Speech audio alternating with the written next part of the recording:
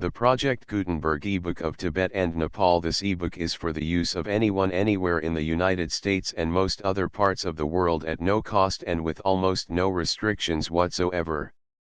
You may copy it, give it away or reuse it under the terms of the Project Gutenberg license included with this ebook or online at www.gutenberg.org. If you are not located in the United States, you will have to check the laws of the country where you are located before using this ebook.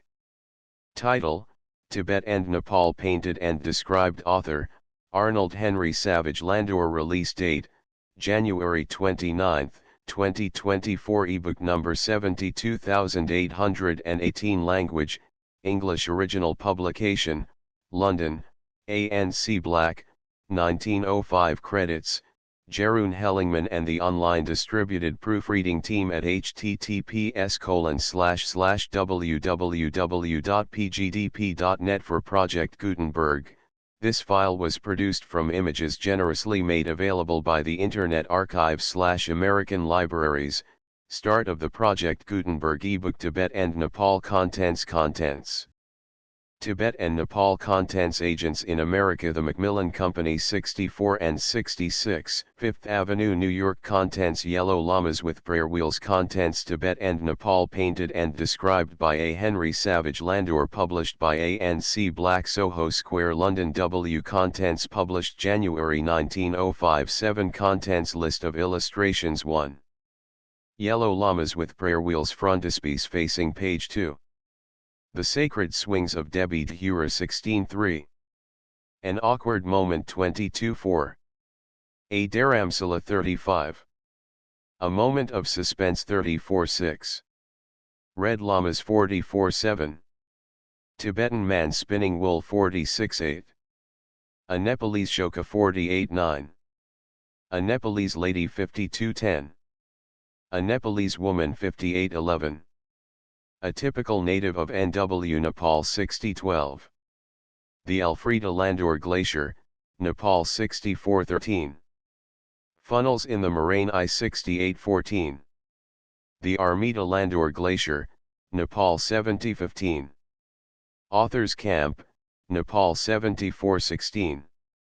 One of the Lumpa Peaks and part of the Charles Landor Glacier, 78:17. Deep crevasses in the glacier ice, 80:18. Rocks of all sizes rolled with great force down the mountainside, 8:82:19. The birth of an avalanche, 84:20. A perilous crossing, 86:21. A Henry Savage Landor and the 4 men who accompanied him on his ascent to 23,490 feet above sea level, 90:22. The highest mountain altitude ever reached by a human being, 92:23. Within an ace of being precipitated some 6,500 feet onto the glacier below, 96:24. The Lumpa Basin and Charles Landor Glacier, 98:25. A balancing feat, 126. Moraine of glacier and mountains, showing how clouds form on the snow line, 102:27. Erecting chalk dens, cairns, on the Savage Pass, 106:28. Night marching in a storm, 108:29. A sea of mist, 110:30. Elongated shadows on a sea of mist, 112:31. Concentric circles of radiant beauty formed by the sun shining through mist, 114:32. Clouds forming on the snow line, 116:33. Authors Tents. A Camp in Nepal, 118:34. The Tinker Pass, Nepal, Tibet, 122:35. Flying Prayers and Amani Wall, 124:36. A Tibetan Baby Girl, 126:37. A Tibetan Girl, 128:38. Tibetan Woman of the Commoner Class, 130:39. Tibetan Lady, 132:40. An Old Lady and Her Prayer Wheel, 134:41. Tibetan Dogs, 136:42. A Tibetan camp of black tents 138-43. Interior of a Tibetan tent, showing churn for mixing tea with butter 140-44. A little boy learning to pray 142-45. Interior of Tibetan temple 144-46. Tibetan women weaving 146-47. Tibetan women cleaning wool 148-48. A Lama standard bearer 150-49. A race for the kata 154-50. Tibetan soldier at target practice 156-51. Tibetan woman using a sling for throwing stones 158-52. Tibetan games. Stone throwing 160-53. Tobogganing made easy 162-54. Tibetan dance with sword and kata, veil of friendship, 164-55. A typical Tibetan 166-56. Woman and child praying before a shrine inside a tent 170-57. Tibetan boy in his gold embroidered hat 172-58. A brigand 174-59. A Tibetan spy in the disguise of a beggar approaching the author's camp 176-60. Chuksal, Chuksal. The Tibetan salutation 178-61. A picturesque old fellow 180-62. An ambidexter Lama sculptor carving an inscription on the face of a rock 182-63. A weird old man of NW Nepal X 186-64. Over a pass in a coming storm 188-65. Calling two followers lost in the storm 190-66. Tibetan goat 192-67. A troublesome descent on vertical rocks 194-68. A phantom lion of gigantic proportions 198-69.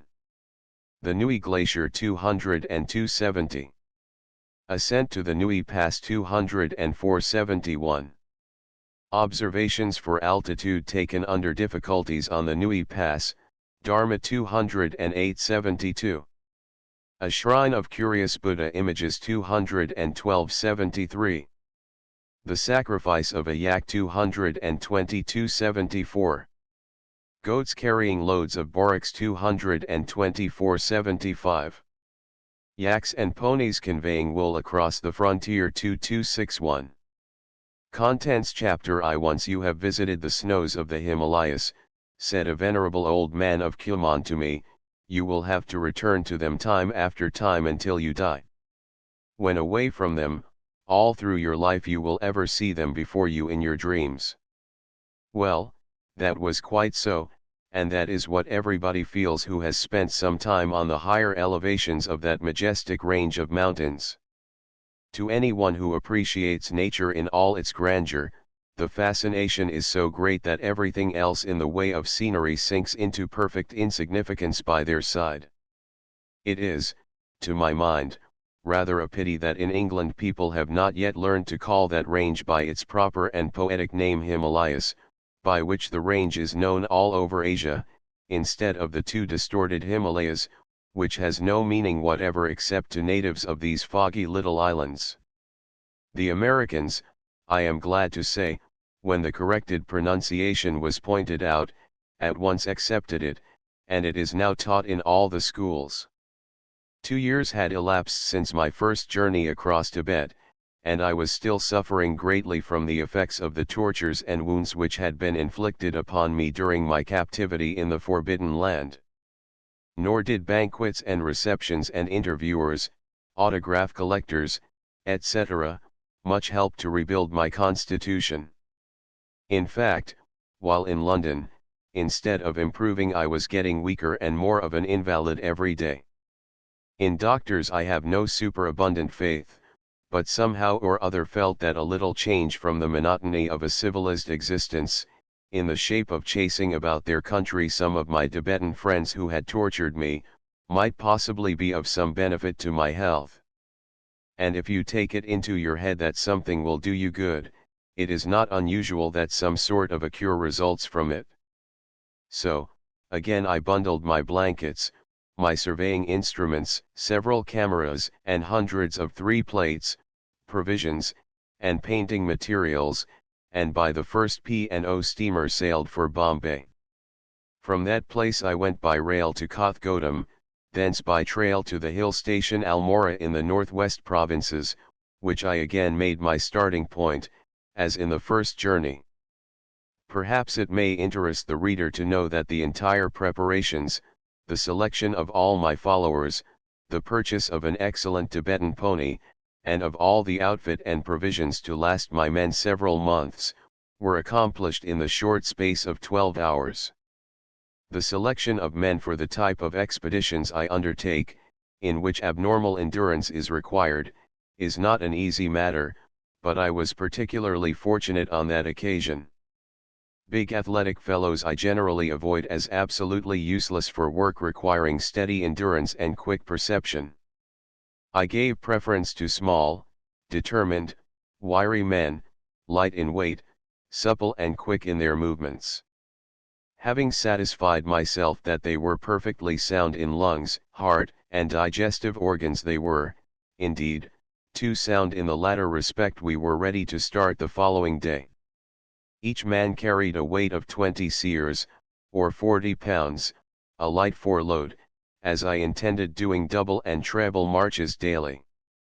It was my intention to do a considerable amount of mountaineering en route, and I did it, but, contrary to the usual custom of British mountaineering expeditions, which set out with much flourish of trumpets, I did not burden myself with the company of Swiss alpine guides. Here is the reason. I am well aware that it impresses a good many brainless folks to hear that an expedition to the Andes or the Himalayas is accompanied, even led, by Swiss guides, but to any real mountaineer, I do not mean members of alpine clubs. The very fact that the members of such an expedition require guides at all is but a plain avowal that they have no faith in themselves, besides displaying a most infantile ignorance of how to find their way about. No mountaineer, who is a real mountaineer, ever needs to be told which is the best way to go up a mountain which is before him. His very instinct and observation tell him. Let me remind you that the characteristics of mountains in different parts of the world vary to a considerable extent. It therefore seems to me that to employ a man, however fine a fellow he may be, who has spent his life hauling hysterical alpinists by a much beaten trail up Mont Blanc or the Matterhorn, to show the way up a virgin Himalayan peak, is as delightfully absurd as it would be to charter an untraveled London cabman to show you with intelligence the sights of Moscow or Baghdad or Jerusalem. Do not forget, too, that Mont Blanc or the Matterhorn are perfectly insignificant hills when compared to peaks in the Himalayas. As you know, the chief hobby and boast of certain alpinists is to climb mountains by impracticable ways. This practice is to be condemned. In plain words, any man who tries to go up a mountain by any but the easiest way is an idiot, and should be confined to a lunatic asylum. When difficulties arise, and many do, naturally they have to be overcome as best one can. Then again, there are many feats in mountaineering and rock climbing which appear very dangerous and are not dangerous at all to anyone with steady head, heart, and legs, but the absurd mania of obtaining notoriety by going up a peak by a dangerous route when an easier way exists has no more sense in it than were a horseman to try and ride his horse under its tail instead of upon its six back. It is not real sport, and sport, above all things, should never be purposeless nor foolish. Mountaineering, by anyone in full possession of all his senses, is a delightful amusement, and possibly the pleasantest, healthiest, and most instructive exercise in existence. It develops every muscle in one's body, makes one quick of sight and hearing, expands, cleans, and purifies one's lungs, and it makes one, when dependent on oneself, a quick observer and a subtle student of nature, its forces, and the ways of elements and how to counterbalance them. It should, therefore, be encouraged in any one born for the work, but, on the other hand, should be left severely alone by any one not specially constructed for the work by Mother Nature. It can but mean disaster in the end, and it generally does. Unfortunate, too, is the man who in exploring mountaineering follows the rules and regulations laid down by theoretical but inexperienced amateurs of certain alpine institutions. A practical mountaineer has nothing to learn from such misleading publications, whether brought out under the patronage of clubs or by some enterprising charlatan or other.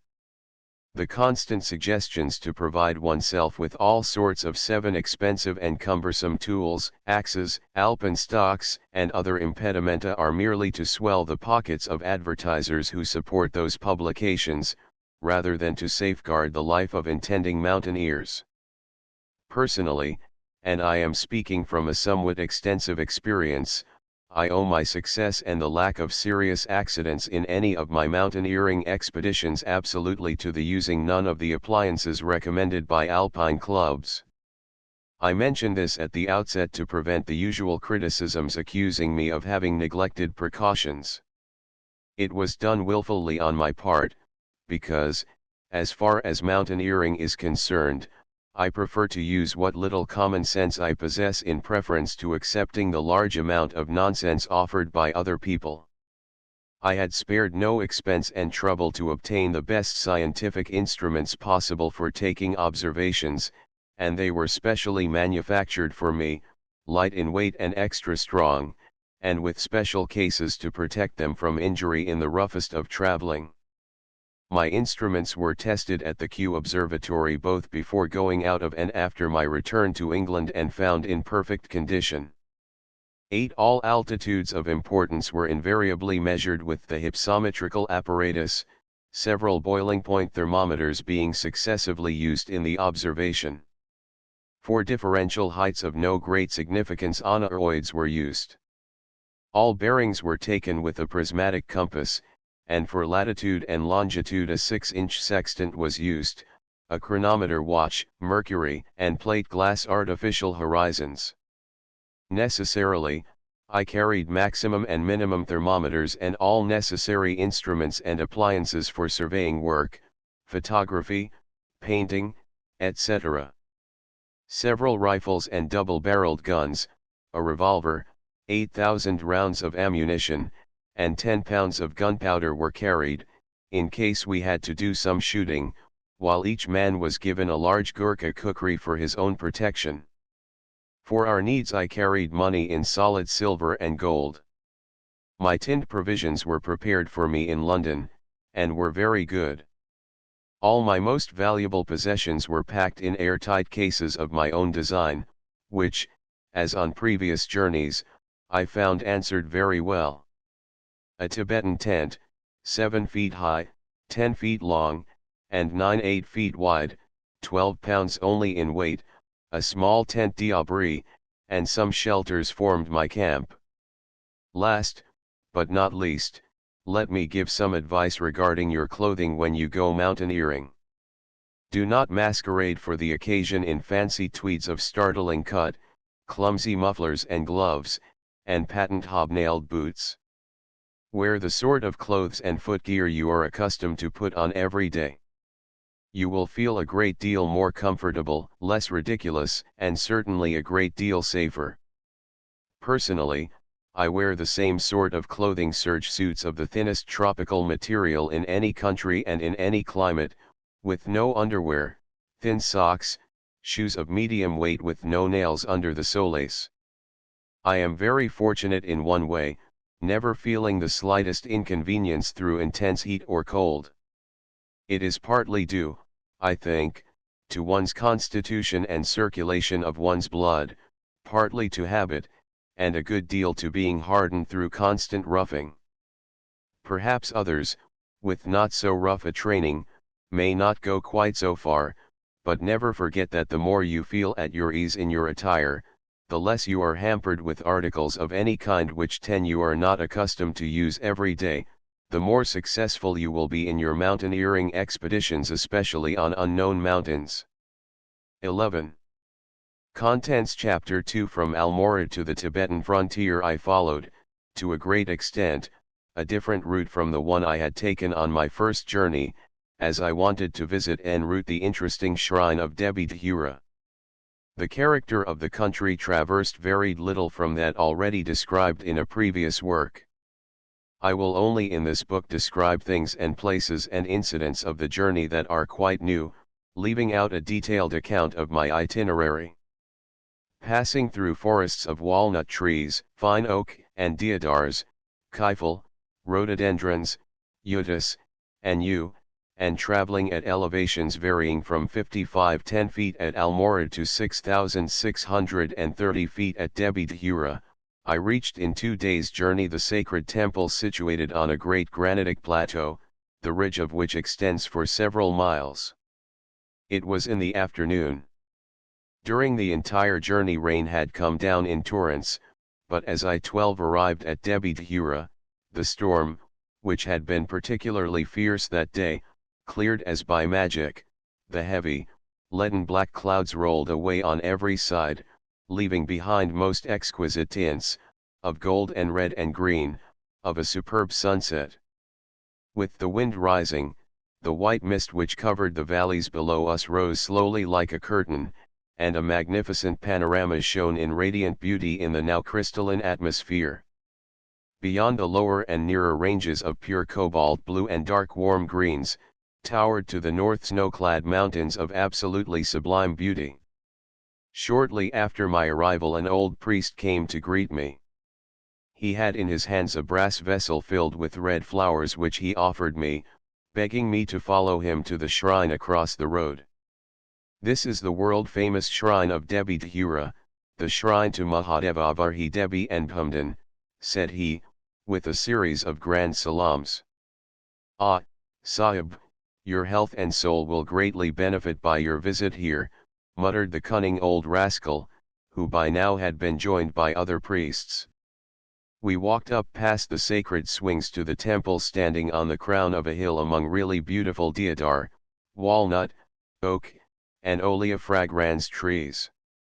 The temple itself was of no interest or 13 beauty, but curious indeed were the gigantic boulders leaning against each other, allowing a narrow entrance into a cave containing a well and a shrine. No foreigner is allowed inside the cave, for it is, they say, the home of Debi, and must not be desecrated by humans of other faiths. My men seemed greatly excited over their visit to the cave, and they were profound in their salams. They were muttering fervent prayers when they came out. On being asked what they had seen inside, they would not or could not say. As a matter of fact, I believe they had seen nothing, for the cave was very dark. On we went, down some slippery steps, until we came some 100 yards below to a curious rock rising to a great height above the ground. Ransila, the giant, called out the priest, pointing at the rock and calling it by its name. We climbed upon it to examine the extraordinary crack which split the rock in two. The fissure was so clean and sharp that it seemed produced by a violent blow rather than by the action of water. A similar crack was noticeable in a lower rock, and neither of these fissures 14 seemed very ancient. Lightning may have caused them, or more possibly an earthquake.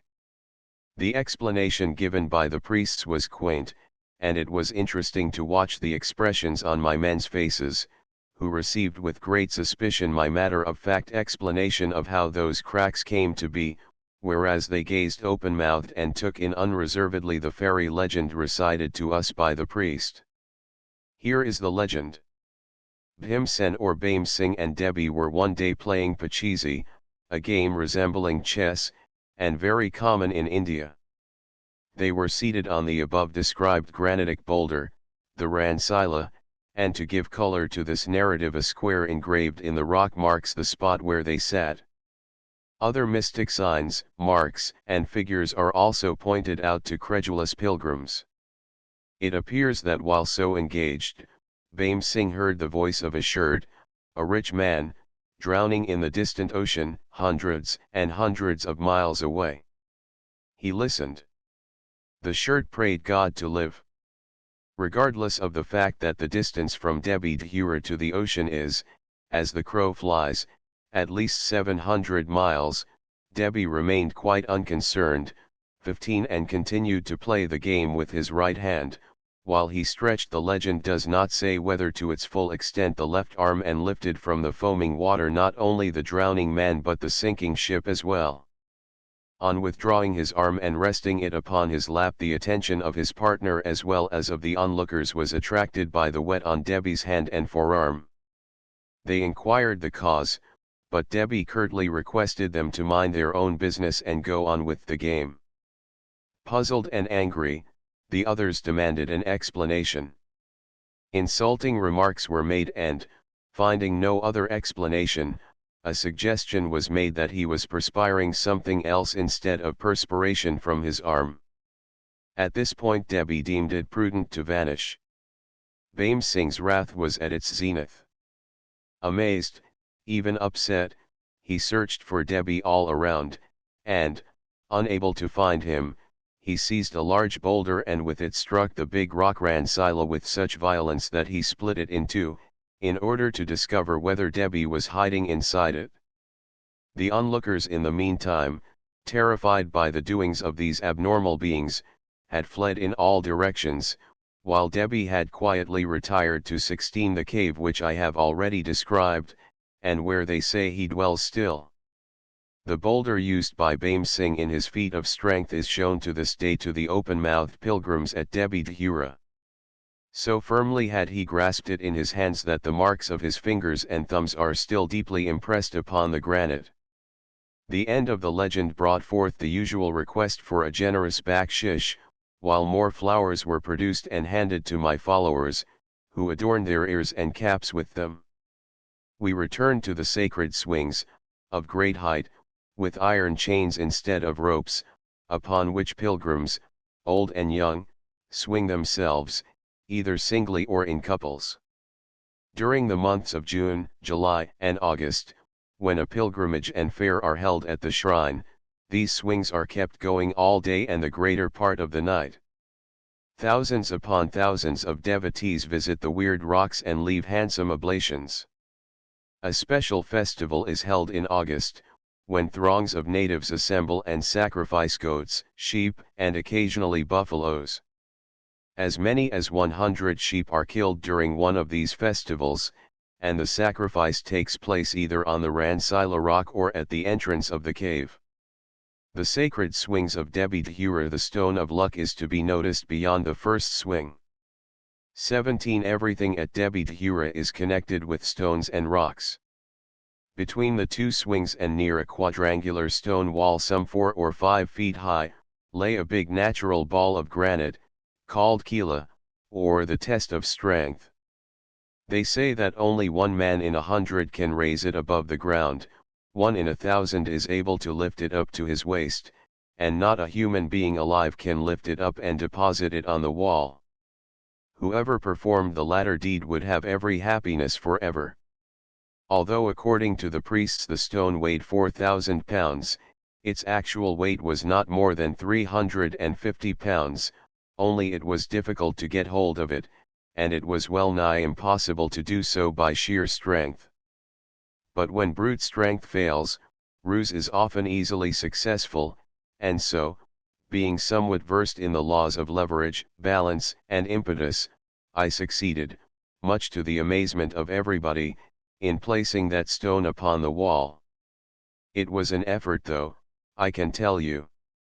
A peculiar feature of the annual fair is the procession from the shrine in the cave to the summit of the hill, a few hundred yards off, upon which is a stone shed and a cairn. The men who carry the stone idol in this procession are all stark naked, a very unusual case with Hindus 18, and so also are many who follow in the procession. Another feature of the festival is that strange custom which one finds in most countries of Asia, the annual stone fights. About 1,000 men collect in an open space, and are divided into legions of 500 each, a short distance from each other. When both parties have amassed in their respective camps a suitable amount of ammunition in the way of stones, collected in mounds, and also a good supply carried on the person, the combatants draw nearer and nearer in a line. At a signal the fight begins, and they fling stones at one another by means of slings and fork sticks, whirling the missiles through the air with terrific force. The more people get injured the fiercer becomes the fight, till the ammunition fails, and it lasts a long time, because the combat is, as it were, a mere exchange of ammunition. The wives and daughters and sweethearts of the combatants view the melee with trembling hearts from a raised point of vantage well out of range of the missiles. The fighters get to such close quarters that pounding one another on the head with stones is not uncommon, and it is only when all are worn, wounded, aching, and blinded by the 19 dust and blood that an armistice is called. Hardly anyone escapes unhurt, but no one ever complains, no matter how serious their wounds may be, as they believe that no one can actually be killed in these sacred fights.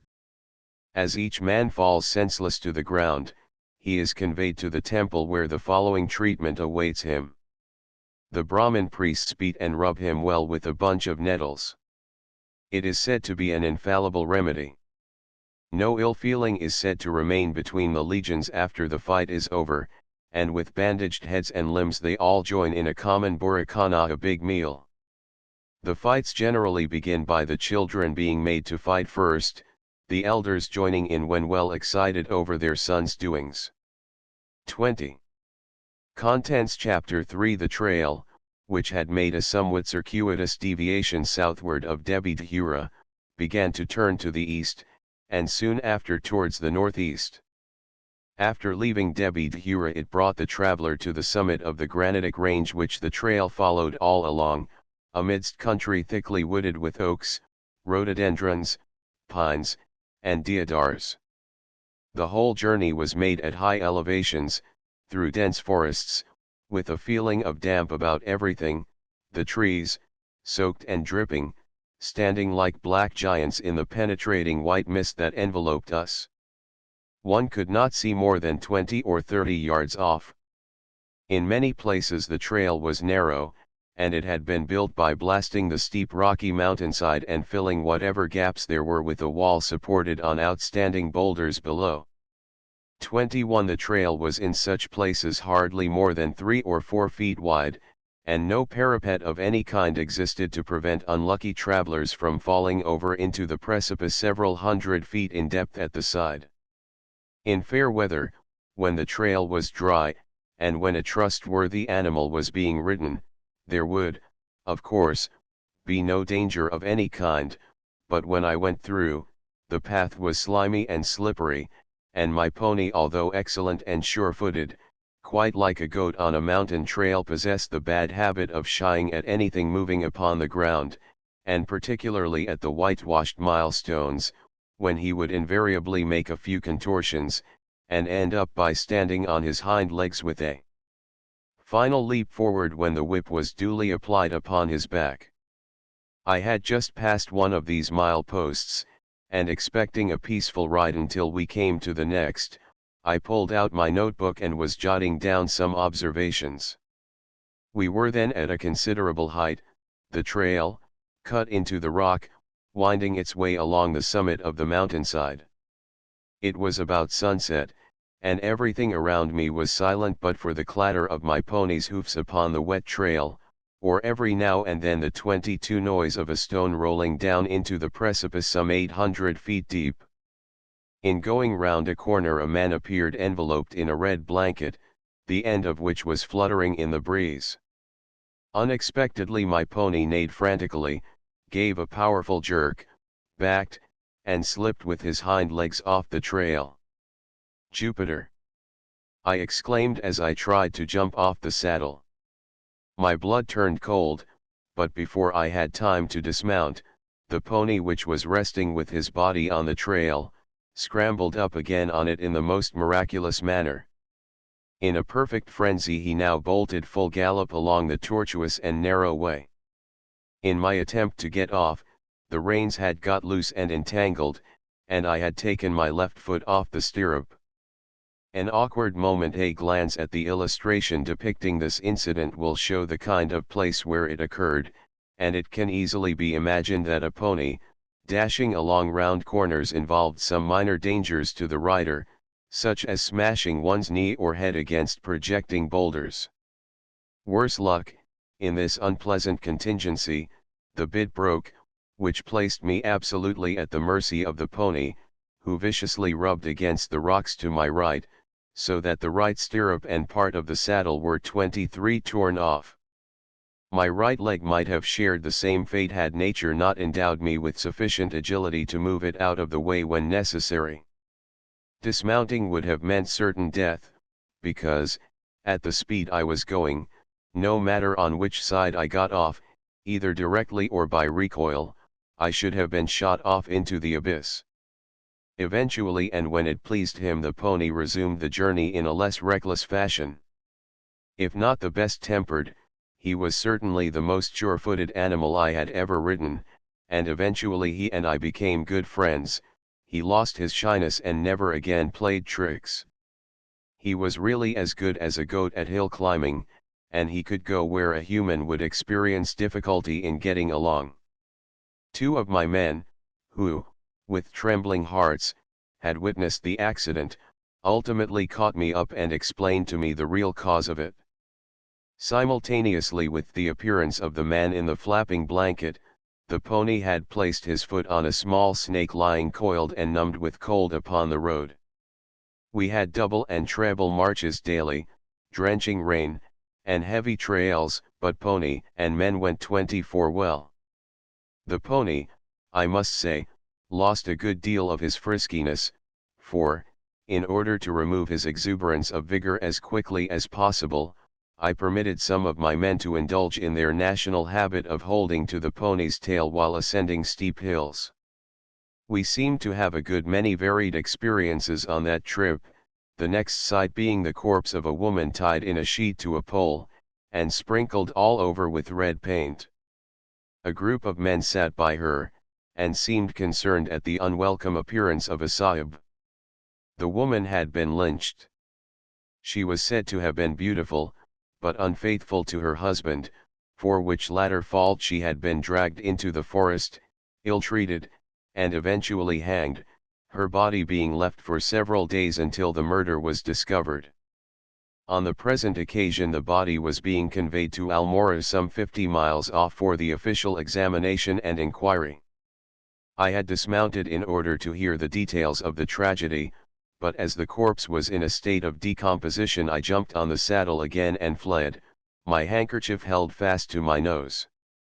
I was told that Cumanese, especially in the particular part of the province I was then traveling 25 in, were very revengeful and much addicted to murder.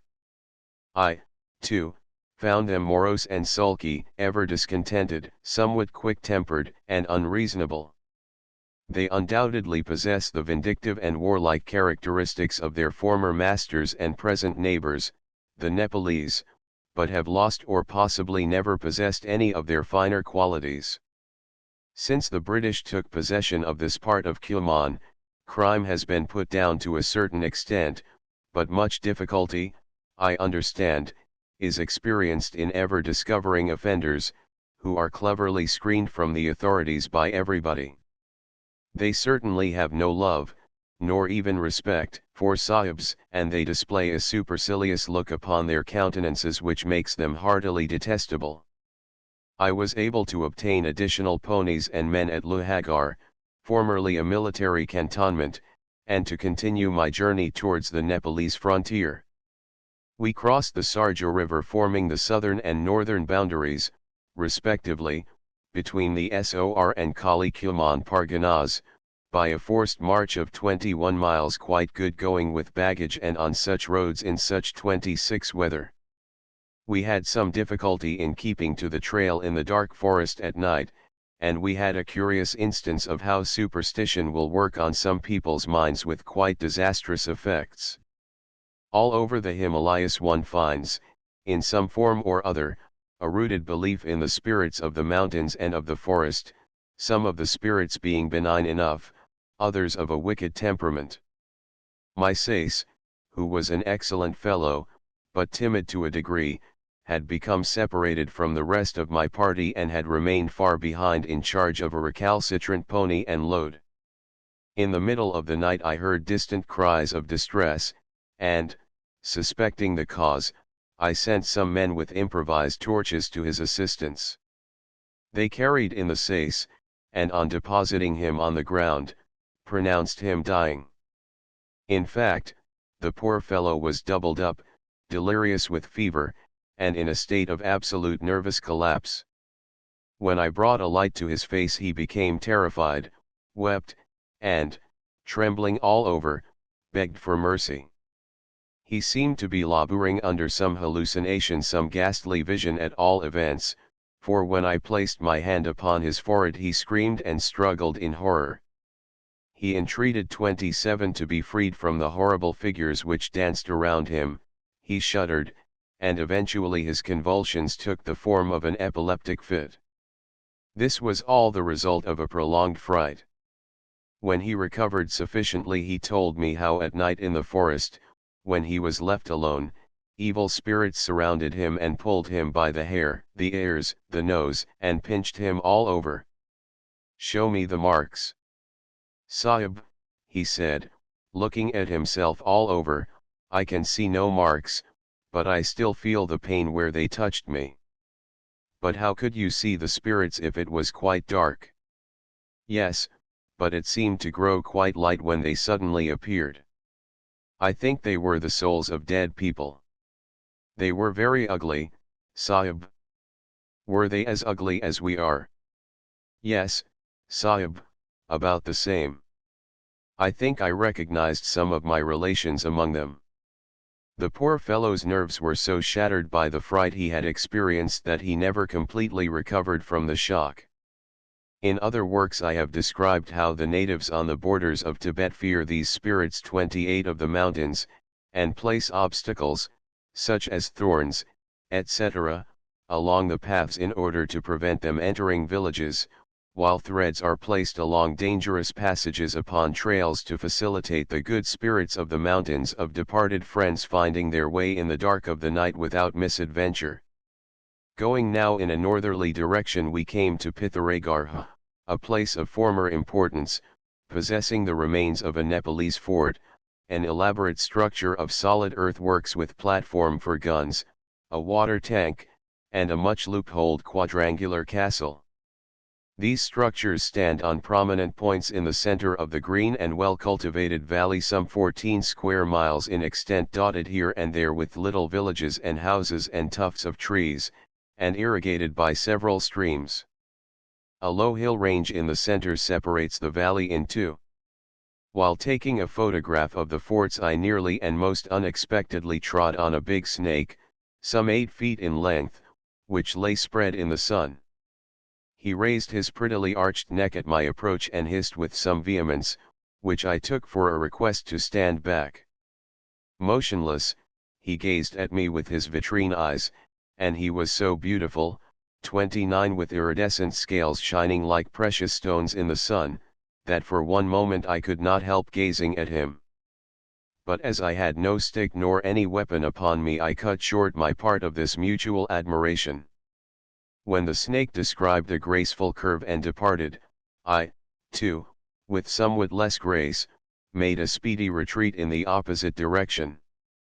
From Pitharegarh by quick marches I made rapid progress towards the frontier, visiting en route my old friend the Rahewar of Ascot, who had shown me much kindness when conveyed over the frontier after my captivity and tortures in Tibet 2 years previously.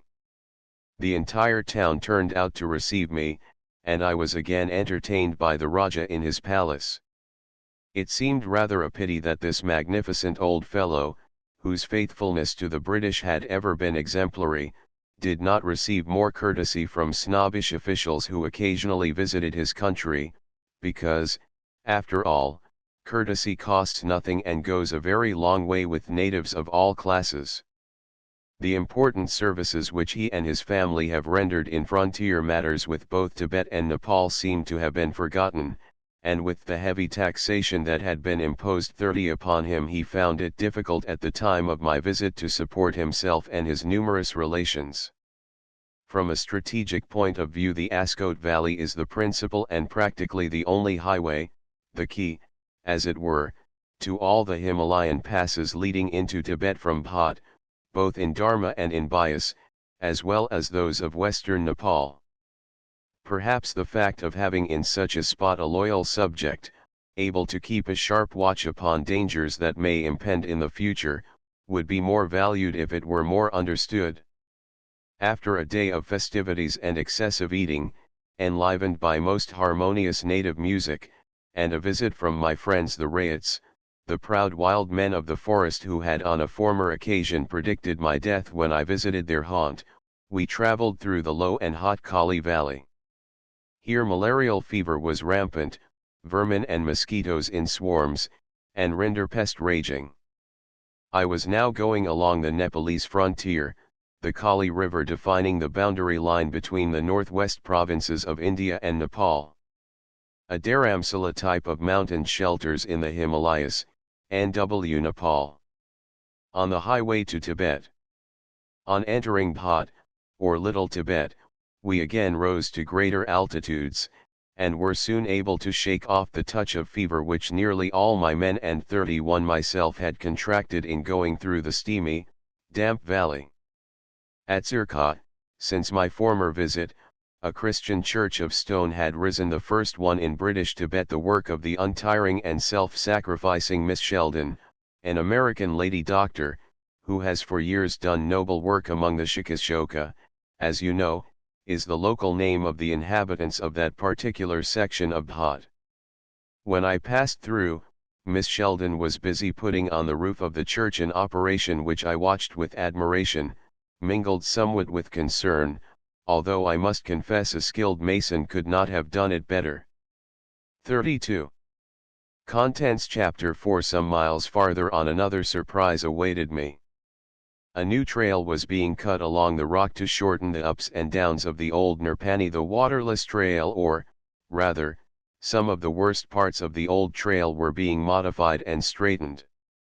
The new trail was just as narrow and dangerous as the old one, in some places only a couple of feet or so wide, or even less, with a deep precipice beneath, and many parts, as with the older trail, were supported on crowbars thrust into the rock, some slabs of stone placed upon them making the path.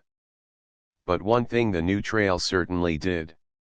It did away with some of the interminable flights of steps which were one of the most trying features of the old Nirpani. So that both the government and the Shikas, who subscribed most of the money 33 for the work, may be congratulated on the decided improvement of that highway into Tibet.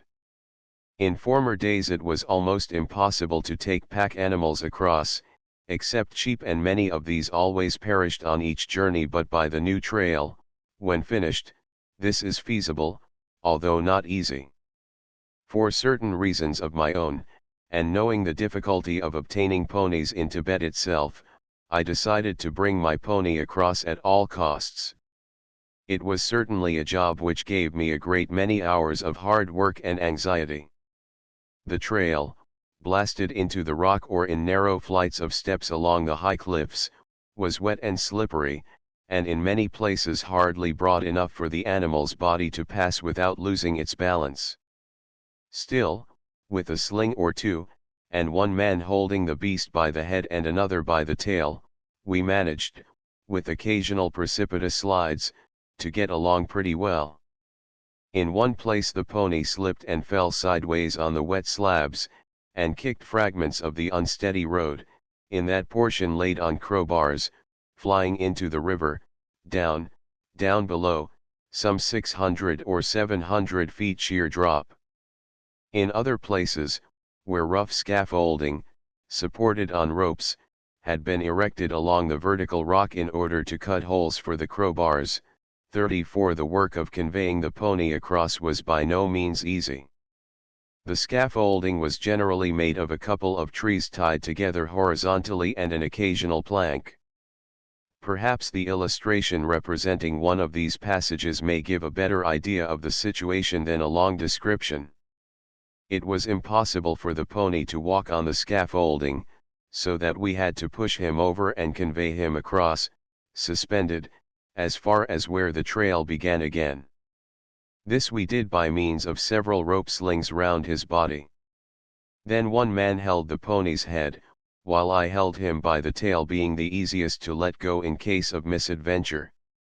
As the weight of a pony is considerable, the men wound the rope several times round their wrists, and at one moment, when we were all in the center of the scaffolding, it creaked so, and a plank on which a man stood showed such elasticity when a good deal of the weight was centered on it, that I really thought we should all be precipitated down into the stream. As luck would have it, and we did sweat over the undertaking, although the day was intensely cold, we got safely on the other side. A moment of suspense. Perhaps I may mention that never in my experience have I seen an animal more terrified than that 35 pony was on that occasion. When we stood him again upon terra firma, his legs quivered so that it was quite painful to witness, and he neighed and neighed convulsively, and made the sound echo all down the valley. I may also add that from that same scaffolding, that same morning, one of the workmen had fallen over, and his body was dashed into an unrecognizable mass on some rocks in the foaming stream below. I had heard most peculiar rumors from the natives that the Tibetans had come in great force onto British territory at Garbyang, and with great pomp and much beating of drums were proclaiming that the British government were afraid of coming to Tibet, and that the entire Bias and Cheetahs had now been ceded to Tibet. It may be remembered that as early as 1898, after the return from my first journey to Tibet, I pointed out to the government the abuses of Tibetan officials who came over to our side of the frontier, claimed satal, or land revenue from British subjects, and even tortured unprotected natives on our side of the frontier if they refused to pay. Some prominence was given in the House of Commons to questions on this subject, and the governor of the Northwest 36 provinces had to acknowledge that such was the case, but declared that steps would be taken to stop the abuses. That the satal was paid was admitted, but it was stated to be a trade tax, which was untrue, and possibly uttered in ignorance of facts. It was agreed that the payment of the satal by British subjects should, nevertheless, be stopped, and it was actually suspended. Apart from the fact that the words satal in themselves mean land revenue, and that it is paid on the amount of land possessed by Shikas on British soil, a further proof that it is a land tax is provided by the case of Dharmashikas, who pay the satal on their land to the Jongpen of Taklakot, and who do no trading with that particular part of Tibet. Furthermore, the Jongpen of Taklakot receives the amount with the distinct understanding that it is a land tax, and not a trade tax, and as such it appears in government reports by the few British officials who had been to the frontier, such as Mr. Sturt, Mr. Larkin, and other deputy commissioners and collectors, and the political agent on the spot. In Dharma the satal was collected direct by Jongpen's emissaries, but in Bias and Cheetahs the political agent was made to act as a servant 37 to the Tibetans, and after collecting the revenue handed it over to the Jongpen's officials at Gunji and at Garbyang, two villages conveniently situated for the purpose. Cheetahs, being the most distant from the Tibet border, only paid a nominal sum of 11 rupees in cash, and some 14 rolls of rough cloth, but Garbyang, for instance, besides a real trade tax jointly with Cheetahs of 370 boxes of grain, each containing some 24 pounds, and 14 boxes of coarse cloth, paid for satal the following items: 86, 3 anna bits. Oats 1,230 pounds salok, right of pasture, 2 Tibetan rupees. Gur, sweet paste, 4 balls. Coarse cloth 3 entire rolls. Shoka liquor 55 jars. Timber 30 huge logs. Iron 4 pounds cakes, satu, charcoal, and liquor for collecting party. The village of Kuti also paid a heavy satal. Rupees 17 oats 1,210 pounds saluk 2 rupees. Gara cloth 40 yards. Haunches of mutton 12 jars of chakti, wine, 50 gur 28 balls. Iron 2 pounds and charcoal, cakes, meat, liquor, etc. 38 dharma paid some 150 balls of gur, which had a local value of about 75 rupees. Notwithstanding that the government of the northwest provinces could not or would not see matters in the right light, it was a great gratification to me to think that, on my giving publicity to such an injustice, the government had at last deemed it right to discontinue the payment of the land revenue to Tibetans by our frontier subjects. It came, therefore, as a very great surprise to me, on approaching Garbyang, to hear that the Tibetans had come over to that place in great force with the sanction of the British government, and that several officials, including Anurba, some dats in red and black tunics and long swords, 4 jimidars, 2 drummers, and a number of soldiers were parading the streets, proclaiming the annexation of the district to Tibet, and ill-using the natives who differed. They were gorging themselves at the expense of the natives, and having a fine time all round. At the request of a deputation of Shikas, I hastened on to Garbyang, but the Tibetans, believing that I was coming up with a large and well-armed expedition to take a revenge upon them for former misdeeds, deemed it advisable to pack 39 up their chattels, pocket their pride, and decamp over the frontier. I met with a most enthusiastic reception from the Garbialis, who wished me to remain in their village until the passes were closed up by snow so as to keep their compulsory guests away. The Shikas seemed depressed and disgusted at what they rightly believed unwarrantable treachery on the part of the government of India. They had always been faithful even under trying circumstances to the British, and such undeserved treatment led them to the one conclusion, preached by full-powered Tibetan lungs, that England must indeed be weak, or at least afraid of Tibet. Undoubtedly these sad and unchecked occurrences all along our Tibetan frontier, you see, it is so uncomfortable for Anglo-Indian officials to go up to the snows to make inquiries and so on, have been the chief cause of Tibetan aggressiveness.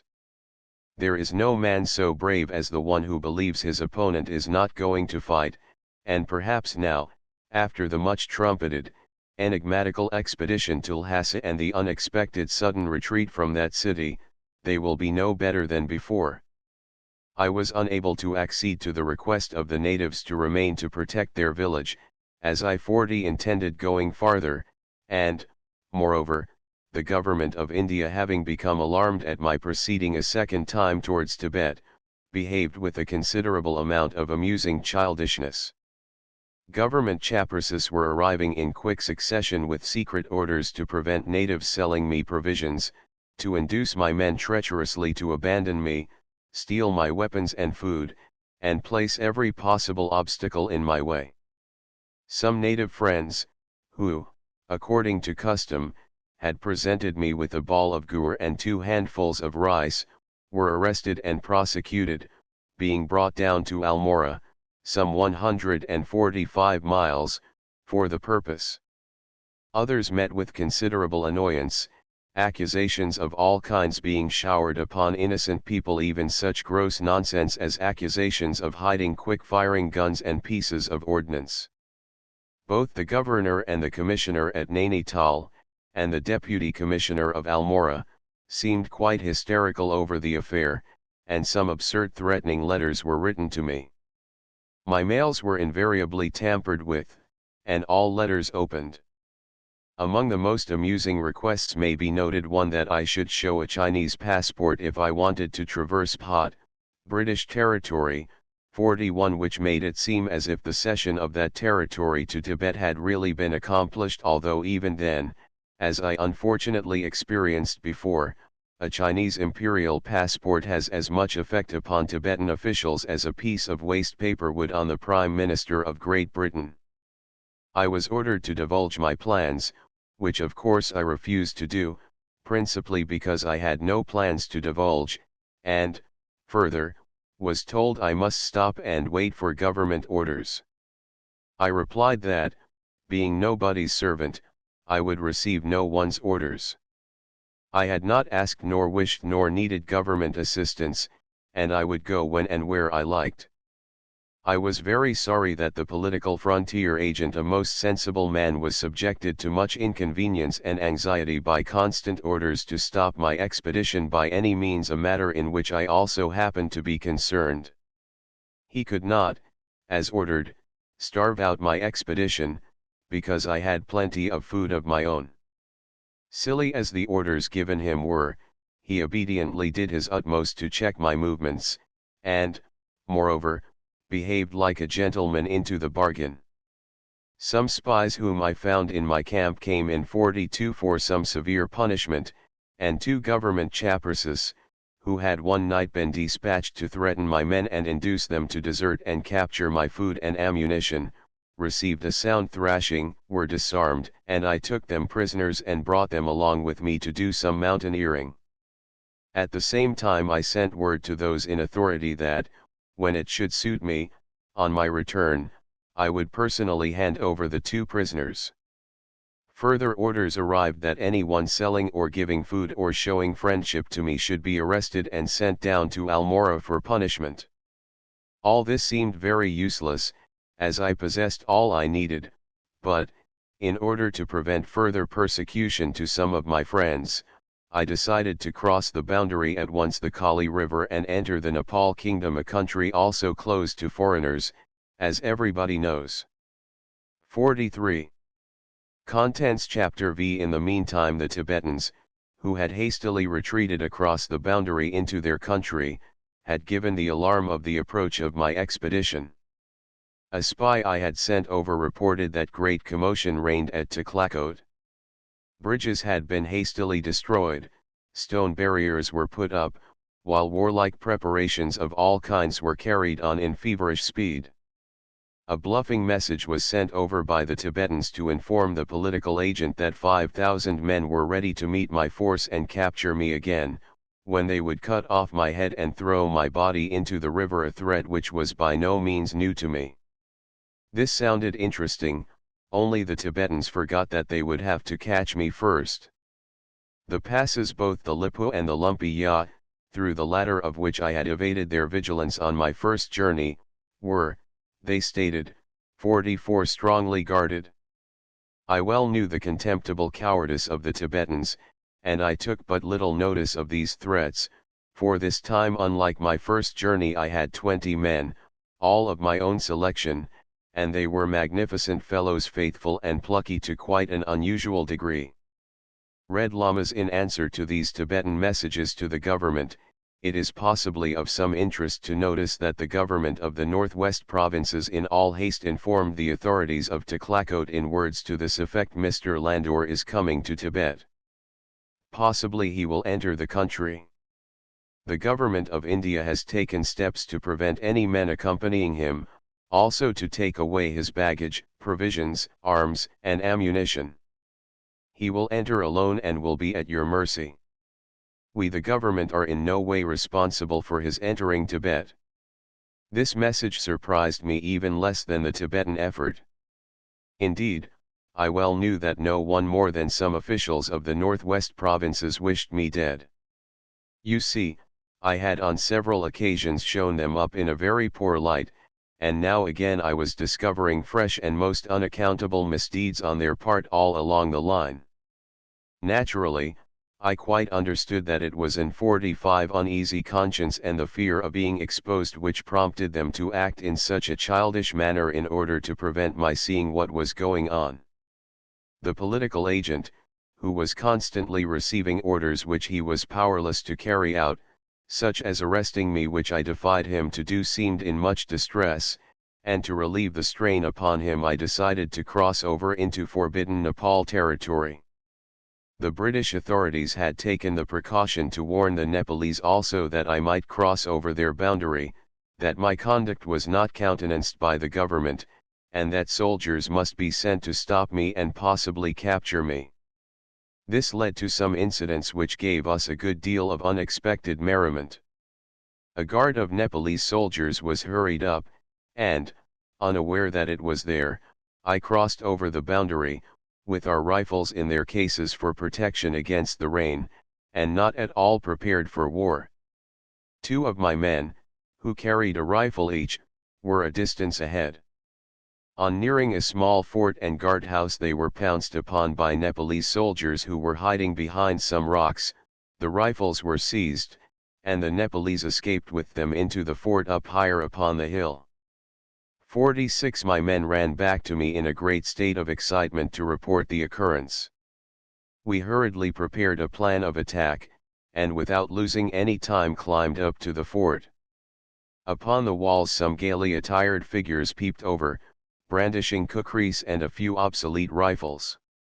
I could hear them behind strengthening the hastily barricaded door. An officer peeped over and asked what we wanted. Tibetan man spinning wool, I want my rifles back. Your rifles are not here. We have already dispatched them to Kathmandu, the capital of Nepal. Very good. If you do not return my rifles within 2 minutes we will come and get them ourselves. We will fight you. All right. Pounding with big rocks and by the aid of a wooden lever we got the door loosened, and while the garrison's attention was directed to prevent our entering that way, 4 of my best men and I climbed over the wall on the opposite side of the fort and covered the defenders with our rifles. I demanded that they should lay down their weapons or I would shoot. After some indecision, most of them did. The others, especially one who fired at 47 us, got a severe pounding and were disarmed by my men, who had now all entered the fort.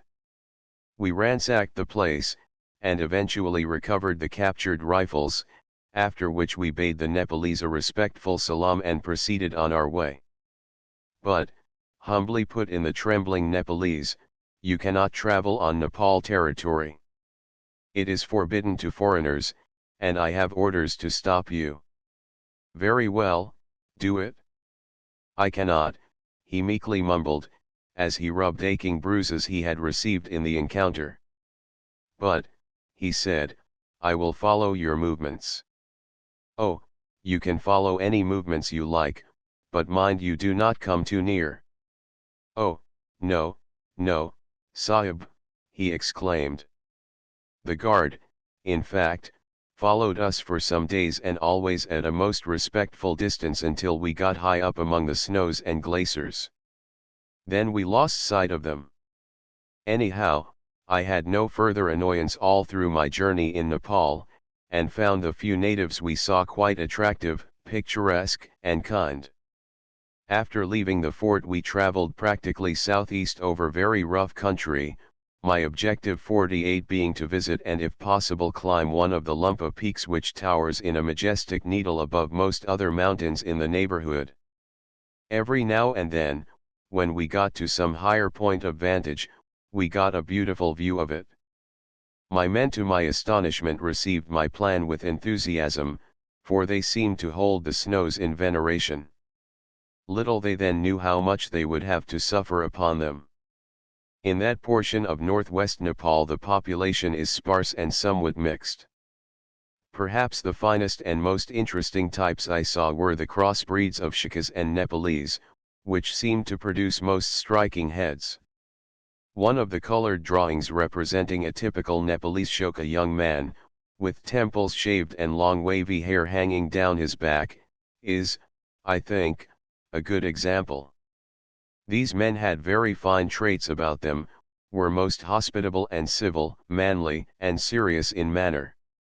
They were enterprising traders, carrying on a brisk business mainly in borax, salt, wool, and skins, which they generally bartered with Tibetans in exchange for grain, gur, and other foodstuffs.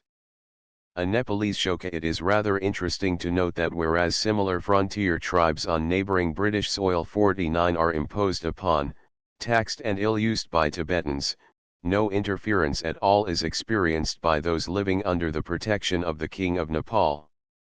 Possibly this is due to the fact that when Nepalese subjects have been ill-used in Tibet, an armed expedition has been sent over the frontier by the Nepalese, and reparation demanded and obtained at once.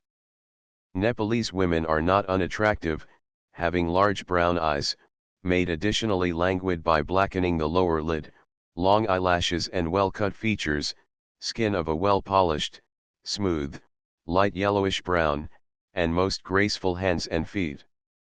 The better class are generally much decorated with heavy silver necklaces, bracelets, and rings, and with huge nose rings of gold, brass, or silver. They are handsome while young, but they fade away at an early age, and the smooth skin becomes wrinkled and grooved long before they are 30. They are said to be most affectionate, and of a somewhat jealous temperament, which they couple with extreme conjugal fidelity. In western Nepal the hair is worn in many little plaits festooned on both sides of the forehead, and a head cover, white, yellow, or red, such as is seen in India among Hindu women, is usually worn. The women have comparative freedom, and 50 seldom are they seen completely veiled. Sati or sati, the widow's self-sacrifice by throwing herself upon the flames which have cremated her dead husband, is now forbidden by law in Nepal. It is, nevertheless, indulged in to some extent in districts far away from the capital. Nepal is principally known to English people as the country from which, by a special agreement, we draw recruits for our Gurkha regiments. It should, nevertheless, be borne in mind that not all people living in Nepal are by any means Gurkhas, far from it. We find in Nepal a great variety of types, some pure enough, others distinct mixtures of two or more races. The Gurkha district proper lies in the northeasterly portion of the Gandak Basin, the chief city being Gurkha, some 54 or 55 miles to the west of the Nepalese capital, Kathmandu. Formerly Nepal's sovereignty extended over Kumaon, which we have already traversed, as far as the Sutlej River. The Nepal Kingdom, as it stands now, is an elongated tract of country mostly mountainous, some 500 miles in length, and less than 150 miles in breadth at its widest points. As everybody knows, it is situated on the southern slopes of the central Himalayan range, 51, and borders with Tibet on the north, Kumaon, northwest provinces, to the west, the Kali River, as we know, forming the boundary, the northwest province and Bengal to the south, and Sikkim to the east. Nepal is divided into 3 natural zones by high ranges with peaks rising from 25,000 to 28,000 feet, these ridges shooting off southwards from the main Himalayan range. The eastern zone is drained by the Kosi River, the central by the Gandak, and the western by the Gagra. To the above should be added what is called the Tarai and the thickly populated Nepal Valley, which, geographically, must be classed separately.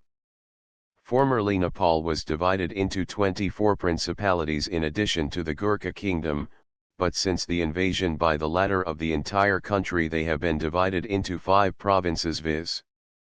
Gurkha, Malibam, Palpa, Pokhara, and Keki. In the space at my disposal I cannot enter into the history nor go into a detailed description of the many tribes which inhabit Nepal, but generally speaking, in the aboriginal stock a Mongolian origin is evident, particularly in the population of the central zone, where recent Tibetan influence is marked, but this is not the case with the 52 inhabitants of the lower region, who seem to have descended partly from a mixture of an earlier Tibetan and Aryan source. Perhaps among the most prominent aboriginal tribes we should mention the Magars, Gurungs, Nwars, Sunwars, the Kambas, or Kambas, and Yakas, the latter 2 closely resembling Rice, the Yanithumbas, Murmas, and Lepchas. Then in the forests of western Nepal we find to this day wild tribes of Shepangs and Kazhandas. A Nepalese lady in the Tarai district live the Taras, a servile and ill-shaped people of no great strength of character.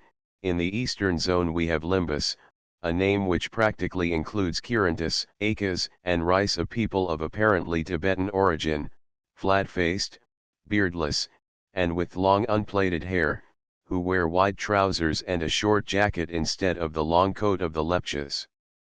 The central zone, from which most of the recruits for the British Gurkha regiments are drawn, is inhabited by a small but strongly built, warlike, and plucky people, the Magars and Gurungs, the Magars being in their turn subdivided into 6 distinct tribes, of which the Thapa tribe is the most numerous. Both the Magars and the Gurungs, who are somewhat taller and more 53 stoutly built than the Magars although of marked Mongolian characteristics, are by religion Brahmins, but have no sort of strong caste prejudices such as one finds, for instance, in India. Gay and simple-minded, with hearts of gold, faithful and obstinate to an extreme degree, independent in themselves yet loyal to their friends or employers, fond of fighting and possessing the courage of lions, these fellows make wonderful soldiers indeed. Perhaps in many ways they are not unlike the Japanese, both in appearance and temperament, except that the physique of the Gurkha is the superior of the two. In the valley of Nepal or Nepal proper we find mostly Nwars and Murmis. The Nwars, who claim to be the aborigines of the Nepal valley, are in many ways not unlike the Bhushas or Shikas, and in many of their customs and in their habitations show a marked similarity to those tribes of Mongolian descent. Their language resembles Tibetan, and their religion is a modified form of inherited Buddhism. The Nwars are much given to agricultural pursuits, and they do not display so prominently the fighting qualities of the Magars and Gurungs. On the contrary, they seem to devote all their energy to art and trade, of which 54 they seem to have the entire monopoly in Nepal. The Murmis resemble Bhushas even more closely than the Nwars. They are subdivided into 2 classes, the Barathamang, which is the most numerous, and the Atharajith. Kathmandu, the capital of Nepal and residence of the king and government, lies in this valley, and is a city of great size and some beauty. The Tarai is inhabited by a poor, sickly-looking race called the Taras, malarial fever being rampant in their district, while wild beasts abound in the jungle. They seem to be a poverty-stricken lot with a wretched physique although endowed with astounding strength and powers of endurance. They divide their time between fishing, agriculture, and hunting wild animals. Now comes the western zone, which is entirely inhabited by non-Gurkha tribes, such as the Doti and Jumli, the Dotis country being south of the Jumlis, as well as by wilder tribes, such as the Shepangs and Kusandas, the former being very similar to the Rayats or Rajais of Kumaon. Then there are minor Hindu-ised tribes generically known as Parbatiyas, or hill men. 55. Contents Chapter 6 The religion, customs, manners, and fashions of dress of the various tribes composing the population of Nepal vary to quite a considerable extent, and I have here not the space to go into them fully. But I will quote a few. The Brahmins differ little from their co-religionists of India, except that they are not so strict in the observance of prejudices. The form of Buddhism practiced closely resembles that of Tibet. Superstitions are rampant, both among Brahmins and Buddhists, and of course even more so among the wilder tribes. The Gurkhas, on the occasion of the birth of a child, indulge in rejoicings for 11 consecutive days, the father being restricted to the company of his relatives only. On the 11th day a name is given to the offspring. The child is suckled by the mother for a comparatively 56 short period of time, when a festival and dinner are given, the child being made to swallow a grain of rice from each friend. Marriages are, as in India, arranged at a very early age, sometimes when children are not more than 6 or 7 years old, the betrothal taking place a year or 2 before. Widows cannot marry again, but a widower can. Divorces can be obtained in some tribes, by somewhat simple methods, but fidelity is one of the chief virtues of Nepalese women, and it is seldom that separation takes place. Besides, divorces are a very expensive luxury.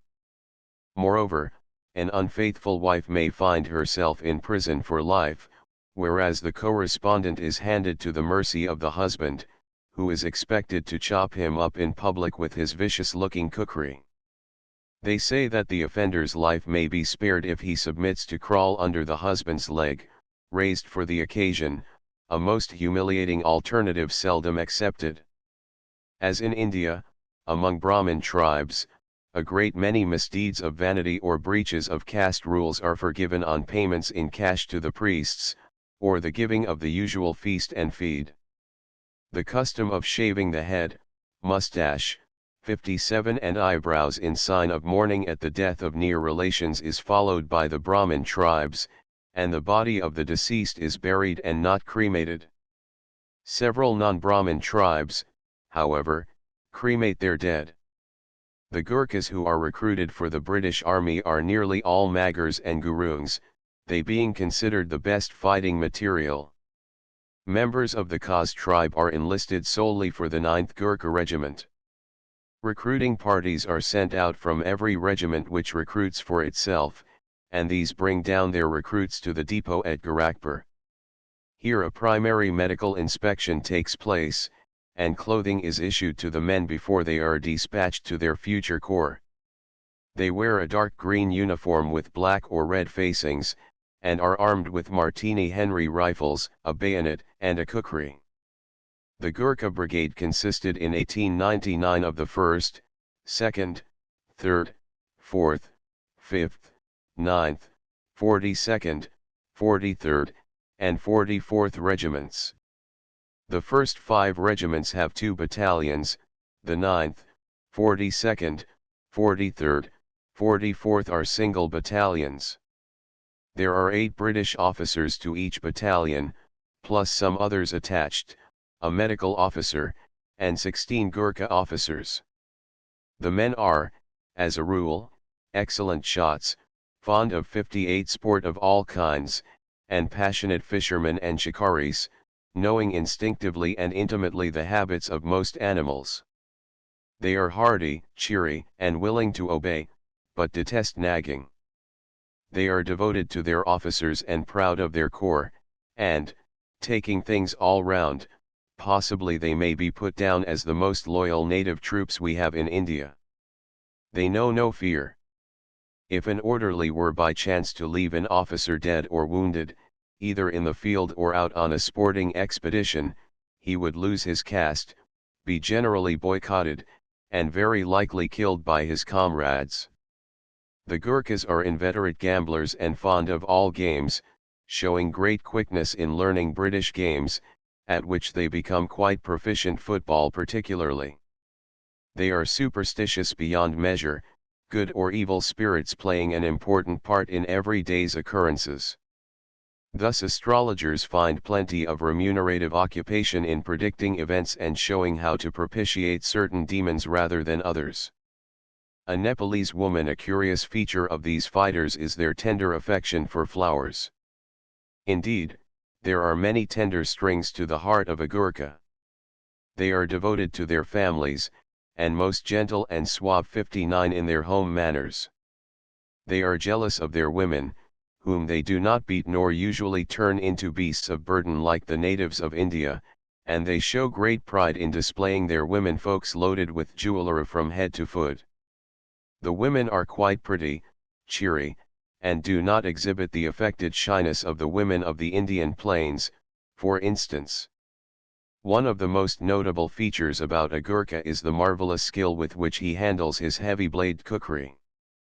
It may be said that from the days of his childhood, since as soon as his little hands become strong enough to lift one, he is never without one, hence, when older, he is very adept in its manifold uses. With one of those knives Gurkhas can cut a buffalo's head off at one stroke, and they can make fairly good shots, at considerable distance, when throwing the kukri. They can use it in such delicate work as shaping a toothpick or sharpening a pencil. With it they chop firewood, and use it freely as a cooking utensil. When going bear hunting they wind a blanket round the left arm and carry a loaded stick in the right hand, the kukri being held between the teeth or thrust in the girdle in front. When the bear gets on his hind legs to close with them, they hit 60 him on the nose, being the tenderest spot, and, before he has time to recover from the pain and astonishment, they polish him off with their knives. They delight in the company of tame animals, such as dogs or birds. They are fond of smoking and drinking, and they can stand a lot of fact which makes them great chums with British white soldiers. They simply adore Tommy Atkins, especially if he be a Highlander or a rifleman, and they delight in his company, but they show the utmost contempt racial and general for the natives of India. Their unbounded conceit is easily forgiven and counterbalanced by their extreme truthfulness and honesty, especially when first recruited. A typical native of NW Nepal. Many Gurkha regiments have for some years taken up the system of training a few picked men of good physique and sight, and of unusual agility and sporting instincts, as recognized scouts. They are clad more lightly than ordinary soldiers, generally in cut short football knickers. Besides the scouts' duty of discovering the enemy's strength and position, they are also used as sharpshooters, and specially instructed for stalking snipers at night. When in India I had the pleasure of 61 inspecting the scouts commanded by Lieutenant G. Kendall Chanur, of the 1st Battalion 3rd Gurkhas, and I was much impressed by them and by the business-like qualities of the officers and men. 62.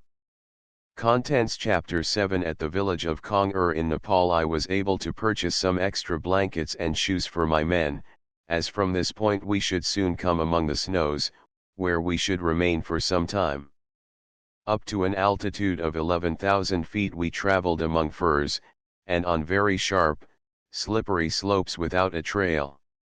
On a bit of level pasture land we came across 2 Jumli annuals or shepherds with some sheep. They were curious types, wild and unkempt, with shaggy hair flowing upon their face and shoulders. I do not think that I have ever seen men more abrutis, to use a French expression which fits them perfectly, than those 2. Shivering from cold, ill-clad, living on roots and whatever they could pick up, which was not much, they were indeed the very picture of misery and wretchedness. When they had recovered from their fright at our approach, I gave them some food which would last 63 them some time, and their gratitude knew no bounds. Farther on we met a Nepalese woman carrying a child slung in a basket upon her back, while the husband walked peacefully behind. When the camera was pointed at the couple they were so disturbed that the woman dropped basket and child and took to her heels down a most precipitous slope, while her better half ran away from us, also full speed, but on a less dangerous route. Farther on, as we got higher up, we encountered more shepherds, in as pitiable a condition as the first we had seen, having nearly lost their power of speech through leading a lonely life among these mountains. They all suffered from fever and rheumatism, some from goitre through drinking snow water. The marching was very heavy, especially for my men who carried loads. My pony, of course, had to be abandoned long before this, and I had sent him down to lower elevations in charge of my sais. We were now nearing the magnificent API mountain, and we soon came to the moraine of the glacier. We reached the glacier, which I named the Elfrida Landor Glacier, at sunset, and it was indeed a most beautiful sight with its huge walls 64 of clear ice in irregular terraces, portions only being in broken up heaps. At the sides, mud of a grayish color and broken ice bordered the worn, eroded rock down to the level of the valley where the glacier lies. The glacier lies from NEE to SWW, with 2 high peaks, one to the NNW, the other to the SSE, the latter being known as the API mountain. 2 snow-fed streams descend from the glacier, and, joining into a rapid torrent, become a tributary of the Lumpa River. The natives call all these glaciers by the generic term Shogal, or snow glacier. Elfrida Landor Glacier, Nepal. The village of Kong could be distinguished in the far distance to the NW of us, down below in the valley of the Kali, and to the NNW we obtained a panoramic view of the Kuti River Valley, with the conical Bitro Igor mountain and a high peak to the NNE. Even below 13,000 feet the vegetation had become very sparse, but patches of short grass were found up to 16,000 feet. Above that all was absolutely barren, and generally covered with snow.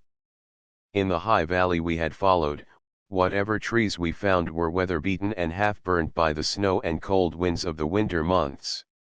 For long distances we occasionally 65 walked on thick beds of wild strawberries.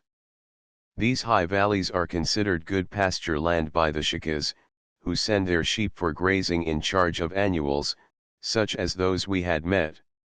The foot of the glacier where we pitched our tent was at an elevation of 13,900 feet, and the temperature shortly before sunset not higher than 33 degrees Fahrenheit. Perhaps to those who have never slept on the ice of a glacier it may be interesting to know what it feels like. Barring a certain chilliness which anybody can imagine, a first night on a glacier has many surprises. I say first night, because we spent a great many, and we got accustomed to the weird noises which kept us awake and in some suspense on the first visit. Indeed, a Himalayan glacier seems to be the home of noises of all kinds. The wind blowing among the pinnacles and recesses produces weird melodies like solos and immense choruses of human voices. You can hear shrill whistling all round you when sharper blades of ice cut the current of air, and roars like those of wild beasts, only stronger, when the wind penetrates into some deep cavity.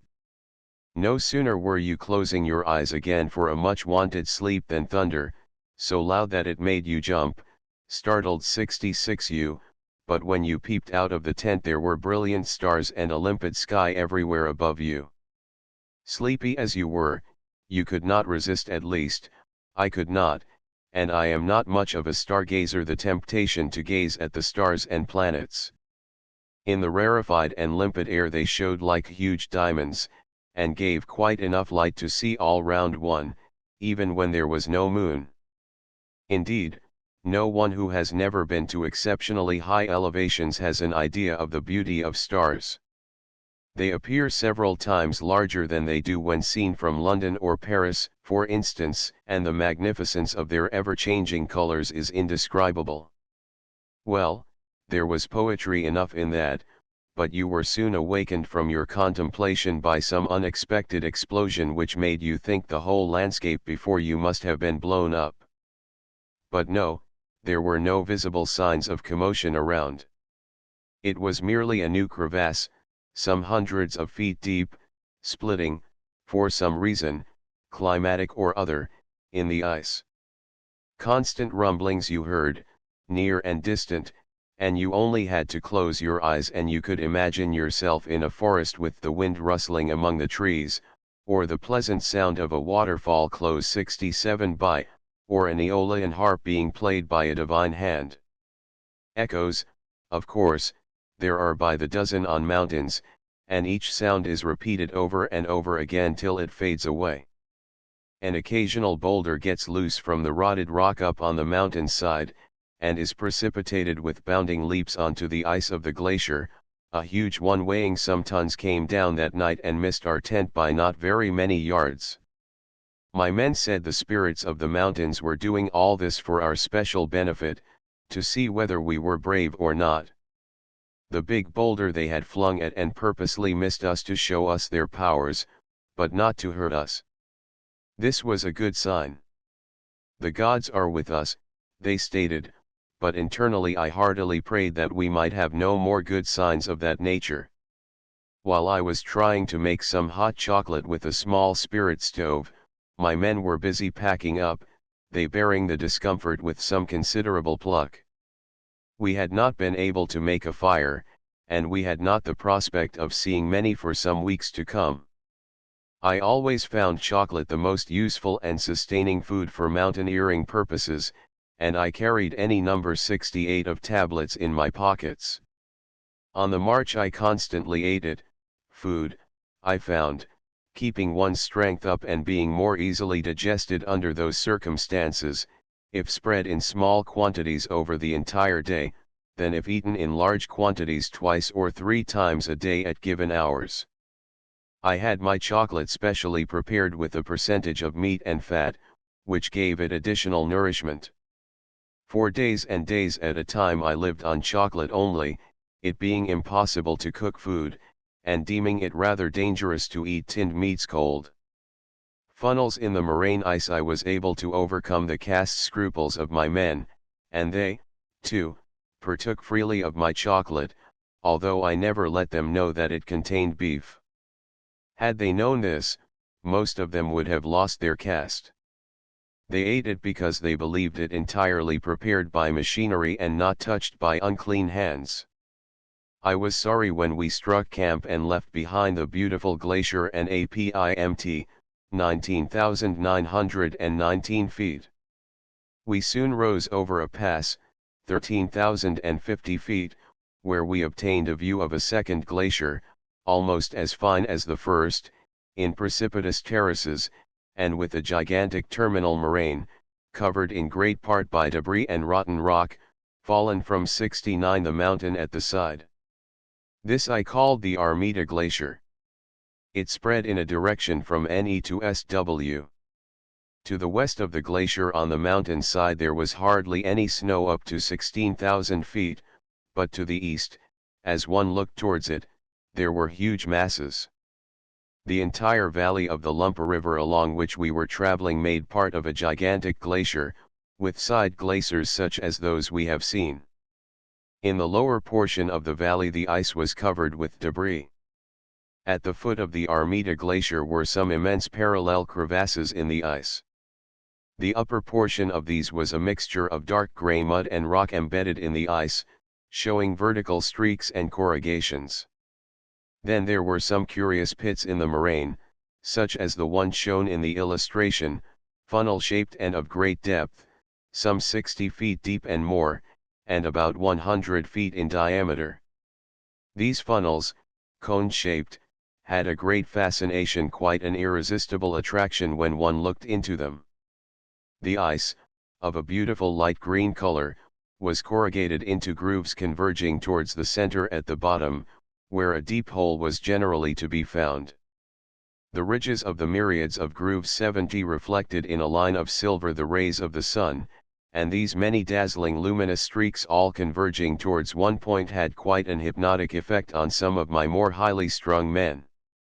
One man became quite giddy in looking down, and very nearly went over, and several other men experienced a strong desire to precipitate themselves into these pits.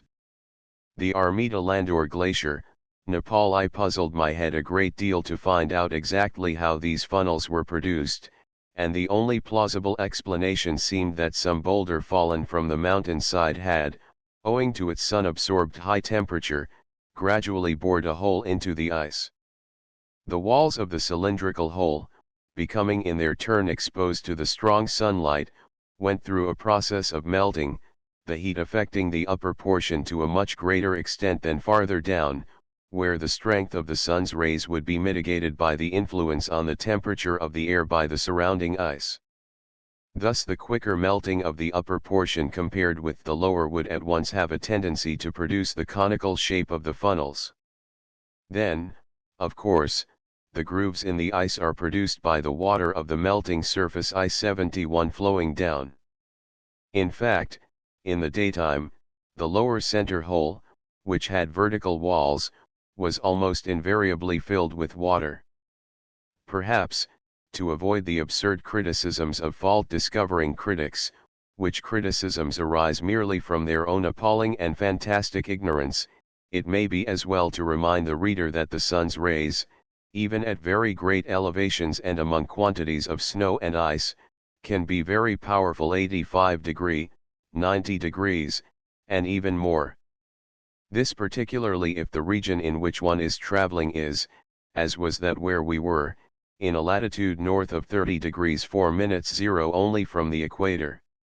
Naturally, the drop in the temperature when the sun disappears is enormous, from 60 degrees to 100 degrees being nothing very exceptional. This also applies in a lesser degree between the sun and shade in the daytime. When marching, for instance, due north or south in those regions, it is not unusual to have one's anatomy roasting on the side where it is struck by the sun, and to be half frozen on the other side. We continued our journey upon the moraine of the main glacier, avoiding as much as we could the dangerous cracks and treacherous holes. Halfway up the main glacier we were at an altitude of 13,600 feet. On descending some 400 feet we 72 came to a plain wherein grew rhubarb and some turnips, the former wild, the latter planted by Nepalese shepherds. There were, in fact, 3 tiny shelters of stones and mud where the poor wretches had lived. We were much rejoiced at finding some shrubs we could use as fuel. The glacier we were leaving behind was separated from this valley by a high dune of mud and debris. After crossing a stream we came to a third, the Marsha Glacier, some 15,500 feet above sea level. This glacier was not quite so impressive as the other two, but it was, nevertheless, a most beautiful basin filled with masses of clear ice in irregular terraces. A great moraine extended here across the valley from the glacier, forming a ridge which we had to climb in order to proceed on our journey. There seemed to be traces of iron in the debris of the moraine as well as in the rocks of the mountains around, and upon the gigantic boulders which had been shot down upon the ice. On the opposite side of the Lumpa stream to the one on which we stood, just before reaching the third glacier, were high vertical rocks of brilliant coloring.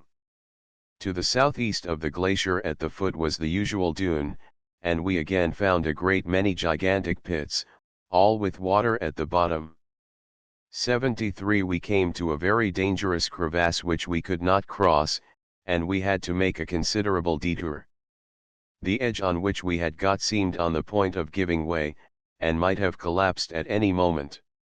Where the surface ice was covered by debris it showed graceful undulations and well-rounded mounds, but occasionally there were higher hillocks of conical shape and quite pointed. Still traveling upon the moraine of the Lumpa Glacier we arrived at last at the spot where the Lumpa River has its birth, dripping gently from the glacier. Here, too, the ice with the overlying debris showed in its general lines the peculiar sweeping curves noticeable in all these glaciers, the section to the east being, in this particular glacier, an exception to the rule, and exhibiting a disorderly mass of debris and huge blocks of ice. We had reached a point where a bifurcation occurred, one arm of the glacier extending to 160 degrees bearings magnetic, SSE, the other and principal one to 120 degrees bearings magnetic, towards the Lumpa mountain. We selected this spot to make our camp, and a very cold camp it was, too. We pitched our tent alongside a big rock, and with fuel we had brought 74 up, tried, after sundown, to make a fire inside the tent in order to keep ourselves warm. But we were nearly suffocated by the smoke. During the night, while my men were asleep and the fire gone out, I changed the plates in 3 magazine cameras, 48 plates altogether, a job which with semi-frozen and trembling fingers, and careful packing of negatives already exposed, took me the best part of 2 hours. Indeed, one of the great tortures of exploration in cold climates, is the immense care with which one must nurse one's surveying and other instruments under most adverse circumstances, and the inexpressible trouble which photography, if done seriously, involves. For similar kind of work I always found plates infinitely more reliable than films, but, of course, with them the use of a red lantern becomes imperative, and often leads to the use of a good deal of bad language. If you adopt an oil lantern the oil gets frozen into a solid mass, and it is somewhat troublesome to keep the lantern burning, whereas candles have other disadvantages. As for feeling the film side with your fingers, and changing plates in the dark, it is, of course, out of the question when your hands are too cold. Author's Camp, Nepal may be another hint when mountaineering at 75 great altitudes will be useful to you. Never use a waterproof sleeping bag, such as those you see advertised and recommended, as the very thing you want on a mountain. If you do, and the night is a cold one, you will find yourself and your blanket soaked in condensed moisture from the heat of your body coming in contact with the cold waterproof sheet, through which it is unable to escape. Of course, it is wise to use a waterproof sheet to lie on under one's blankets. On that particular night, feeling extra cold and not thinking of consequences, I wrapped myself up, over my blankets, in a waterproof. The results were disastrous. Everything got drenched, and, when I got up, blankets and clothes became solid sheets of ice. 76.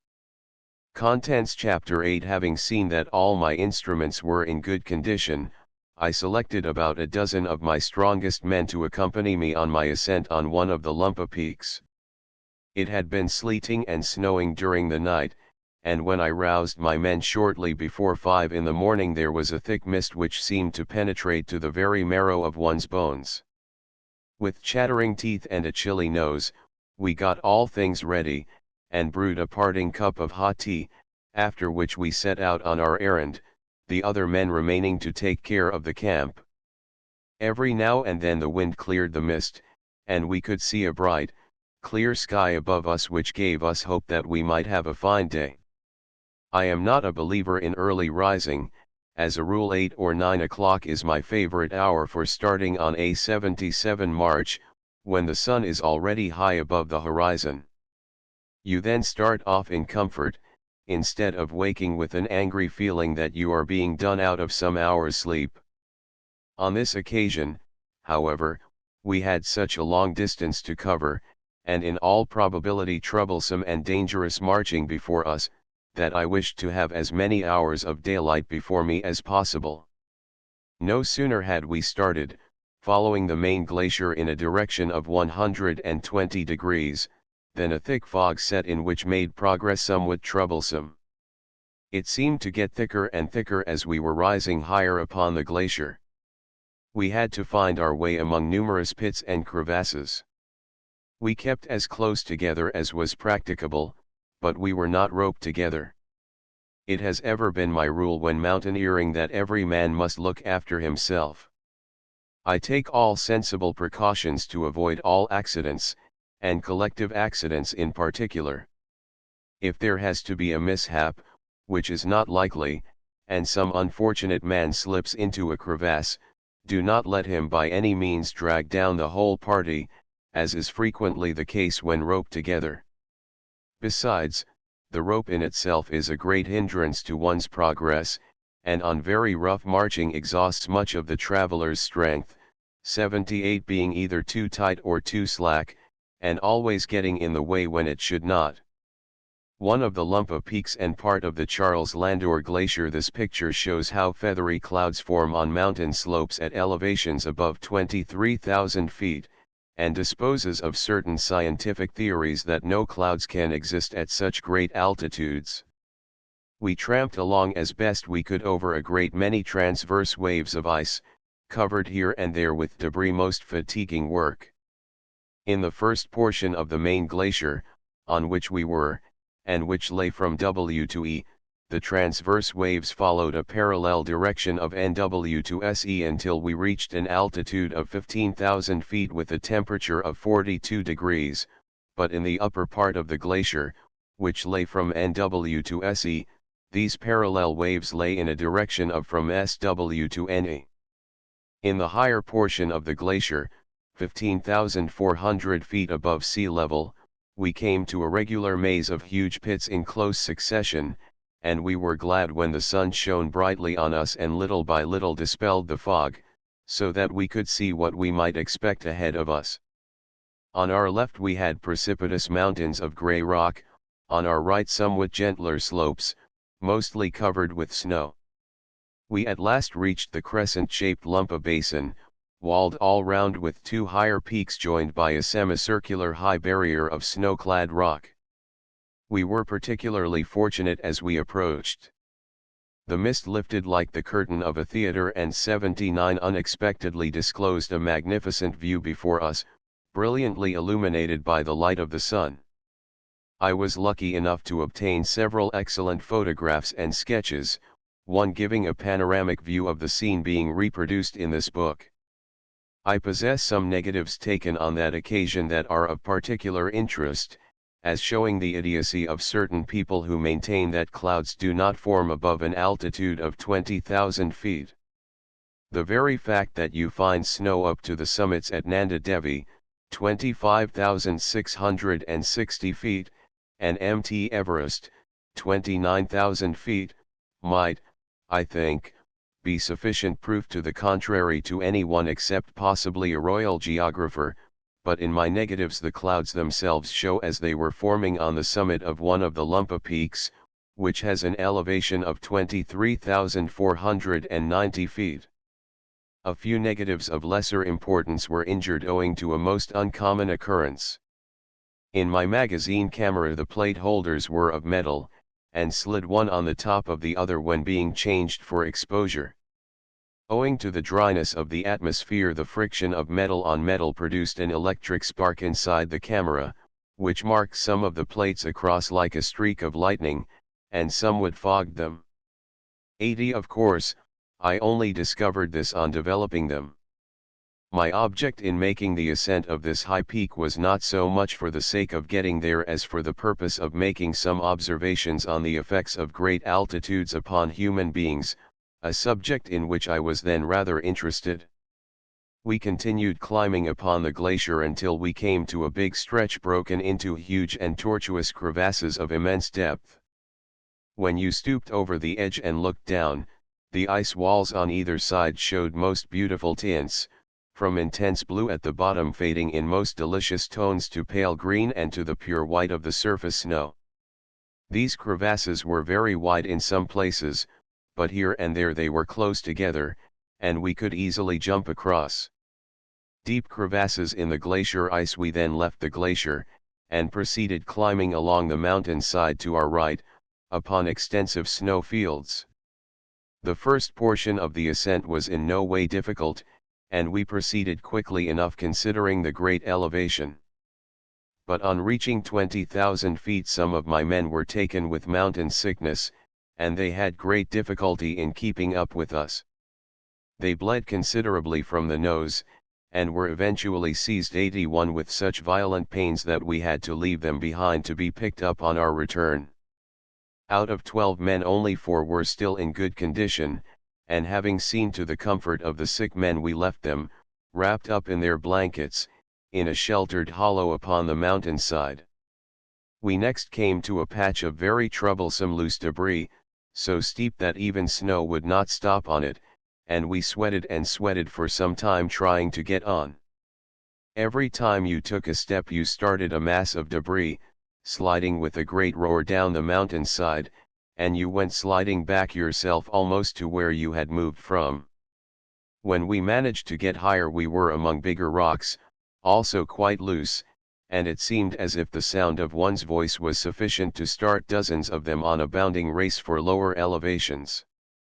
We were resting for a while when a lot of these stones came rolling and bounding towards us with great force, and on the loose stuff upon which we stood it was impossible to get out of the way quickly. One big rock particularly came bounding down in such an erratic fashion that we saw its approach with some concern. One of my men, in whose direction it seemed bound, 82 shouted for help and tried to get aside, but he was hit with great vehemence in his legs and sent flying some feet into the air. He was much shaken and bruised, but after some rubbing and thumping he was able to continue. Rocks of all sizes rolled with great force down the mountain side. When we were about to leave the debris we witnessed a most attractive sight, a sight which, nevertheless, caused me considerable anxiety for some minutes. It was the birth of an avalanche. Some snow having got loose higher up upon the mountain, it began rolling down in little balls, thousands of them, which got bigger and bigger as you were looking at them, owing to the snow they collected on their precipitate career. The avalanche passed in a furrow only a few yards from us, affording a magnificent view, but this furrow, unhappily, led to the very spot where I had left my sick men, down below, and we could see them, as big as ants, lying wrapped in their red blankets on the white snow, unconscious of the approaching danger. The myriad of snowballs, which were no bigger than ping-pong balls when they started, were as big as decent-sized buildings when they had gone some hundreds of yards, and when two of them clashed in their descent it seemed like an explosion of a mine, the scattered 83 snow in powdered form being thrown up to a great height and looking not unlike smoke. The hollow, whirling sound as the avalanche whizzed past was quite impressive, and I must confess that I was never so relieved as when I saw it just miss my invalid men down below, and end its run with a great clash upon the glacier at the bottom. It seemed like heavy thunder when it struck, which was echoed for some minutes in the mountains all round and down the passage through which we had approached the glacier. When we reached the crest of the range we came to a difficult passage where the rock, just like the blade of a knife, was so sharp and its sides so steep that even the snow would not remain on it. We had to get across somehow, and the only way to do it was to balance oneself on the top of it less than a foot wide or, if one's head was not steady enough, proceed astride of it. It was only a few feet long, but the drop, had one fallen, was several thousand feet on either side. Apart from the fact that it was so high, there was no real difficulty in getting across, and, panting and blowing, stopping every few feet for breath, we proceeded higher and higher. My men were suffering considerably, their hearts 84 beating in a most irregular fashion with occasional violent throbs, which caused me much anxiety.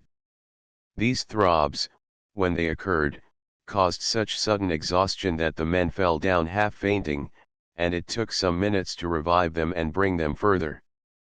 They were, however, most plucky, and struggled like men, uncomplainingly.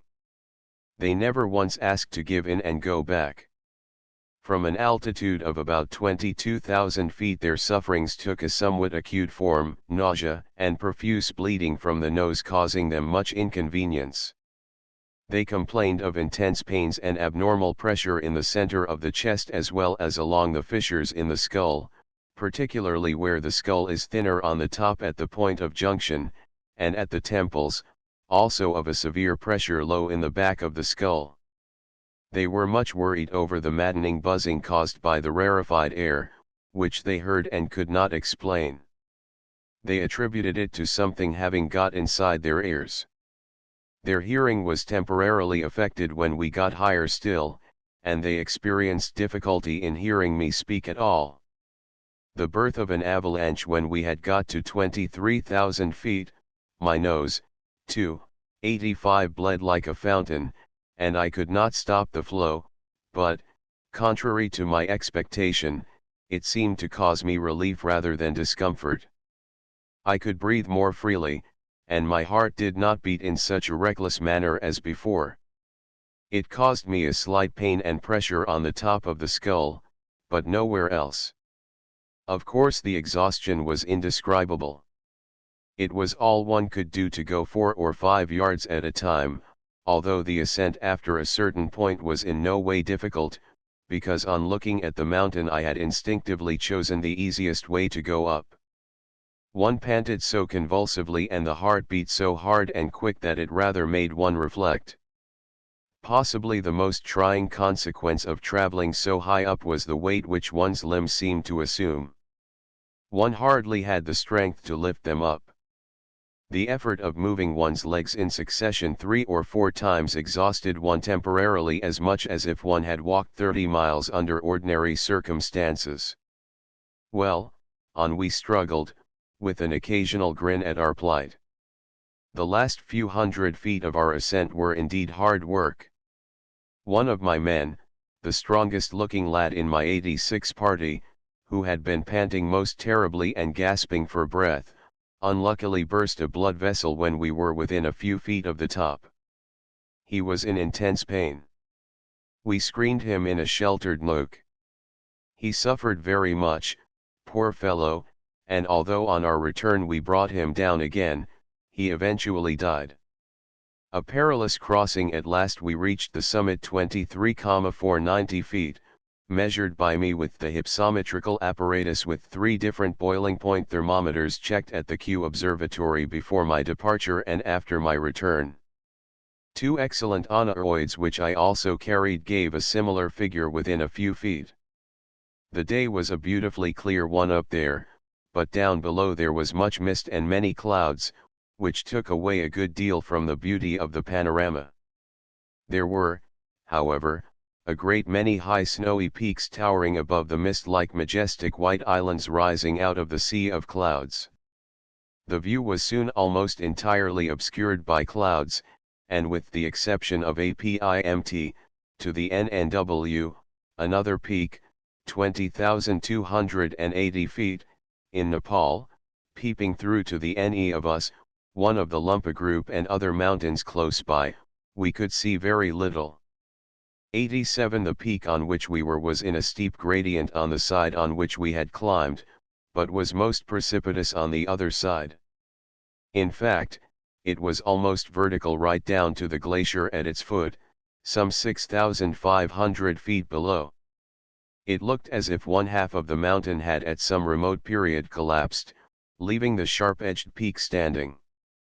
There was not as much snow on the top as lower down, as the wind blows a good deal of the surface snow away, some melts with the heat of the sun, and the slope of the mountain, even on the side we had climbed, being somewhat steep, whenever sufficient snow had accumulated on the top its weight caused it to slide down in avalanches. Even the day I went up we counted some 5 or 6 avalanches in various parts of the mountain, but none came quite so near as the first I described. The rock was exposed in 1 or 2 places, and was so rotted that with our fingers we could remove large slabs. When we had taken a good rest, which restored us wonderfully as soon as you sat down and did nothing you felt well and relatively happy, except the lungs, which seemed not to work quite so regularly, we took advantage of the rock at hand to construct a cairn on the 88th summit. After having inscribed the names of my men and my own on a stone and on a piece of paper, we placed them in a receptacle on the south side of the cairn and built them up all round and above, so that they might be preserved as long as possible. I then proceeded to take all the necessary observations, not, however, before having devoured 2 whole pounds of chocolate, which I ate with some snow to allay my thirst as well as my appetite. I had been consuming on that ascent a great many lozenges of highly concentrated meat, each one was supposed to be as good as a meal, and I ate at least 50 in the space of 8 hours and a half. I suppose they were sustaining, but you had to eat lots of them for one lozenge to sustain the previous one, or they left an awful feeling of emptiness in one's inside. An empty inside, I firmly believe, is a mistake for reaching high elevations, or at any other time, so I had started with my pockets full of chocolate, and what the lozenges could not do the huge chunks of chocolate I chewed all the way up the mountain certainly accomplished. I think it was partly due to the constant 89 nourishment I took all the way up that I was able to break the world's record in mountaineering, going several hundred feet higher than other mountaineers, with comparative ease. Had the peak which we climbed been higher, I could have gone even higher and reached a considerably greater elevation. But perhaps nature gave me quite an abnormal constitution for work of that kind, as people who know me can testify. It is interesting to note that the strongest and most athletic-looking man in my party on that particular expedition was the only one who broke down badly and died, and the weakest, smallest framed, almost girlish in appearance, he looked so delicate, was the only one out of all the followers I had employed who throughout stood the hardships and sufferings without a flinch, showed the greatest endurance, and eventually returned home in excellent condition. Perhaps I should also mention that neither myself nor any of the men who came up with me wore hobnailed boots in making the ascent, I wearing some comparatively light boots of medium weight such as I would wear in London on a wet day. In the way of clothing, too, I made no difference between going up on a world's record-breaking 90 expedition and taking a stroll down Piccadilly. I mean that I wore my Piccadilly clothes up there, clothes of the thinnest tropical material, no underclothing to speak of, a straw hat, and a small bamboo stick in my hand. It has always been my practice to simplify everything. One cannot get away from the fact that the simpler you are in everything you do, the better, and with mountaineering particularly, the less you carry, the less muffled up you are, the freer in your movements, the more you will accomplish. That is to say, if your constitution is so made that you can stand it. I cannot get away from the fact that one can do no better than wear such comfortable clothes as one is generally in the habit of wearing, and I could never understand the object of parading in clumsy tweeds strapped all over, when you need your movements as little impeded as possible. I will refer you to one of the colored plates, copied from a photograph taken at an altitude of some 20,000 feet on Lumpa by one of my men before we left them on the mountainside. The picture shows the author and the 4 men who accompanied him to the summit of the mountain. A. Henry Savage Landor and the 4 men who accompanied him on his ascent to 23,490 feet above sea level. This picture is from a photograph taken at an altitude of some 20,000 feet. 91. Contents Chapter 9. We must go back a while in the narrative. On having reached the summit and delivered themselves of the instruments, cameras, etc., which they carried, the men immediately threw themselves down and fell fast asleep, breathing heavily and quite exhausted. I let them rest a while before taking observations upon them. When I woke them up one by one, they did not respond very quickly as they usually did, but seemed to remain for some minutes semi-unconscious, as if they had been under the influence of a narcotic. This was undoubtedly caused by the rarefied air. On the ascent above 20,000 feet I had noticed how profuse the salivation had been with my men, the saliva glands being most active when the men underwent exertion, but not so much now that they were stationary. Curiously enough, one of the 4 men who suffered least during the ascent and when 92 up there on the summit was a fellow Arahaput by caste who had never been on a snow mountain in his life. His determined enthusiasm, I think, and strong will helped him to no mean extent. The highest mountain altitude ever reached by a human being, 23,490 feet above sea level. A. Henry Savage Landor and 4 natives. I am unable to give the men's names here, lest I should expose them to further persecution from the government of India, but we will call them A, B, C, D. A, 45 years of age, after a good rest, had a fairly regular heartbeat, but very fast. He felt quite ill, and complained of a severe pressure at the temples and the top of the head. Every 2 minutes or so his lungs and heart showed some convulsive movements, also abnormal movements were noticeable in the center of the chest. His pulse registered 105 beats a minute, and was extremely faint, while his temperature was 102 degrees. This was the man who broke a blood vessel. B. Ashoka, 50 years old, and who had constantly lived at great elevations, had a stronger pulse, 80 pulsations per minute, with a temperature of 100°2. His forehead was burning, and he had a strong buzzing in his ears. Pain and convulsive movements in the lungs, and also in the center of chest, every few breaths. C. A powerfully built Joka, felt abnormal weakness, 93, although his pulse was only 78, quite regular, but so faint that one could hardly feel it. The heart, too, beat quite feebly but regularly enough, when not exerting himself. He had bled considerably on the ascent. His temperature was 98 degrees. His ears were buzzing, and he suffered from tormenting pressure in the temples, top and back of skull. D. The Rajaput, astonished me very much. He only had 76 pulsations, very steady and strong. Although he had bled profusely, his heart beat violently and throbbed alarmingly every few moments. His respiration was regular, but slightly quicker than normal. He complained of great heat in the head.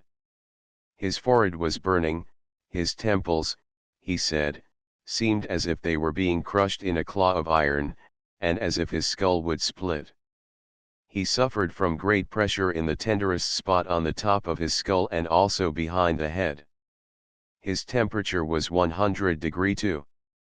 All complained of great heaviness in the legs and arms, of dryness of the skin, particularly at the forehead and lips, and unquenchable thirst.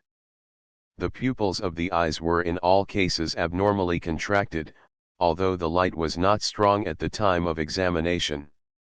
94 I was impressed by the distinctness with which sounds traveled, voices sounding extraordinarily clear, quite crystalline, and if loud and near producing quite a sharp and uncomfortable impression upon the tympanum of one's ears, notwithstanding that the rarefied air caused the sensation of having my ears stopped with cotton wool. After half an hour's rest the observations upon myself were as follows: 120 pulsations per minute, and heart beating at a similar rate, rather stronger than usual, but quite regular. Temperature under tongue 99°3. The forehead, unlike my men's, quite cool but feeling very dry, and there remained a slight pressure along the fissures at the side of the skull. Both with me and with all my men the temperature of the body around the heart was greatly increased, and we all suffered from an insatiable thirst. We constantly filled our mouths with snow and melted it in order to appease the uncomfortable feeling, but in a moment the palate and throat felt quite dry, although, as I have stated, salivation was profuse, especially while eating or taking exertion. While my men were busy constructing the cairn I did a very foolish thing. From our pinnacle down to the glacier below in a vertical 95 line was a drop of some 6,500 feet, and for some reason or other I took it into my head to go and sit on the edge and dangle my legs over the precipice. You see, one does not always have an opportunity of having so much room to dangle one's legs and feet in. In order to avoid accidents I knocked off some of the surface snow and then, helped by one of my men who entered fully into the humor of the situation, I sat myself down. I was gaily kicking my feet about, when my man shouted that the ice and rock were giving way from under me. Before I had time to get up from my unpleasant position the fellow had pluck and sense enough to try and reach over, seizing me firmly by the wrist, and as the rock and ice and snow went from under, not only were my legs dangling over the precipice, but my whole body was suspended in mid-air. It seems that in his efforts to save me I might have dragged the man down as well, had it not been for the presence of mind of a third fellow who interrupted the construction of our cairn and seized my savior by the legs. After some dangling about which seemed to last a very long time they eventually pulled me up. 96 Now, had those men been English or Scotch or Irish or French, this incident might have supplied them with some excitement and a topic of conversation for some time. But no, the man B, who had caught me in the first instance, felt with his foot a spot where the snow seemed firm enough, and he placidly remarked, "Sit down here, Sahib, this will not give way," and he sat himself down as if nothing had happened, while the man C resumed the construction of the cairn without any comment. My heart thumped a good deal from the sudden jerk, not to speak of the prospect of the unexpected flight, but on feeling myself all over and finding that I had not lost anything from my pockets, nor my straw hat, I soon felt quite happy again. A glance at the two sketches illustrating this incident will, I think, give a clearer idea of the situation than the description. Within an ace of being precipitated some 6,500 feet onto the glacier below, we remained about an hour on our lofty pinnacle, the temperature in the sun being 70 degrees, and then we made our way down. Holding one another by the hand we slid down the steep incline at a precipitous pace. The distance, which had taken us hours of toiling and panting in our ascent, Only took us a very short time in 97 the descent. A thick mist was coming on and my men were most anxious to get down quick. We were sliding down at a terrific rate, using our feet as brakes to control the velocity when it got too dangerous. We eventually found ourselves again on the loose debris and here, too, we went down several yards at each step, carrying down with us a mass of loose stones, a regular landslide which rolled right down to the bottom with tremendous fracas. As we got lower, we all felt notable relief in breathing, and we halted for a few minutes to pick up the men we had left below. They had obtained a good rest, and were feeling better. We gave a parting look to the magnificent glacier which I named the Charles Landor, after my father, and its stupendous irregular terraces of clear ice rising vertically over 1,000 feet in height. The terraces were undulating on their summit, and showed a tendency to precipitate towards the southern side. On our return we followed a simpler plan. The tail of the glacier showed 3 high ridges of ice, covered farther down with debris, these ridges 2 lateral and a central one running practically parallel to each other and being 98 formed by the forcing up of the ice at the sides and in the center. Also, the snow precipitated from the sides of the mountains would tend to increase their height, while the heat of the mountain rock would cause the snow in its immediate neighborhood to melt, and thus leave a channel clear between the mountain itself and the dunes thus formed. As there was some snow on the summit of these dunes, one got a fair grip with one's feet, and walking upon their summit involved no great difficulty, except that when one had balanced oneself upon them for long distances one occasionally felt a little giddy.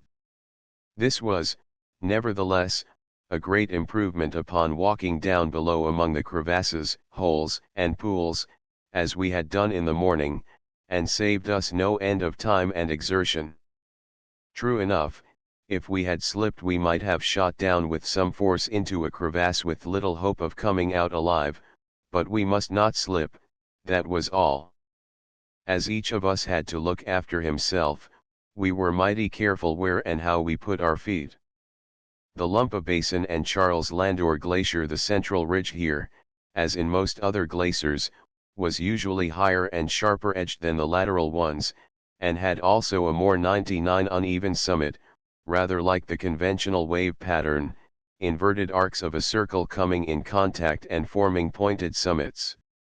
We traveled on the ridge to our left on leaving the glacier. At 6 o'clock in the evening we again reached Campo. How glad we were, having been on the go steadily for 13 hours, during which time we had covered 16 miles. This was not at all bad, at such elevations and on such difficult ground.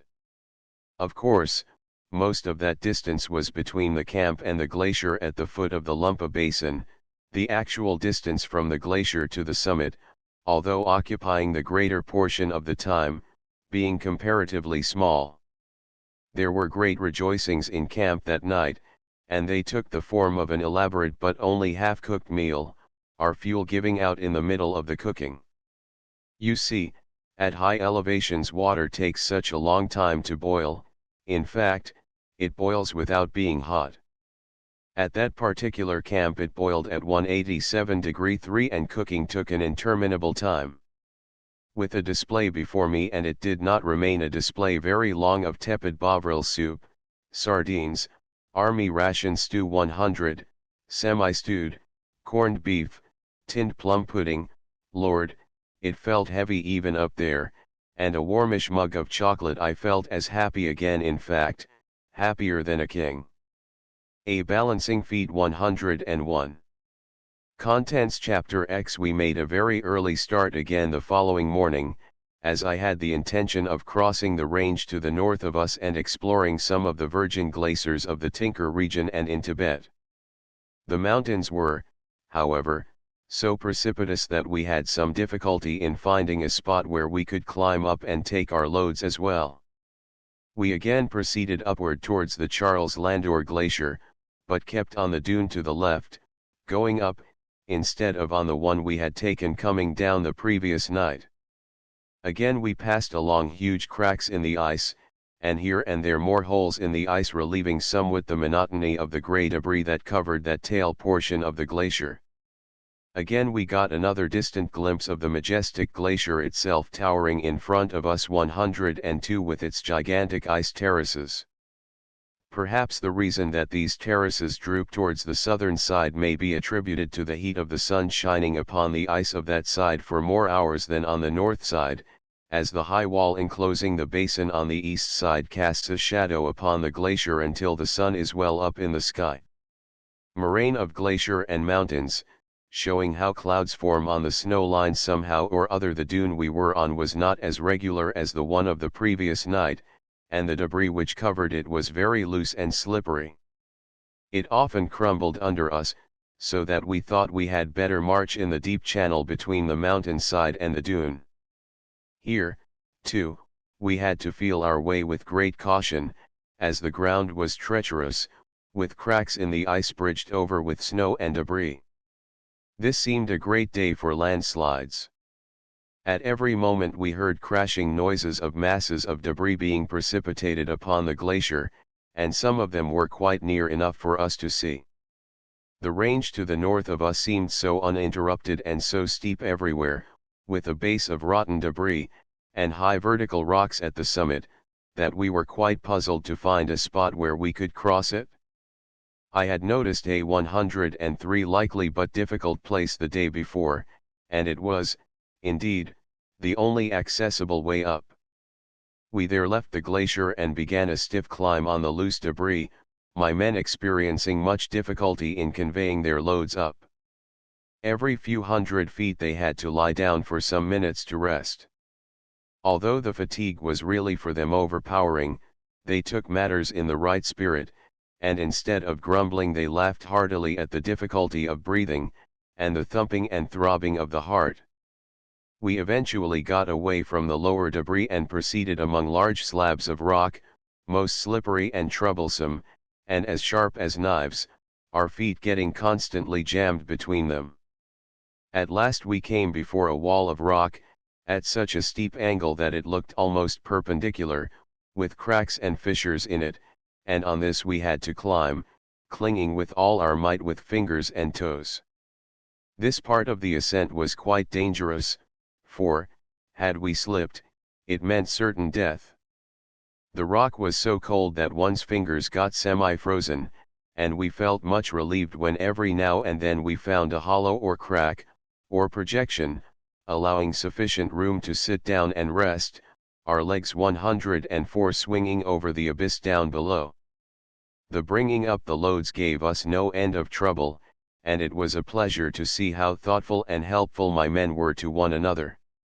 We eventually got to a spot where we could go neither up nor down, as some of the rock gave way, and it was with some trepidation that we watched one of my shikas make steps in the rotten rock while clinging with one hand and his toes apparently to nothing. This took a long time, and this difficulty being overcome and a way made, we climbed on all fours until we reached the pass. We heartily named it there and then the Savage Pass. We took a long rest on the summit, and erected 2 large cairns with our names in them. We obtained a most stupendous view of the glacier we had left behind uncoiling itself several hundred feet below us. It looked very nasty, with its huge cracks and crevasses, and the 3 dunes all along it, like huge serpents uncoiling themselves.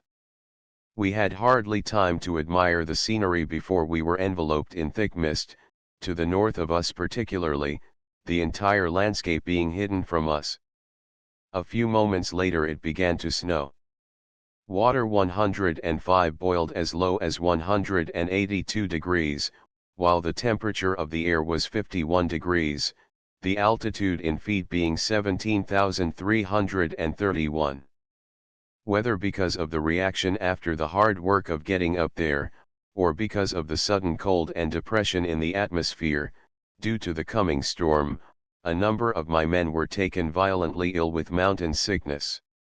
They wrapped themselves in their blankets, and said they were dying and could not move. After a good deal of persuasion, and some shaking which is always a good remedy for most complaints, we made a start.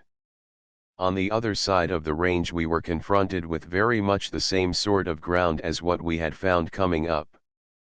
First now came a wall-like rock precipice to descend, much more difficult always than to ascend, and then the snow falling fast prevented our seeing many feet ahead of us, besides making our hands, ears, and nose unpleasantly cold. We clung to those rocks and went carefully down, the rock being so rotted that it frequently gave way. In some hours' work we were able to take all the baggage, partly by passing it down with ropes from one man to another, stationed at various heights upon the rocky wall. Even ourselves had to be let down 106 one by one with ropes in many places where the rock was so smooth and vertical that it was impossible to cling to it, but otherwise we were not roped together, the ropes used being merely those for slinging the loads on the men's backs. There rose a cutting wind, which made matters even more unpleasant, and drove the sleet and snow with great force into our faces. When the difficult part of the descent was over, and we gradually got lower down, the weather cleared somewhat, and we obtained a good view of the scenery to the north. The vertical rock we had descended measured 600 feet in height. A magnificent undulating sea of clouds lay before us, screening the lower section of the valley. Then 3 distinct glaciers showed themselves to the north of us, in terraces like gigantic stairways, but with their base hidden in the mist, and barren, desolate, snow-capped mountains rising above them. Then 2 more glaciers appeared. Above the most northerly of the 3 glaciers rose a peak 20,279 feet high. As a matter of fact, when the mist cleared up a little more, we discovered that these 5 glaciers were only the ramifications of one huge glacier, but they were distinctly separated in their upper portion by ridges. Erecting chalk dens, cairns, on the Savage Pass, several men were taken with mountain sickness. 107. A sea of clouds is always an interesting sight, annoying as it is, at the time, when it screens the scenery one would like to see. In fact, the formation of clouds upon mountains is altogether an engrossing subject to an observant traveler. The clouds at elevations above the perpetual snow line, about 16,000 in the Himalayas, have a more feathery appearance than those formed below, and the higher the elevation the more feathery and light they seem to be. On the snow line itself one generally saw clouds, chiefly of a globular character, and in such close succession as to form long horizontal streaks. This was particularly noticeable at sunrise and at sunset. During the night, except in case of storms, clouds formed less profusely, and, when they did, disappeared quicker than in the daytime. Just before sunrise, however, when the atmosphere was gradually getting warmer, at elevations from 13,000 to 16,000 feet, mists were constant, which eventually dispersed when the sun was high on the horizon. Towards sunset and soon afterwards they generally recurred again, but the nights were usually very clear. In that particular expedition, being always at very high elevations, I had an opportunity of seeing many phenomena of curious interest and beauty. 108. One afternoon, when I had climbed with 2 men on a small peak to reconnoitre the country around, we were confronted by a sea of mist down below. The sun was rather low behind us, and it projected our shadows, well defined but in an elongated form of some hundreds of feet, on the sheet of pure white mist beyond. It had quite a weird effect, when we were gesticulating, to see our movements magnified in the shadows to such gigantic proportions. Another beautiful effect I observed on several occasions when enveloped in mist, of immense white concentric circles with a luminous center, caused by the sun penetrating through different layers of mist. When under similar circumstances the sun was behind the spectator instead of in front, and the spectator himself not enveloped in the mist, a huge specter, the spectator's shadow was often reflected in the center of the luminous circle. As I have elsewhere described, the latter phenomenon can be produced by the moon or the sun, by the former in a less intensified form, by the latter with a circular rainbow of beautiful colors. Night marching in a storm. There are many kinds of seas of mist upon mountains, some with islands, mountain tops peeping through, some without, some smooth-surfaced 109 like a placid lake, others in undulations or actual waves like a stormy sea. The shadows and lights play upon the mist and produce many quaint effects, and objects assume curious and interesting shapes. One misty evening, near the Nui Glacier, I saw before me what seemed an immense crouching lion carved in the rock, not unlike one of the famous lions in Trafalgar Square, only some 1,000 times bigger. Sure enough, you could see the eyes, the luxuriant mane, the extended forepaws, and the tail spread out with the typical end tuft of hair. It was only on getting quite close that the huge animal showed itself to be a mere big boulder, with 3 mani walls with terminal chalk dens, cairns, erected by Tibetans from its base, which from a distance formed the lion's legs and tail. So much for optical illusions. There are 1,000 more upon high mountains, and it is the number of surprises one meets at every moment which makes a lonely life at great elevations full of enchantment. Having, on our descent from the Savage Pass, reached a lower elevation and less perilous ground to tread upon, we directed our steps towards 20 degrees, NE, bearings magnetic. At 16,100 feet we 110 found moss, but now dead and dry. Unfortunately for us, we were benighted before we could find a suitable camping ground, and a violent snowstorm broke out which made it very difficult to see where we were going. We were endeavoring to get lower down, where we could obtain some shelter and a slightly warmer temperature, my men being simply paralyzed with cold. They stumbled along, a row of black silent figures, I keeping the direction in which I wanted to travel with a luminous compass. A sea of mist we went on for a considerable portion of the night, the storm getting so bad that we could not see where we were putting our feet, and towards midnight, having come across a lot of big boulders, we decided to take advantage of them and make camp. My men were so tired and frozen that they simply threw themselves down, covered themselves up, and went fast asleep, declining to eat any food. They had eaten nothing that day, for they maintained that if you eat food when you are so cold you will surely die. Of course their philosophy does not go quite so far as to reflect whether it is preferable to die of indigestion or from the low temperature. Personally, as I have never been troubled with the former, I thought I would not risk 111 the latter. While everybody around snored and moaned or was delirious from pain, I got out a small spirit Etna and attempted to brew myself some hot chocolate.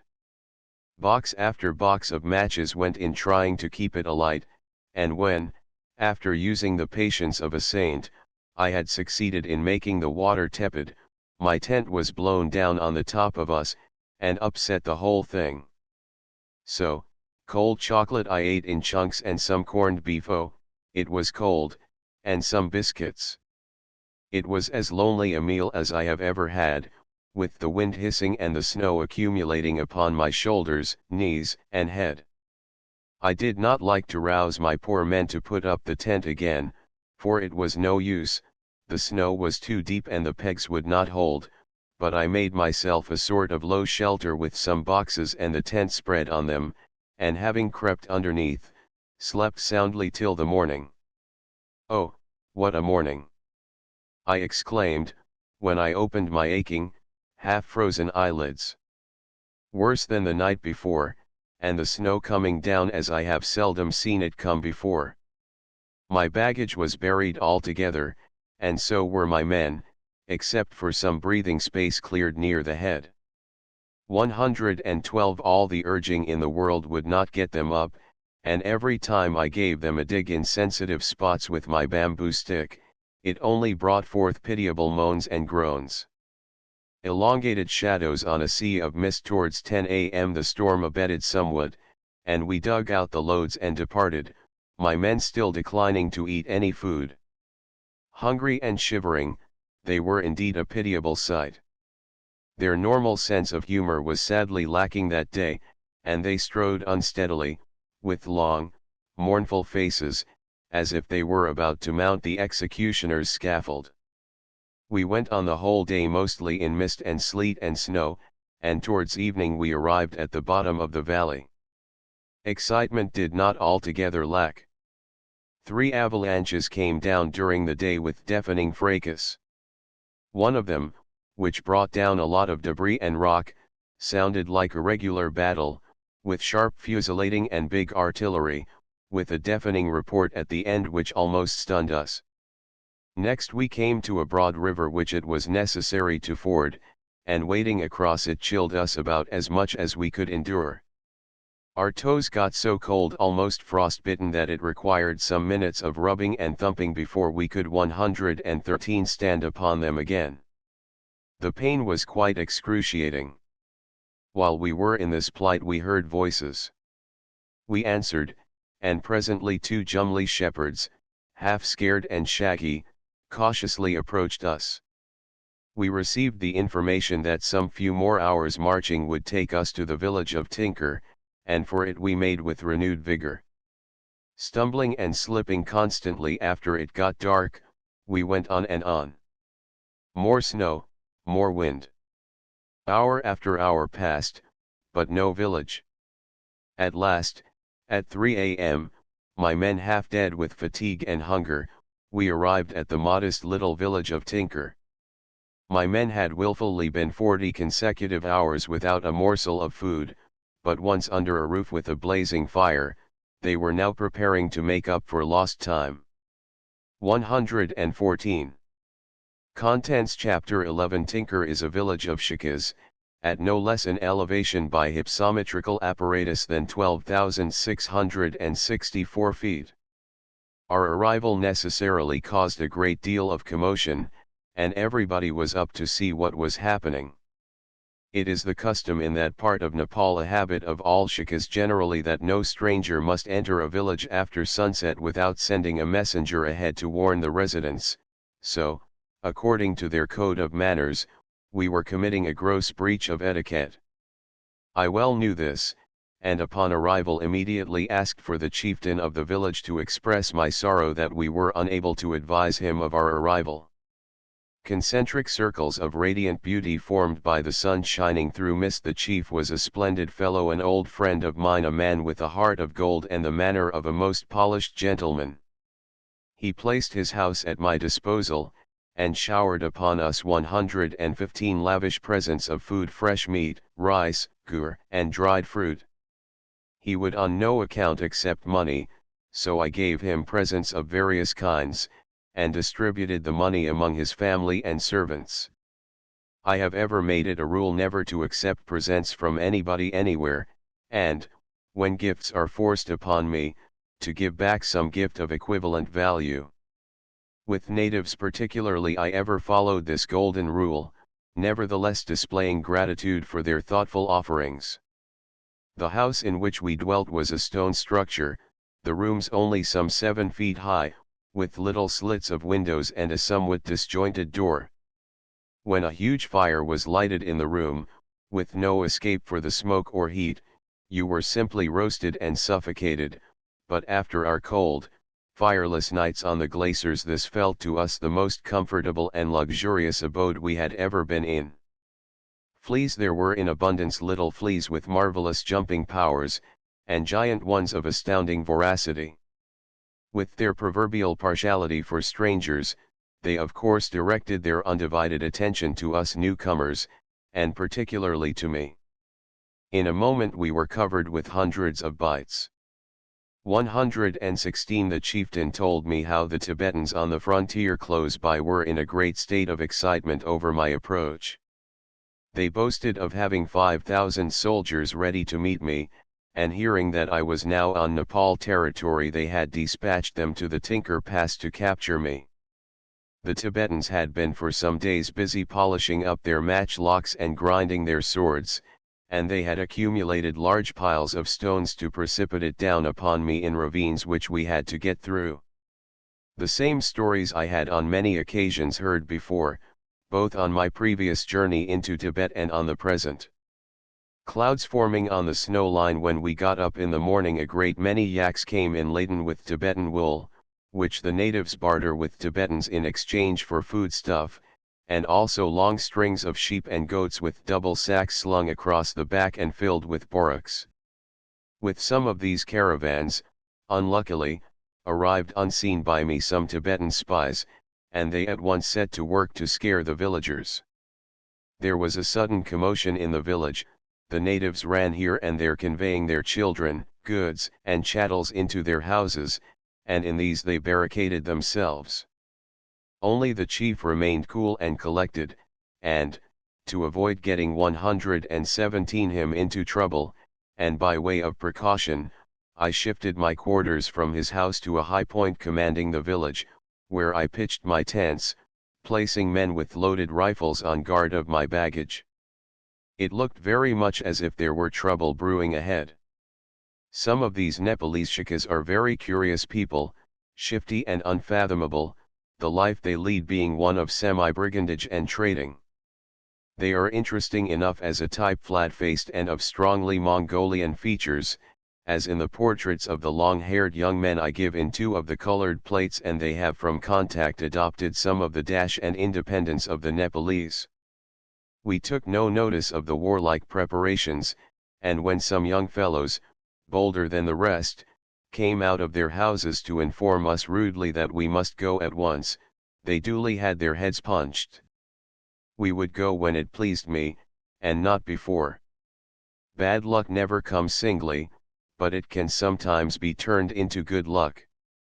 A Nepalese agent also arrived early that morning, and could persuade no more messengers to come and approach me on the subject of departing from their country, so he had to come on the errand himself. 118 With many salams the Nepalese officer came forth, and, after tender inquiries after every possible existing and imaginary relative of mine he could think of, he gently entered upon the question of my leaving the country.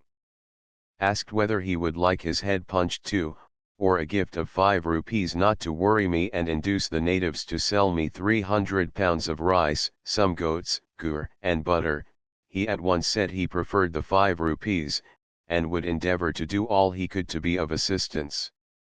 In fact, he went into the village again, and shortly after the provisions were duly sold to me.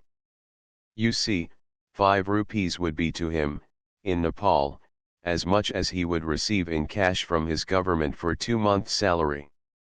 We sacrificed a goat for luck, the luck consisting chiefly in the dinner that followed, and in the afternoon we made a start in order to cross the Tibetan frontier. Author's tents. A camp in Nepal. The Tinker village is perched on a height some distance from the spot where the 2 principal sources of the Tinker River join, one coming from the 5 glaciers to the east, those described in the previous chapter, the other source descending precipitously and with great force from the Tinker 119 glacier higher up, to the north of the village, and spreading in any direction. Tinker itself is a quaint and interesting place. Flying prayers, generally pieces of white cloth, decorated every roof in the village, and some shrubs were similarly decorated with hundreds of strips of cloth, red, blue, or white, deposited there by devotees. Chalk-dense piles of stones were numerous, many of them constructed of stones, each of which was inscribed with the Tibetan prayer Om Mani Padme Hum. Farther up the mountain one found curious ancient cave dwellings, identical with those I have in a previous work described at Taklakot, in Tibet, the peculiar composition of the rock permitting the chambers to be hollowed out with comparative ease. These dwellings are very suitable for that climate, being relatively warm in winter and cool in summer, besides answering all the purposes of a fortress when built high up into a cliff. In Tibet itself these cliff dwellings are most elaborate, and are connected by means of intricate passages and galleries going right up to the summit of the high cliff.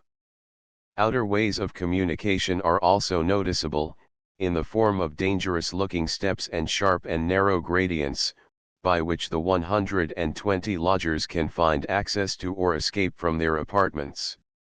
Upon the higher Himalayas, in certain selected points, such as on passes, or where two trails branch off, or near villages, is generally to be found a gay exhibition of flying prayers, hundreds of them, suspended from ropes stretched across upon high poles.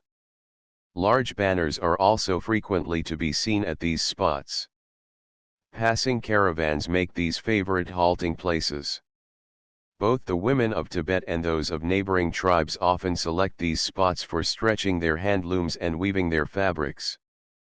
The Tinker Glacier was a very beautiful sight with its high terraces, and we followed it for its entire length on our way up to the pass. It was a long and steep climb, mostly on snow, and as the trail was low down between high mountains to the SWNNE, the sun did not penetrate for any length of time, so that the cold was intense. My men were rather heavily laden, and at sunset, owing to our late start, we had gone but a few miles. We halted at a Tibetan camping ground, where there were a number of black Tibetan tents, their occupants bolting full speed up the mountainside as soon as they saw us. After some coaxing, and 121 promises that we would in no way harm them, they gradually returned and attended to their business.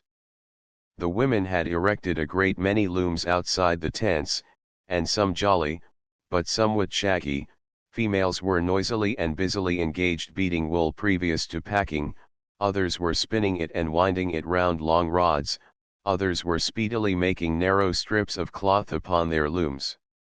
Upon receiving small presents they became quite friendly, and gave much information regarding the war preparations of their countrymen. They said thousands of soldiers were guarding the pass. Next morning I went to see for myself, but the Tibetan soldiers had, when I arrived, already beaten a hasty retreat, leaving nothing more than their footmarks on the snow. Although I constantly heard of this formidable army, I never was able to catch it up during my incursions, or establish its exact position, much less meet it. Everybody has heard so much of late of Tibetan scenery and traveling that it will perhaps be more agreeable to the reader if I devote most of the space which remains at my disposal to the description of some Tibetan customs. It is well known that Tibet is a high plateau, SW Tibet especially, where most of my exploration extended, averaging 122 heights of from 15,000 to 19,000 feet, so that people who live in such a climate and such a country are bound to have peculiarities of their own, and their ways offer many curious problems. First of all, I will answer some of the most common questions, generally very stupid, which I am daily being asked by people who try to be clever, about the Forbidden Land. If you say that Tibet is such a high plateau, barren and cold, with no trees and no agriculture to speak of, how is it that the people live there? Well, if people stop to think a little, the same question applies to every country. Why do Negroes live in Central Africa, where it is so hot? Why do people go and live in Panama, where it is so unhealthy? Why do we live in London, where it is so foggy and damp? In the case of the Tibetans, as with everybody else in regard to their native land, they believe that no country in the world can possibly compare with their own, which, indeed, in a sense, is true. They believe their land is the most beautiful, the richest, the healthiest on earth, their religion the only one, their civilization the highest. The Tinker Pass, Nepal, Tibet. The Tibetans, having lived for so many generations at such great altitudes, suffer a great deal 123 when they travel to lower elevations, and they experience a feeling of suffocation and heaviness which makes them very ill and frequently causes their death. This is not so much the case with natives of the Sikkim district and of Lhasa, which are at a much lower elevation, but I am talking principally of the natives of SW Tibet, few of whom live at an elevation of less than 15,000 feet.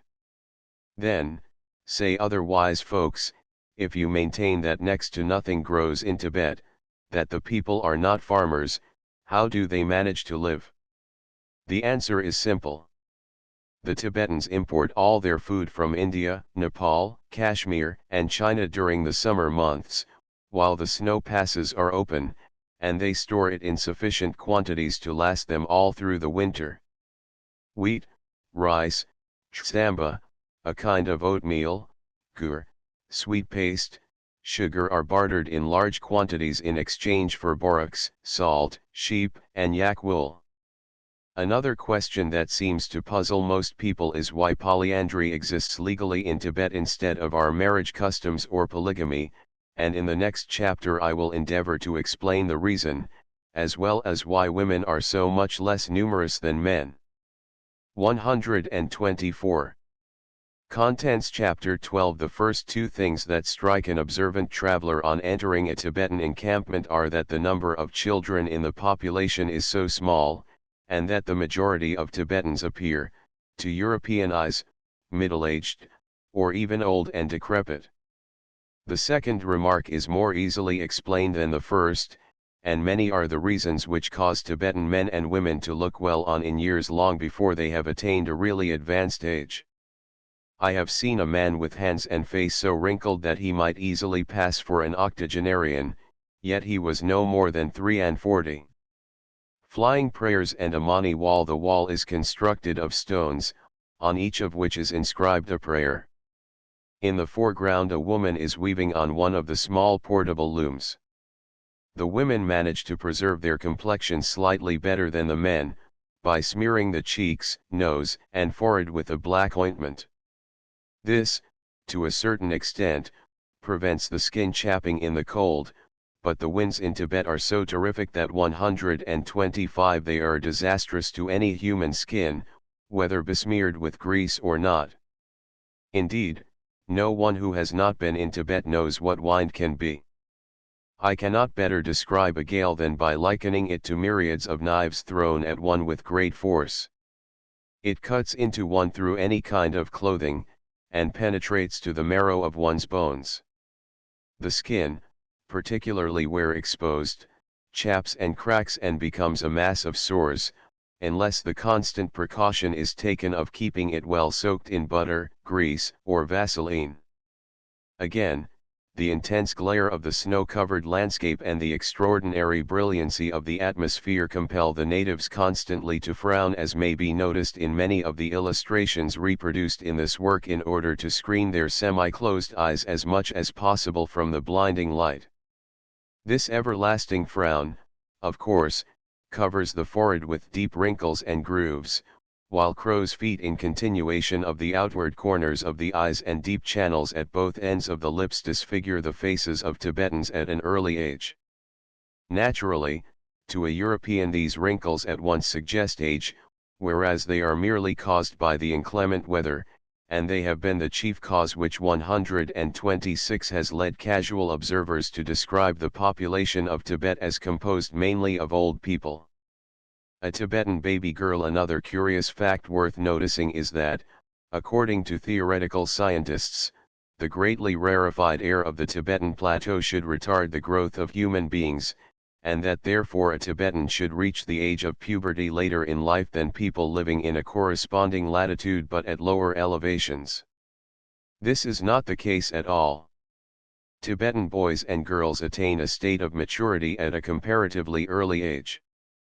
I have often noticed girls of 15 or 16 and boys of 18 or 19 fully developed, and it is at these respective ages that men and women of Tibet frequently marry. Now let us try to explain why one sees so few children in Tibet. Personally, I think it is mainly due to the custom of polyandry prevailing in the country, which is bound to have disastrous effects upon the birth rate of healthy, strong children, with deteriorating results upon every generation, and also undoubtedly the altitudes at which the people live to a great extent limit the increase of population. The generally unhealthy condition of most Tibetans' blood also greatly contributes to the non-fertility of parents. 127. We have yet another curious fact. To an average of 15 male children who are born and live in Tibet, only one female child is healthy enough to survive.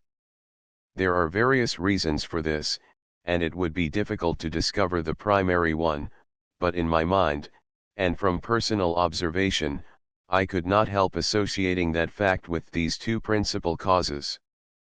First, the food diet of the parents, which certainly has marked effects on the production of one sex more than another.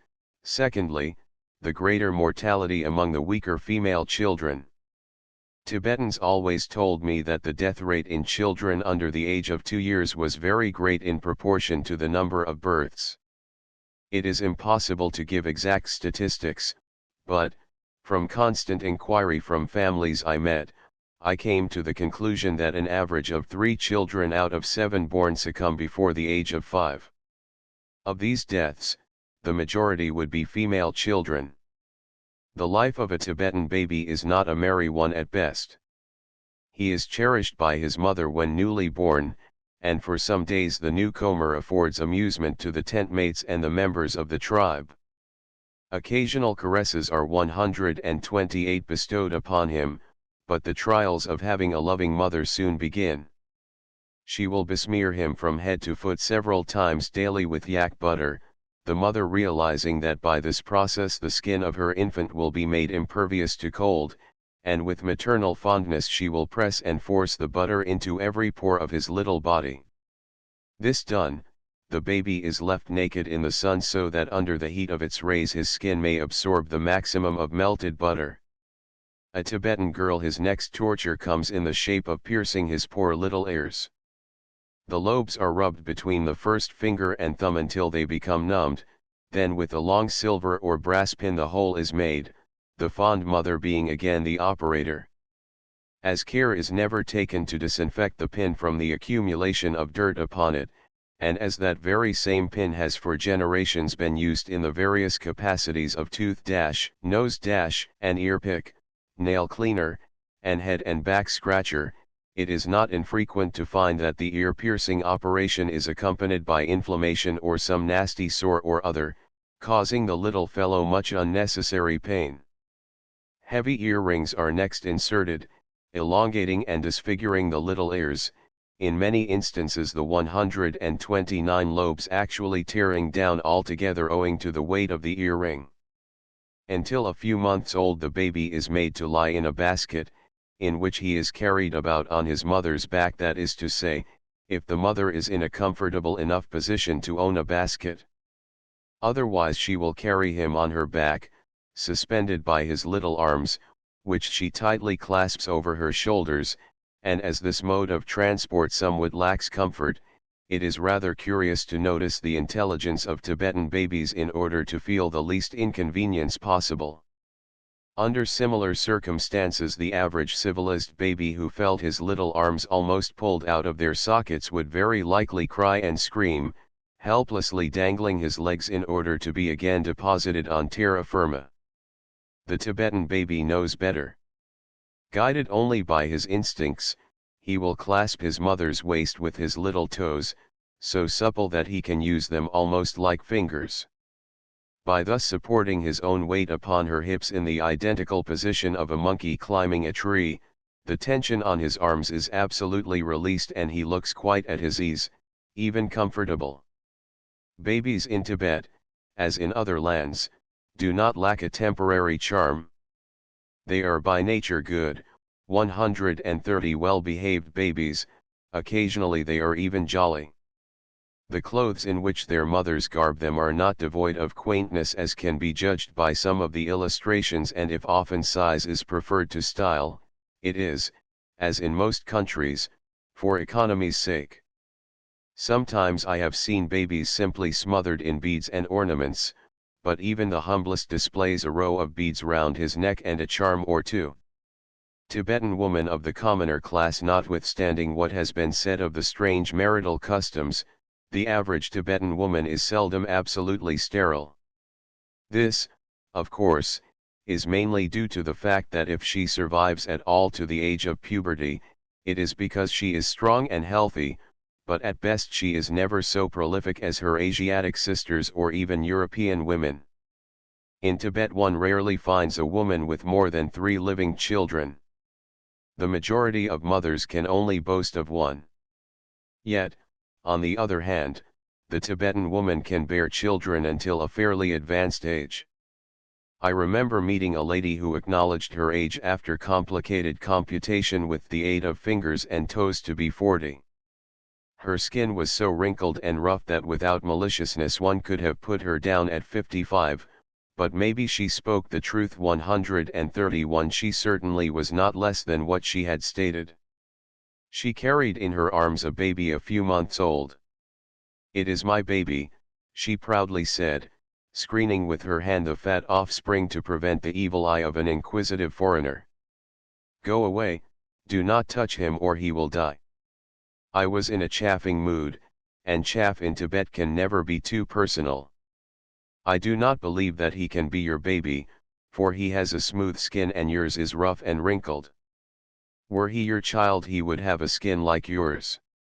The woman, half amused, half astonished, called witnesses to testify that the baby was really hers, and after assumed reluctance I acknowledged that there existed some resemblance between mother and son, in the lack of nose. "Why," I asked her, "did you not have the child sooner, so that he might now be a help and comfort to you in your old age?" She said she had had 2 other children, but they had died, one when only a few moons old, the other when about 4 years of age. With the exception of the few larger towns, Tibet is peopled by small, semi-nomadic tribes. A 132 large tribe may number 100 tents, but the average is from 10 to 50 tents. Each tent is inhabited by one family, although investigation generally brings out the fact that nearly all members of a tribe are related to one another owing to the constant intermarriage among themselves. This constant intermarriage also contributes to a great extent to the decadence of the race generally, and to the diminution of the population with each generation. Tibetan lady, I had several opportunities of noticing the difference which existed when either the wife or husband had come from a distant tribe. There were generally more children to the union, and they were invariably stronger, both physically and mentally. The Tibetans are well aware of this, and when a tribe is likely to die out from the causes I have stated, fresh blood is imported into it by the advice of the lamas in order to revive it.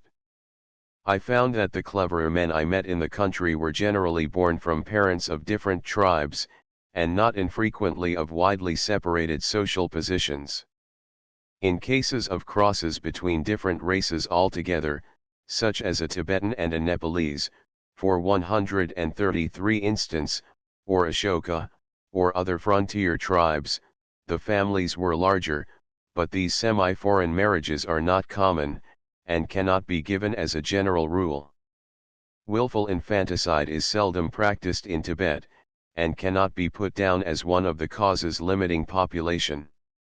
It, of course, occasionally occurs, for instance, in order to suppress an illegitimate child, but the custom is greatly looked down upon by Tibetans, although no punishment beyond the contempt of the entire tribe would be meted out to the culprits.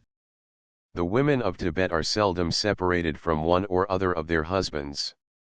When one man goes for some days to take the yaks or sheep to a distant grazing ground, another fills his place in the tent. Occasionally more than one of her legal husbands live together happily under the same tent, but usually not more than one at a time. As I have fully explained in a previous book, in the Forbidden Land, marriages are principally family arrangements, where a girl becomes the wife of several brothers, and, in any case, bachelors are, as a whole, to be greatly congratulated in Tibet. Other minor causes there are which tend to 134 limit population, but which cannot very well be mentioned here. Several diseases of the blood very common decidedly do not improve the race, and possibly all these evils, some natural, some unnatural, may in time bring about the disappearance of the Tibetan race from their lofty and sacred land. An Old Lady and Her Prayer Wheel 135. Contents Chapter 13. Another thing that strikes the traveler in Tibet is the sturdiness of Tibetan ponies, long-haired, short, stumpy little brutes, which possess most marvelous endurance under circumstances which would kill most horses. They live on whatever grass they can find, which is not much at best, short semi-dried blades which take a good deal of looking for before you can see them at all. Tibet ponies have all the qualities of a goat and antelope combined, and I have seen them, with the rider on their back, go up gradients where a human being would have great difficulty to go up on foot. The dogs of Tibet are not quite so attractive, being either vicious to a degree or else stupid, lazy, and uninteresting. The common kind is not unlike our sheepdog, except that the hair is longer, which in some cases gives them a slight appearance of collie dogs. They are generally ill-treated and 136 suffering, and they seem to have no affection for anybody. They possess plenty of intelligence, especially those trained by shepherds, and they are indeed a great help to their masters in driving the flock in the right direction and keeping the sheep together. These sheepdogs are generally made to carry a broad leather collar with an immense brass bell. Tibetan dogs perhaps. Talking of dogs' affection, I might here give some account of a Tibetan dog, a friend of mine that I met on my first expedition into Tibet, while I was being chased all over the country by the Tibetan army. One night, during a storm, we were attacked, and I heard a number of voices around my camp. I only had 2 men left, and we jumped up to defend ourselves. Stones were flung at us with slings, an art at which both Tibetan men and women excel. From their earliest childhood they keep in constant practice at flinging stones, and in daylight they can hit the mark with great accuracy. Shepherds use them constantly, and can pick out any sheep in a flock of hundreds. We kept close to the ground, rifle in hand, a few feet from our tent, to avoid being hit, as evidently they were aiming at it, it being of a lightish color. They struck it several times. With them was a 137 dog barking furiously all the time. Dog and men seemed to be approaching, at least, by the sounds of their voices, for I could not see them. This seemed an appropriate time to fire a shot, which would undoubtedly, as usual, cause a stampede. It did. Only the dog remained, barking and yelping the whole night, but we were otherwise not troubled in any other way, although, of course, we kept watch until sunrise, when all we found were numerous fresh footmarks a few yards from our tent. The dog ran about a good deal, barking and barking, until we prepared our breakfast, when he sat himself down upon his hind quarters and watched the proceedings with keen interest. He seemed very shy, and whenever we tried to get near him he bolted away with his tail between his legs, howling madly as if he had been hit by a stone. Dogs in Tibet are so accustomed to have stones flung at them at every possible opportunity that no doubt in his imagination he fancied he had been hit by a missile each time we raised our hand to caress him. Animals are not unlike people in that way. At last, by offers of tinned meat and the use of the favorite Tibetan term of endearment, 138 chaku, the dog became our friend. He seemed utterly astonished at being caressed, and rubbed himself affectionately against our legs. He took a particular fancy to Manzing, my faithful man who developed leprosy, and from that day the dog followed us everywhere. Manzing, who was suffering considerably, and who took no interest whatever in scientific observations, photography, surveying, etc., had at last a sympathizing friend to whom he could confide his grievances. The two were inseparable, and whenever we stopped Manzing pathetically conversed with the dog, who seemed almost to understand all the coolie was telling him. A Tibetan camp of black tents. It was rather a puzzle to me why this dog followed us so long, for we had so little food that we could but seldom spare him any. He slept near us at night with his head on the lap of one of us, and during the march he showed quite sporting instincts by chasing antelopes and kyang, wild horse, when we encountered herds of hundreds of them. Curiously enough, when we entered a Tibetan encampment he always avoided being seen in our company. It seemed almost as if he realized that we were not welcome guests in the country, and feared the consequences. Possibly 139 he only temporarily left us to see what he could pick up in the way of food, but whenever we came across him in the encampment, he never would show signs of recognition, much less of affection, as was the case when he would rejoin us some miles beyond on the march, when he made ample efforts to re-ingratiate himself. He seemed almost to want to express, "Sorry I had to cut you in the encampment, but I really had to." At last the day came when we were captured, and underwent several kinds of tortures, as I have already described in the Forbidden Land. The dog had vanished, and, to tell the truth, we did not give him much of a thought, as we were somewhat concerned about ourselves.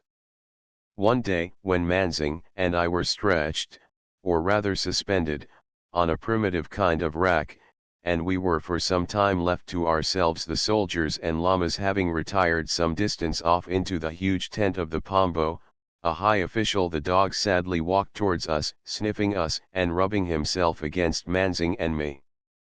He was particularly affectionate to Manzing, whose face he licked several times, then with a pathetic movement of his head as if to express his sorrow, he gave us a parting sad look, turned his back, 140 and walked slowly and sorrowfully away.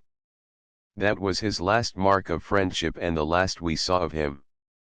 Tibetan encampments have no great interest except for the peculiar shape of the black tents, a pattern of shelter most suitable for the climate of their country.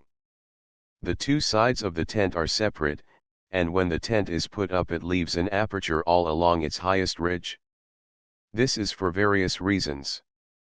First, because the Tibetans light fires inside their tents, and an opening is necessary to let the smoke out, also as a means of ventilation, the cold air not penetrating so quickly as when it comes in at the sides, owing to the warmed atmosphere inside. The black tents are woven of a coarse and waterproof fabric of yak hair. Through the slit at the top generally protrude the props of the matchlocks bundled against one of the tent poles. Every man in Tibet owns one of these weapons, and is considered a soldier in time of war. Interior of a Tibetan tent, showing churn for mixing tea with butter. The inside of a large Tibetan tent is quaint enough when you have reached it by skipping over masses of dirt and refuse which surround its outside. Only, when you peep in, the odor is rather strong of the people, old and young, all since 141 birth innocent of washing, and the smell of badly prepared skins, and stores of shura, cheese. Nor must I forget to mention the wall of yak dung erected right round the tent inside to serve the double purpose of protection against the wind where the tent meets the ground, and of fuel, being gradually demolished to feed the double mud stove erected in the center of the tent. Mud alone is also occasionally used for the inside wall. As you know, dung is practically the only fuel obtainable in the highest parts of Tibet, although occasionally a few low shrubs are to be found. The fuel is constantly collected and conveyed from one camp to the next, when changing in order to find more suitable grazing for the sheep and yaks. The center mud stove is built according to the most practical notions to make it draw properly, and upon it can nearly always be seen one or two large raksangs, brass vessels in which brick tea is being stewed and stirred with a long brass spoon. But the operation of tea making is rather complicated in Tibet. After the leaves have been stewed long enough, the liquid is poured into a dongbo, or cylindrical wooden churn, in which have been deposited several balls of butter with copious 142 sprinkling of salt.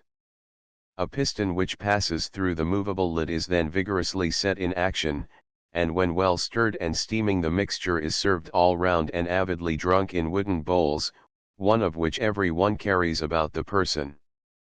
Tsamba, a kind of oatmeal, is frequently mixed with the tea in the bowls, where it is made into a paste with the fingers. A little boy learning to pray. No matter how much non-Tibetan folks may find merriment in the idea of tea being brewed with butter and salt, there is no doubt that for a climate like Tibet it is the drink par excellence. It warms, nourishes, and is easily digested. I very often indulged in the luxury myself, when I could obtain butter, only, my digestion working rather rapidly owing to the amount of roughing we daily endured, I left out the salt so that I should not digest the mixture too quickly. The richer owners of tents generally have a sort of folding shrine, with one or more images of Buddha, which occupies the place of honor in the tent. Numerous brass bowls and ornaments are displayed in front of these images, and also offerings of tsamba and butter. Wicks, burning in butter, are occasionally lighted around and upon the shrine. Decrepit old women seem to 143 spend most of their time revolving their prayer wheels and muttering prayers in front of these altars, and when occasion arises thus teaching little children to do the same. The younger folk, too, are very religious, but not to the fanatical extent of the older ones. It is quite amusing to see little mites. Children are always quaint in every country try to master the art of revolving the prayer wheel. It must be revolved from left to right, to pray in the proper fashion, not that if you revolved it the other way you would necessarily be swearing, only, according to the laws of Tibetan Buddhism, prayers spun in the wrong direction would have no effect and bring no benefit. In a similar way circumambulations, either round hills for pilgrimages, or round a tent, or round a sacred lake, must always follow a similar direction to the revolving of the prayer wheel. In Lhasa and many other sacred places fanatical pilgrims make these circumambulations, sometimes for miles and miles, and for days together, covering the entire distance lying flat upon their bodies, then placing the feet where the head was and stretching themselves full length. Inside temples a central enclosure is provided, round 140 for which these circumambulations are performed, special devotions being offered before Buddha and many of the other gilt or high-colored images which adorn the walls of the temple. As can be seen by the colored plate illustrating one of these scenes, from the ceiling of the temple hang hundreds of long strips, katas, offered by pilgrims to the temple, and becoming so many flying prayers when hung up, for mechanical praying in every way is prominent in Tibet. There is, after all, no reason why praying should not be made easy like everything else. Thus, instead of having to learn by heart long and varied prayers, all you have to do is to stuff the entire prayer book, written on a roll in Tibet, into the prayer wheel, and revolve it while repeating as fast as you can go these 4 words, Om Mani Padme Hum, words of Sanskrit origin and referring to the reincarnation of Buddha from a lotus flower, literally, O God, the gem emerging from the lotus flower. Interior of Tibetan temple worshippers circumambulating the inner enclosure lying flat full length. The temples of Tibet, except in Lhasa itself, are not beautiful in any way. In fact, they are generally very tawdry and dirty. The attention of the pilgrims is directed to a large box, or often a big bowl, where they may deposit whatever 145 offerings they can spare, and it must be said that their religious ideas are so strongly developed that they will dispose of a considerable portion of their money in this fashion. Large monasteries, of red or yellow lamas, are attached to these temples, where proselytes are also educated. These lamas, whatever their color, are very clever in many ways, and have a great hold over the entire country. They are, 90% of them, unscrupulous scamps, depraved in every way, and given to every sort of vice. So are the women lamas. They live and sponge on the credulity and ignorance of the crowds, and it is to maintain this ignorance, upon which their luxurious life depends, that foreign influence of every kind is strictly kept out of the country. Their abnormal powers have been grossly exaggerated. They practice, it is true, hypnotism, but that is all. They can perform no more marvelous feats than any one can do in England who is able to mesmerize. As for the Mahatmas, who, our spiritualistic friends tell us, live in Tibet, they are purely imaginary, and do not exist. The Tibetans have never heard of them nor about their doings. Personally, and I am glad that the few men 146 who know Tibet from personal knowledge and not from political rivalry agree with me, I believe that the intrigues of the Lamas with Russia are absolute nonsense. Tibet, it must be remembered, was not forbidden to Englishmen only, but to everybody from every side, whether native or white. Certain Nepalese and Chinese men, only, having the privilege of entering the country. It was a fight against Western ways in general which the Lamas were carrying on, quite successfully owing to the geographical position of their country, and the natural difficulties of reaching it, and not a fight against one race more than another. The accounts of the Lhasa mission to the Tsar were possibly the best diplomatic practical jokes which have been played upon this credulous country, and the mythical and much feared Dorjef is possibly, at least as far as power is concerned, nothing more than the creation of hysterical Anglo-Indian officials who, everybody knows, seem to see the treacherous hand of Russia in everything.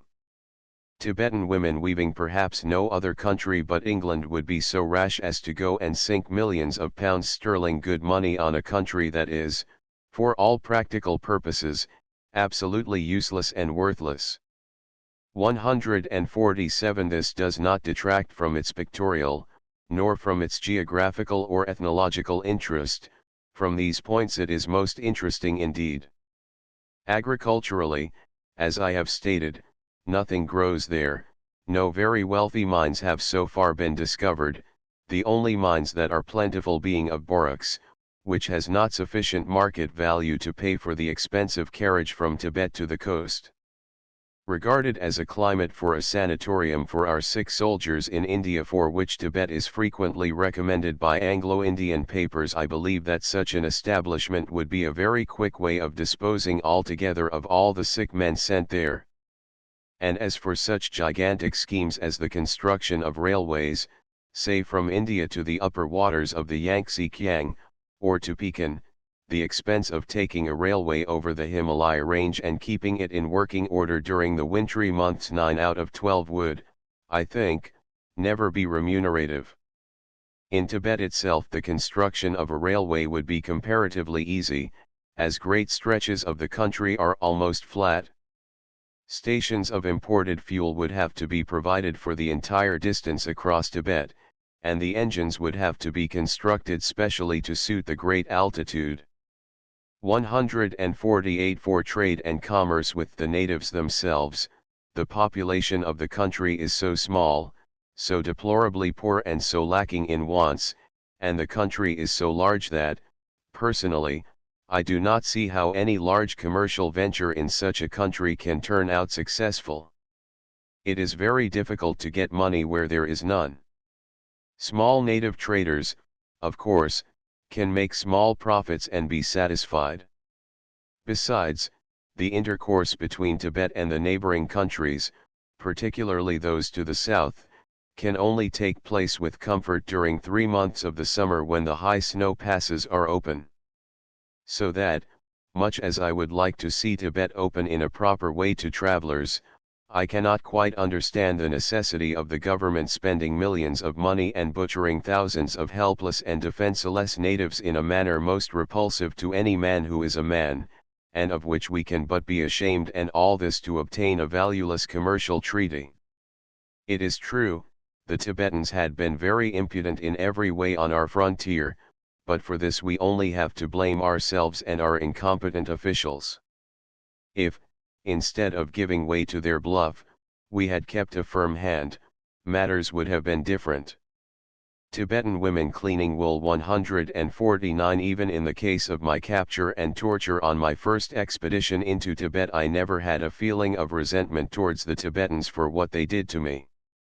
It was very exciting and interesting for me to endeavor to reach their sacred city, but I did so at my own risk and against their repeated warnings and threats, and I got nothing more for it in the end than I expected, in fact, bad as it was, considerably less. Highly amusing as it was to me to give them endless trouble, it was undoubtedly equally enjoyable to them to torture me, when once they succeeded in effecting my capture. Possibly, if I now have any feelings at all towards the Tibetans, it is a feeling of gratitude towards them for sparing my life in the end, which, by the way, they came within an ace of taking as they had promised to do. As a punishment for what they did to me because, after all, my men and I suffered a great deal more than the average man could stand. The government of India practically ceded, as we have said, all the rights to Tibet of an immense district of British territory at the frontier. Can you blame the Tibetans for doing worse if they had a chance? 150. Contents Chapter 14 In heart and soul the Tibetan is a sportsman, but if you look for grace in his movements you will be sorely disappointed. Indeed, more fervour and clumsiness combined are hardly to be paralleled anywhere. Perhaps the Tibetan is seen to advantage on his pony, and some of his feats on the saddle I will here describe. A Lama's standard-bearer horse races are quite a favorite form of amusement, and are run in a sensible manner. Only 2 ponies at a time go round the course, the final race being run between the winners of the 2 best heats. Praying is usually combined, in some form or other, with everything people do in Tibet, and so even races are run round the foot of an isolated hill or around an encampment of tents, for, as you know, circumambulation of any kind, if in the right direction, is equivalent to prayer, and pleases God. Thus, just as with their prayer wheels, a rotatory 151 motion is kept up from left to right, so races are run in the same way from the standpoint of the spectator. A Tibetan race would astonish an English crowd, the means adopted by the well-matched couples being very effective, if somewhat primitive. Such simple devices as seizing one's opponent's reins, or lashing him in the face to keep him back, or pushing or pulling him off his saddle, are considered fair and legal means in order to win the race. The last heat is usually the most exciting, especially for the spectators, for blows with the lash are exchanged in bewildering profusion by both riders taking part in it, their respective ponies sharing unsparingly in the punishment. Occasionally the race becomes a regular hippic wrestling match, when both riders, clinging tightly together, tumble over and roll to the ground. When the ponies are recaptured, the bruised horsemen remount and continue the race as if nothing had happened. The heavy sheepskin coats worn by the Tibetans are some protection when the lash is applied, and the pain inflicted is not always in proportion to the noise made by the blow, but such is not the case when they catch one another across the face.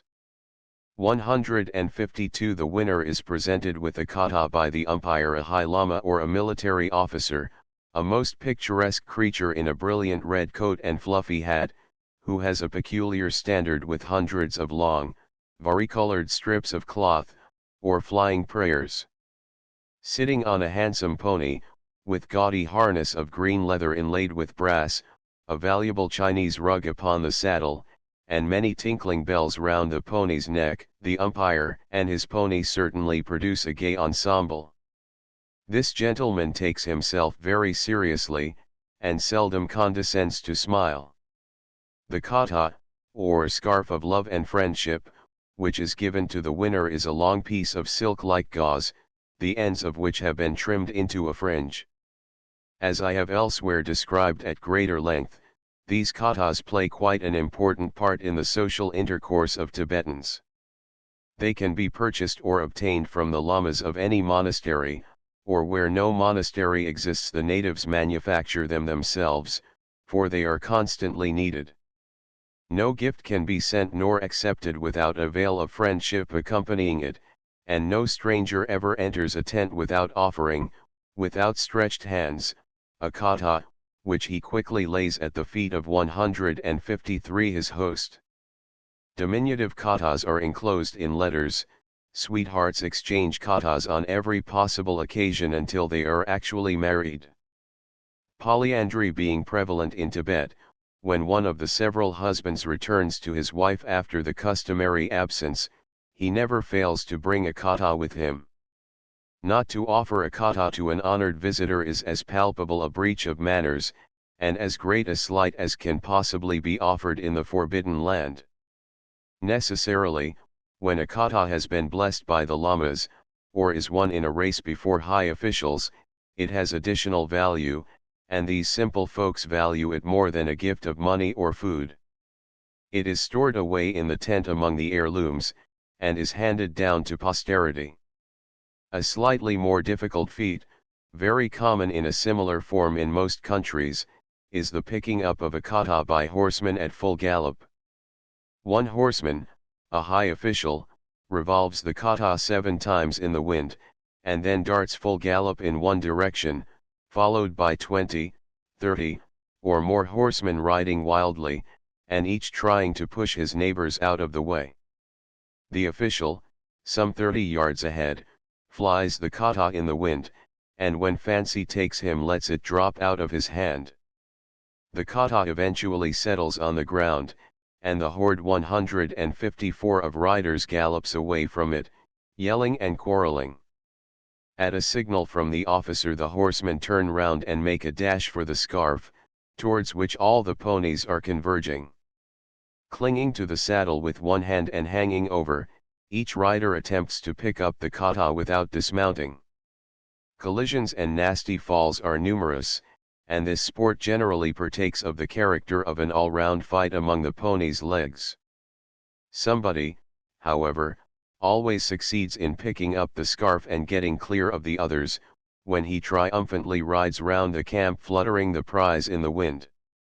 Some of the younger fellows are clever at this sport, and when one rider at a time does the feat, he seldom misses picking up the kata at the first swoop. A race for the kata, an interesting and more difficult feat of horsemanship I witnessed in Tibet, was the loading and firing of a matchlock while at full gallop, a performance which requires a firmer seat on the saddle than appears.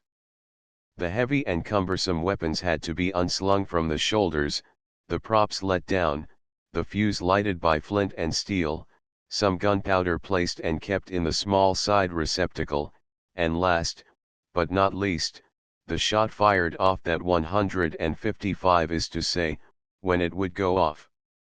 The full use of both hands was required in this exercise, and therefore the horsemen held the reins with their teeth. When firing they lay almost flat on the ponies' backs in order to prevent being thrown by the sudden bucking of the frightened ponies. Another exercise consists in bodily lifting a person on the saddle while the pony is at full gallop. The pedestrian is seized as low near the waist as possible, and the impetus of the pony's flight, not the rider's actual strength, is utilized in raising the person on the saddle. The women seemed particularly interested in this sport, because a practical application of this exercise is used by enterprising lads of Tibet to overcome the scruples of reluctant maids who do not reciprocate their love. At a suitable opportunity the doomed young lady is abducted bodily in that fashion, and conveyed in all haste to the suitor's tent, with the honorable intention, of course, of making her his happy bride. Women are scarce in Tibet, and actual raiding parties, I was told, occasionally take place against neighboring tribes in order to obtain a fresh supply of wives. Taking things all round, there are few men and 156 women in Tibet who cannot ride well, yet there are few who can claim exceptional skill in that line. The Tibetan generally values his bones too much to indulge in fancy tricks upon his pony. Some young fellow, more ambitious than others, will master the art of standing erect upon the saddle while going full speed, his feet being inserted into the stirrups, which have for the purpose been shortened as high as they could go. By pressing with his ankles against the saddle he manages to maintain his balance, in the familiar way of the Cossacks and tribes of Central Asia, who all excel in this game. Tibetan saddles, as you know, are in appearance not unlike a cross between a Cossack saddle and a rude Mexican saddle, and as good as neither, but quite suited to the country where they are used. Men and women ride astride, with exceptionally short stirrups, so that the leg is bent at the knee at a right or even an acute angle. In order to maintain one's equilibrium when riding fast, some additional stability is obtained by stretching out the arms sideways. Tibetan soldier at target practice. Taking all things into consideration, there is no doubt that in a rugged, mountainous country like Tibet, and for a Tibetan, his is the most practical 157 and useful type of saddle, and his fashion of riding the most sensible, evidently the outcome of practical experience.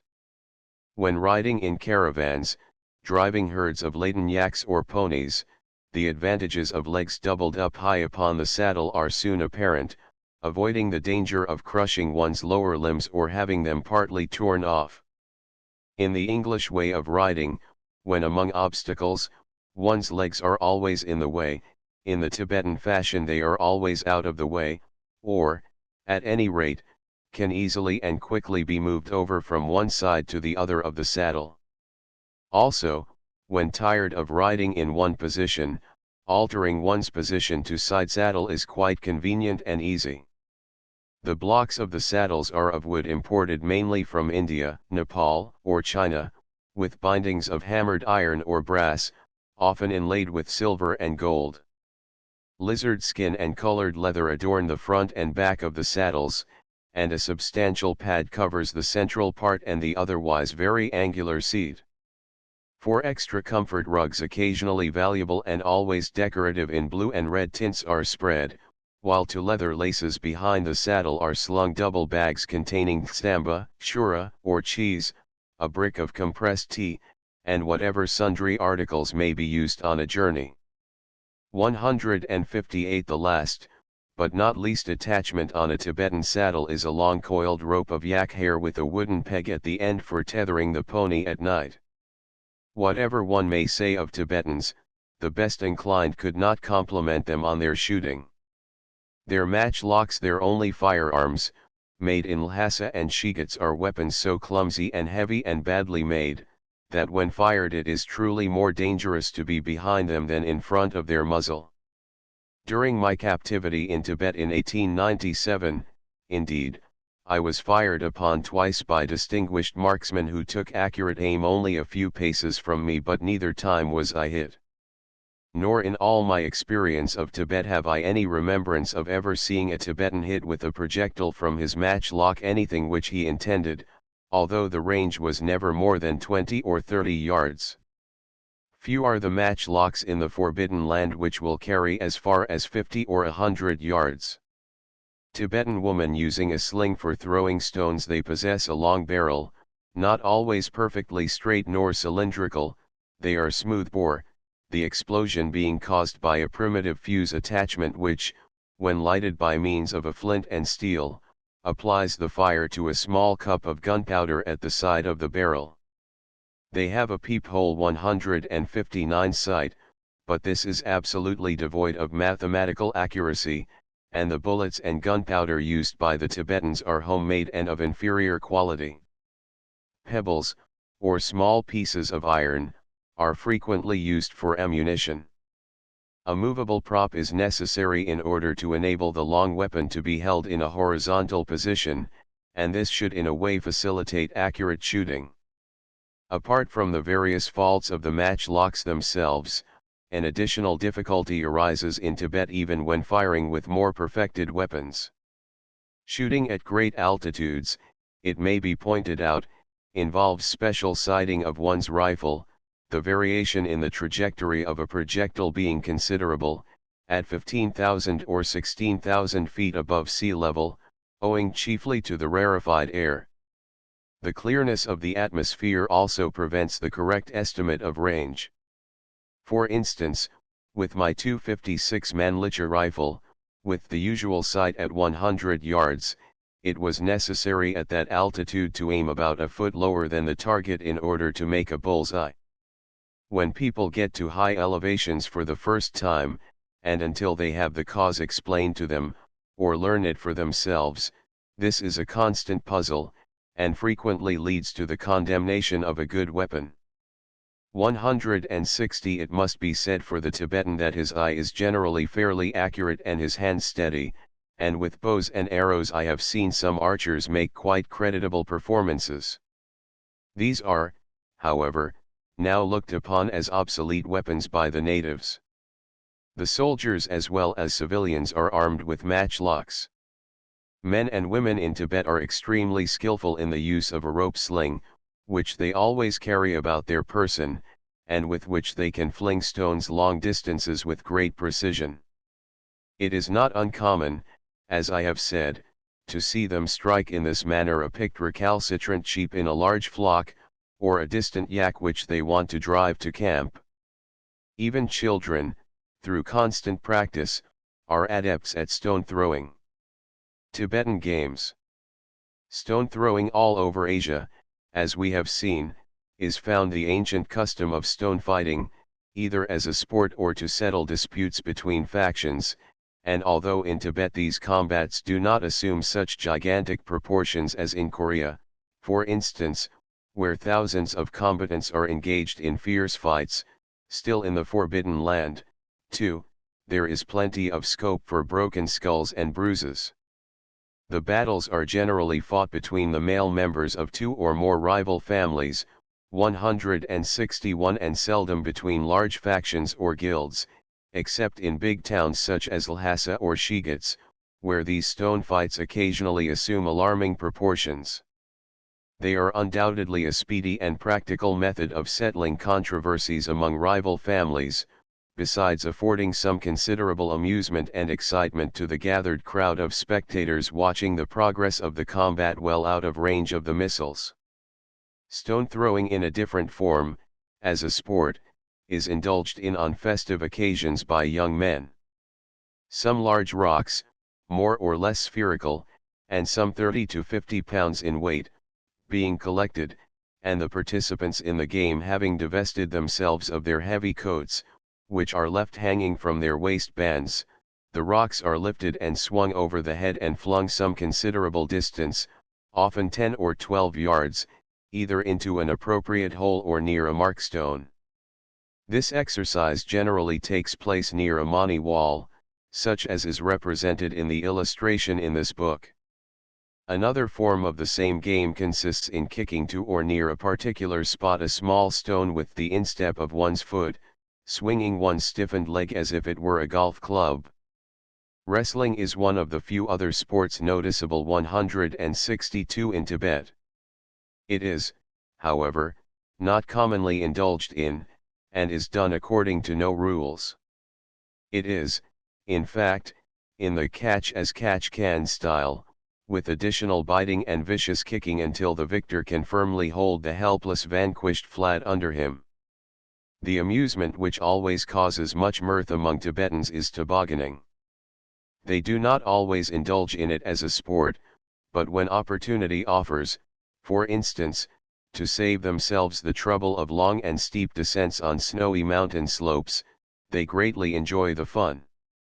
I have seen Tibetans slide on their backs at a terrific pace for 100 or 200 yards down precipitous inclines, laughing and yelling, with their heavy sheepskin coats collected in front, and their legs up in the air except when required for steering purposes. Tobogganing made easy with the exception of the above, I do not recollect seeing any other national sport, nor, as a matter of fact, do Tibetans indulge much in sports of any kind, partly owing to the great altitudes which they inhabit, where violent exercise leads to considerable personal discomfort and suffering, partly because of a somewhat depressed nature. Although not always devoid of considerable humor, 163 The Tibetan can seldom be roused from his normal sulkiness and made to put forth superfluous exertion either for his own delectation or that of others. Also, the nomadic existence which he leads from one end of the year to the other, is full of ever-present wild excitements and surprises. He often travels over snowy passes several thousand feet higher than the highest mountains of Europe, where precipices and avalanches and landslides or falling rocks are of daily occurrence, and any devised sport becomes in comparison rather tame and uninteresting. Naturally, there is no such thing in Tibet as training to be an athlete, nor are the few sports and games specially taught to the children. They are merely picked up from one generation to the other by imitation. The Tibetan is extremely hardy and wiry. Amusements which are the result of prosperity and happiness are not plentiful in Tibet. Playing cards and dice and a primitive sort of chess, and one or two more elaborate games imported from China and Nepal, are occasionally to be seen, but perhaps the most interesting to us is their dancing, notably their war dances, curious in people so little martial. With a sword in one 164 hand and a kata in the other, and with the knees bent, the dancers keep time to the beating of a double drum and the clapping of hands from the spectators. They attempt some more or less clumsy revolutions on their heels, but the movements of their arms are quite graceful. Alternately each bent arm is raised in front of the head, while the other is held far back, and they manage to give a pretty semi-rotary twist to both forearms and hands when they have reached the highest and lowest points respectively. As the dancers and musicians get excited, the movements of the arms and legs are greatly accelerated, and some of the best dancers can move their limbs so quickly that on looking at them one's eyes get confused to such an extent that only a shapeless moving mass is distinguishable. Owing to the rarefied air, they cannot, however, keep this up very long, and, panting, their lungs in convulsion and eyes bulging out of their sockets, they abruptly end the dance with a suggestive and humorous, often too humorous posture, or else with a leap in the air, doubling up the body and resting the head upon the knees before the feet touch the ground again. Tibetan dance with sword and kata, veil of friendship, the most appreciated dancing, from a Tibetan 165 point of view, is when the performer can continue his evolutions, bringing his legs forward alternately with knees bent low and almost touching the ground. In a way, this dance is not unlike Russian peasant dancing. The best dancers give solo performances, while the rest join in a circle round and round them until they get tired out and dizzy.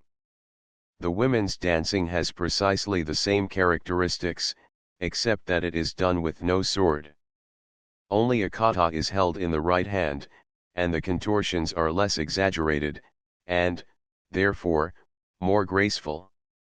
The abrupt end also is done away with, together with odd posturing. The women, whenever I saw them dance, usually danced singly to the accompaniment of softer and more sentimental music than was the case with the men. They added sad, melodious chanting to their movements, weird and wild to a degree, yet full of expression and quite pleasing to the ear. 166. Contents Chapter 15 The Tibetan in his normal life is occasionally an amusing being, full of coarse humor, and with a bounce which carries him through his existence. When alone, he is quiet in his manner, and will spend his leisure hours spinning wool or in some other such feminine occupation, while his women folk do all the hard work about the tent. As will be seen by the illustrations in this book, both Tibetan men and women look clumsy and heavy. Anatomically, they are well built, small but wiry, and rather thickly set, but very seldom with any great abundance of flesh and fat, except the lamas, who lead a lascivious and lazy life. A typical Tibetan clothing is mostly responsible for the funny appearance they present, men wearing sometimes 3 or 4 coats, skin or woolen, one on the top of the other. The sash or belt, which is intended to be at the waist, is usually considerably 167 lower down owing to the weight of the variety of articles the wearer constantly carries stored away round the waist in his outer coat: wooden bowls, balls of butter, bags of tsamba, a bundle of wool for spinning with the distaff, the prayer wheel, and a quantity of rags which bulge out at the waist all round his body and drag down his coat. This often gives them the appearance of being quite short-legged, though, of course, they are not really. Men and women wear picturesque, most comfortable and practical long boots, the legging being usually red or white, the thick solace of rope well protecting the foot all round. These boots are largely manufactured in Lhasa and Shigatse, but people also manufacture them themselves. Officials wear leather boots of the Chinese type, with thick wooden or leather solace with a few huge iron nails underneath and a curled-up toe. Among the colored illustrations will be found paintings of Tibetan women from babyhood, in an ample and striking robe of white and blue checks, at the age of 12, with shaggy hair hanging down the back and shoulders and a sufficient collection of ornaments round the neck, an older dame, of middle class and age, in her everyday costume, with 168 a sash enveloping nearly one-third of her body, then a lady of rank and beauty, fully decorated with amber necklace, gold and malachite brooch, elaborate earrings, and a much adorned aureole upon the head. She sits modestly on bags of borax, and displays feet of some considerable size. Well, that is the fault of the ample and padded boots which she wears, and not a fault of the foot inside, not small, mind you, but generally well formed, nor of the painter who depicted the scene. Next we have a religious lady praying before a tent shrine, turning her back to us and displaying in its full glory her chukti, that is to say, 3 broad bands of 3 sections each alternately blue and red. These bands of heavy cloth reach from the shoulder to the feet, and they are ornamented with coral or malachite beads, silver coins and bells, and at the lower end a row of little brass or silver bells is generally attached. Nearly all the money earned by the woman, and frequently that of the husband, is sewn onto the chukti, so that the family fortune, when this fortune exists, hangs down women's backs to a number of neat little tresses of the woman's hair to which it is attached. When the chukti is worn, the hair is parted in the middle and plastered down with melted butter. 169. Last, but not least, you will find the portrait of a Tibetan old lady, who somewhat resented being sketched and had not her sweetest smile upon her face. Rather bony and toothless, with a wrinkled skin which would put to shame a crocodile, one leg stretched out because she had a rheumatic pain and could not bend it. She used quite bad language when I quickly portrayed her. She predicted and wished misfortunes of all kinds which should descend upon me. Perhaps you will notice, in most of the illustrations representing Tibetans, that the people depicted in them have their eyes half closed. This is one of the most characteristic points about a Tibetan face, especially when out of doors and conversing. First of all, as you know, the Mongolian eye is elongated between heavy lids, and does not afford an extensive view of the iris at any time. Then, owing to the intensely brilliant light, the severe and constant winds, and plentiful snow, the natives get into the habit of accentuating the squeezing of the eye aperture for protection. This causes crow's feet to appear on men and women at an early age, and a much corrugated forehead and brow. I had occasion on this journey to pay a visit to 170 a quaint tribe of Tibetans calling themselves the Kampar, or people from Kam, Tibet. They possessed extraordinary features, from intermarriage with some tribe of Nepal, I should think intensely cruel faces in many instances, others quite refined, especially those of the better class. The young man whose portrait I give, very girlish looking, with an elaborate hat ornamented with gold embroidery, was the son of the chief, and quite a nice-looking boy, with suave manners and a humble voice. He had long hair in waves upon his shoulders, and a short pigtail behind. But some of the older men, such as the one I portrayed, had brutal faces, and their manner was somewhat coarse, sulky, and blunt. They possessed highly developed cheekbones, slits of eyes, and prominent drooping lips. The nose, however, was more developed than on other Tibetans. Woman and child praying before a shrine inside a tent, these people, like most other Tibetans, practice a form of cannibalism which is not at all uncommon in Tibet, especially in their funeral ceremonies. The lamas, as is well known, often drink human blood out of bowls made of human skulls. This tribe, a nomad one, was, among other employments, given to a certain amount of brigandage, 171 and, in fact, among them I found a well-known brigand, a long-lost friend of mine whose portrait I also give in these pages. He possessed quite a striking-looking head, with a good deal of determination upon his features, a fierce mustache, and masses of curly hair trimmed straight at the height of the shoulders.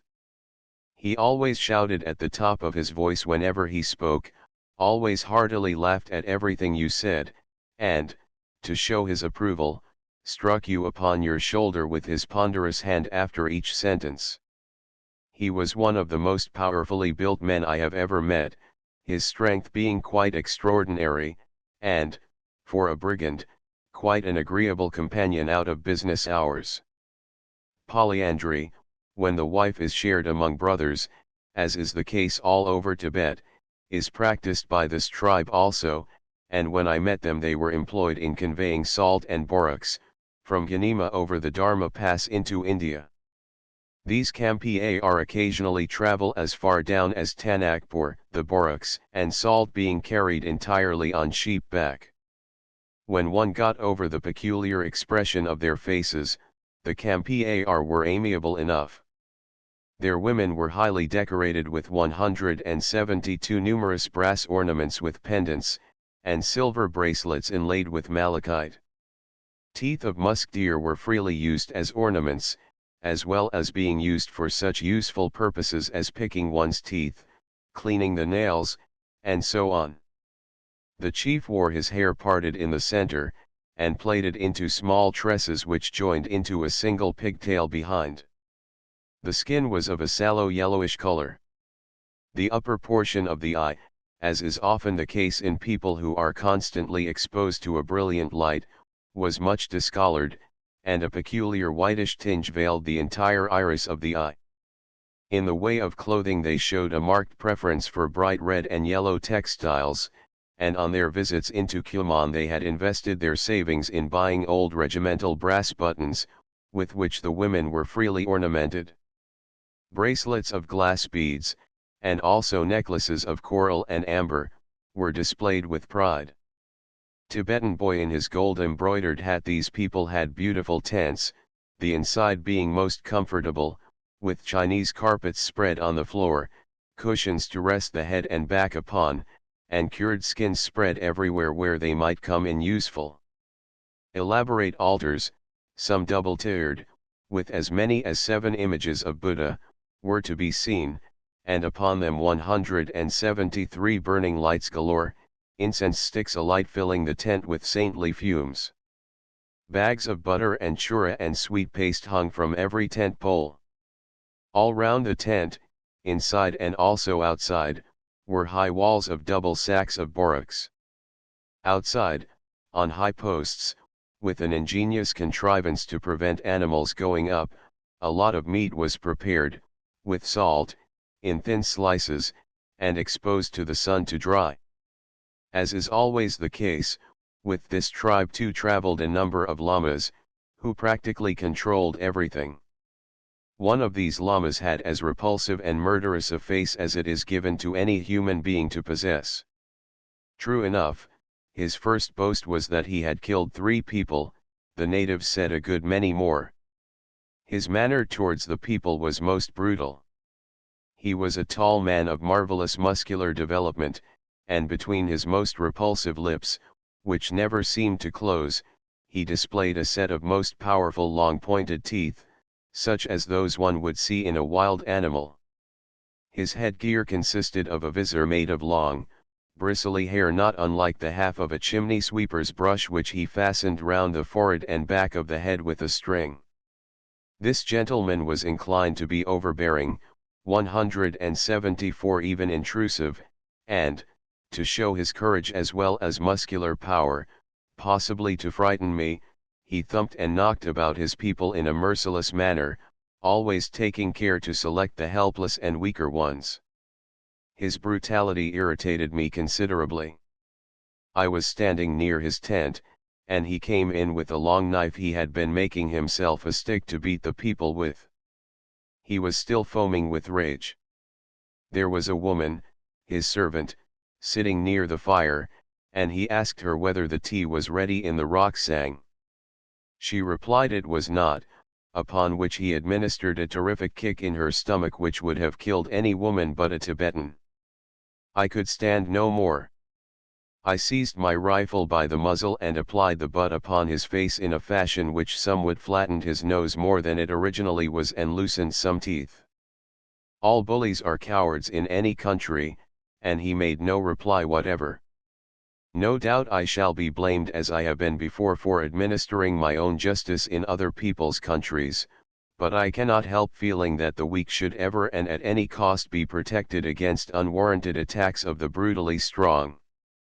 A brigand. Another similar, but more comical, incident 175. One of many occurred another day, when a shapeless figure, almost bent over in two and walking unsteadily upon his feet, approached my camp.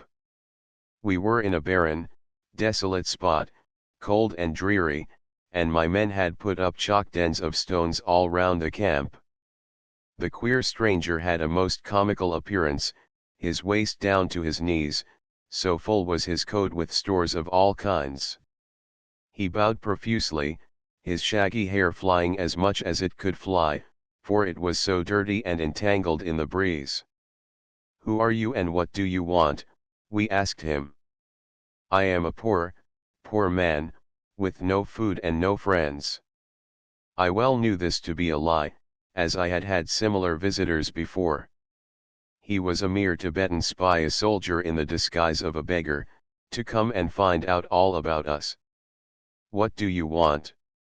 "I am hungry and have pains in my inside for lack of food." I ordered my cook to give him plentiful meat and rice and some sweet paste. A little of it he ate, the rest he stored away in his coat, wrapped up in dirty rags. 176. Is there anything else you want?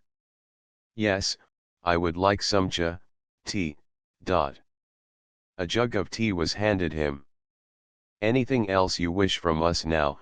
we inquired of the Tibetan, who, while pretending to sip the tea, was counting the number of my men, was trying to see how many rifles we had, and was taking in everything all round with his ferreting eyes.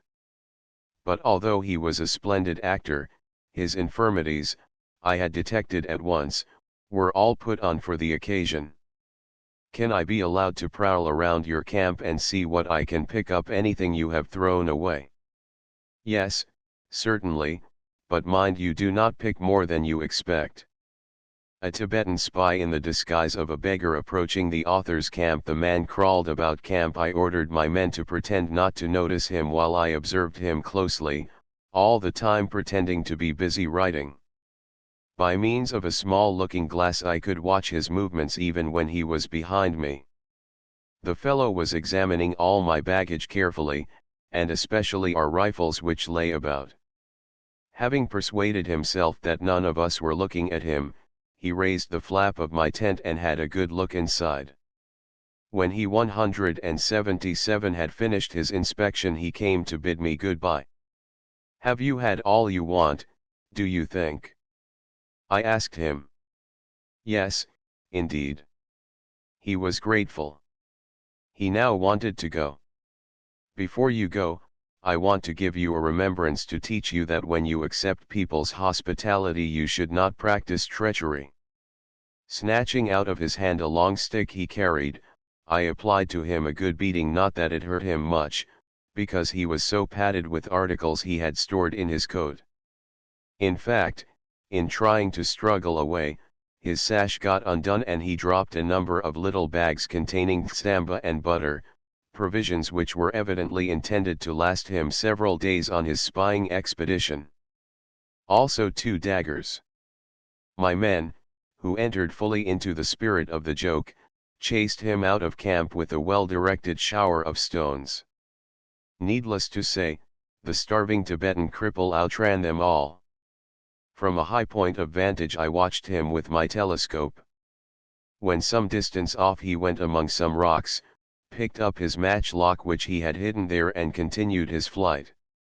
178. Contents Chapter 16. As you know, the Tibetans when saluting put out the tongue to its full extent. If they are wearing a cap, it is removed and placed upon the ground in sign of respect, especially if the person saluted is of high social standing. The hands, joined with the thumbs together and raised, are waved up and down in front of the forehead. There is a code of social etiquette among Tibetans, even of the most degraded tribes. For instance, it is not customary to enter a tent without first announcing one's presence and demanding admittance. Also, no Tibetan traveler, except government messengers, will enter an encampment after dark unless he has warned the inhabitants beforehand. Chuksal, the Tibetan salutation consists in putting out the tongue to its full length. It must not be argued that because the officials of Tibet, the lamas particularly, show intense cruelty, especially to foreigners, everybody in 179 Tibet is cruel. On the contrary, there are many folks in Tibet who possess generous hearts. The people are charitable to a degree, even the poorest sharing what little they have with strangers poorer than themselves. During my captivity in Tibet, on my first expedition, on many occasions individual Tibetans showed sympathy and consideration, when, had it been discovered, it would have cost them their heads. So that, after all, not all Tibetans are bad. If anything, barring the lamas, the people are rather good-natured and easygoing, easily led and influenced if taken the right way. Tibetan men are not fighting men, and are, perhaps, the most contemptible cowards in face of danger. Curiously enough, it is not fear of death which makes them pusillanimous, but apparently the notion of getting hurt and the absolute lack of resolution.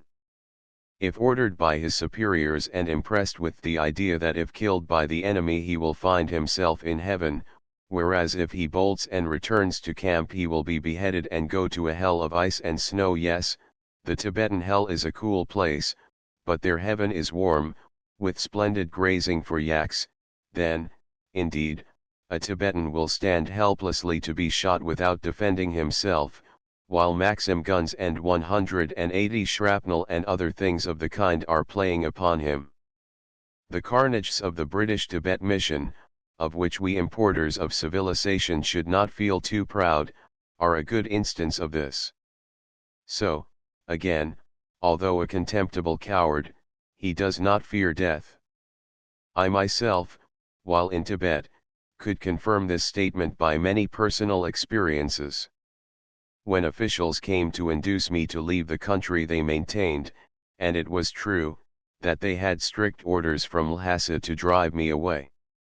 If they returned unsuccessful from their mission, they would, they declared, be beheaded.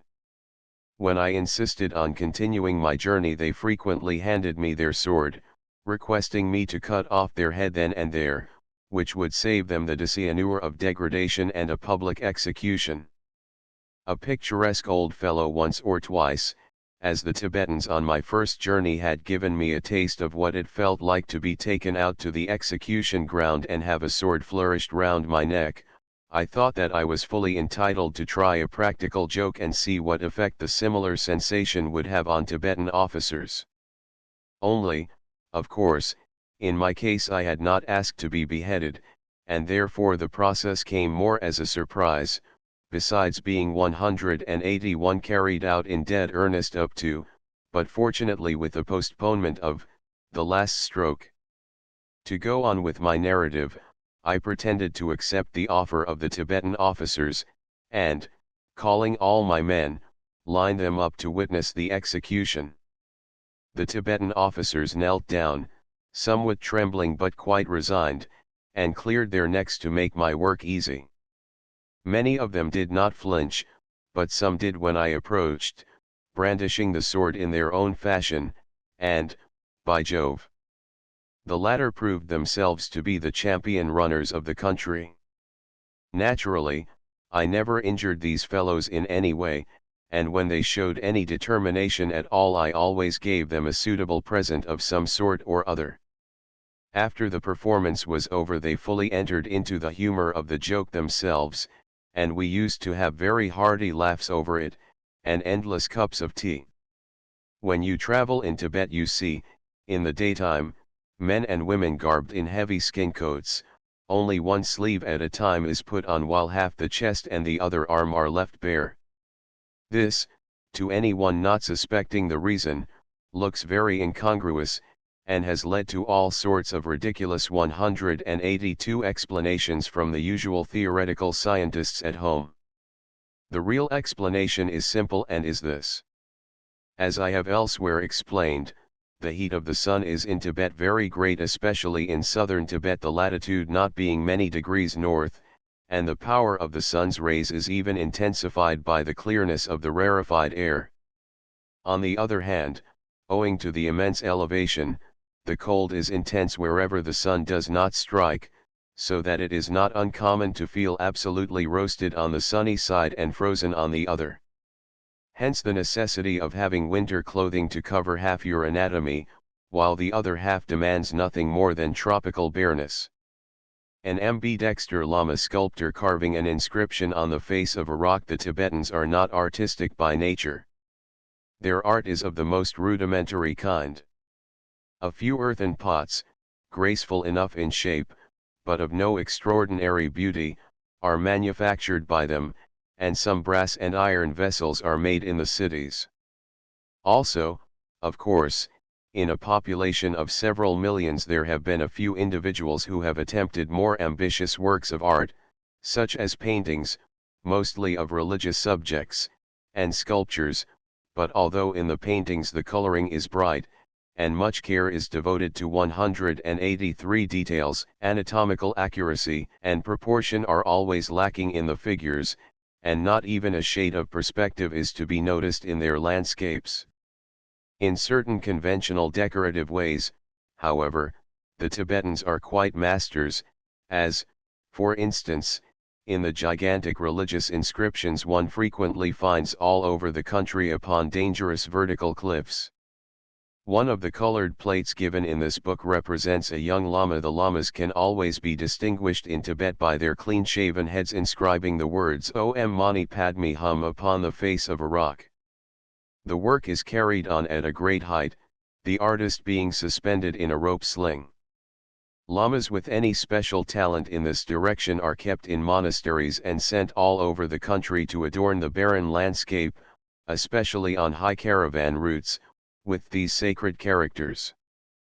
Perhaps, when Tibet has been fully open to foreign civilization, these talents will find a more remunerative occupation in substituting for the sacred words advertisements of fancy soaps and hair restorers. These sculptors, and, in fact, most of the cleverer Tibetans, are practically ambidexter, being able to use either hand, especially in works which require no great delicacy of touch. As can 184 be seen in the illustration, the young lama is using the hammer with his left hand. The cloth made by Tibetans is of great strength, especially fabrics of yak hair, but seldom of a handsome design. Very irregular designs are occasionally attempted, but usually the Tibetan woman is wise enough never to depart from the striped pattern. Tibetan fabrics are generally woven too narrow for any practical use in European countries. 185. Contents Chapter 17. Perhaps some of the experiences we had on our trip across country may interest the reader.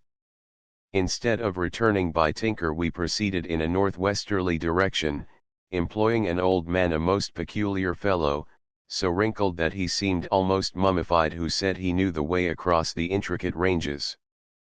When we had nearly reached the summit of the range, we came in for a very bad storm, a regular blizzard, and it delayed us for some hours. My guide, as is usual with guides, lost his head, and, what was worse, also his way. We could not remain where we were, and we could not see where we were going. I took matters into my own hands, and, by compass, tried to find my way to where I supposed the place was, but we experienced great difficulty in getting along, owing to the snow being driven with great force into our faces and obscuring the 186 view a few yards away from us. I found the pass right enough, the blizzard abating for a few moments, and we sank in soft snow up to our knees, which made marching very heavy.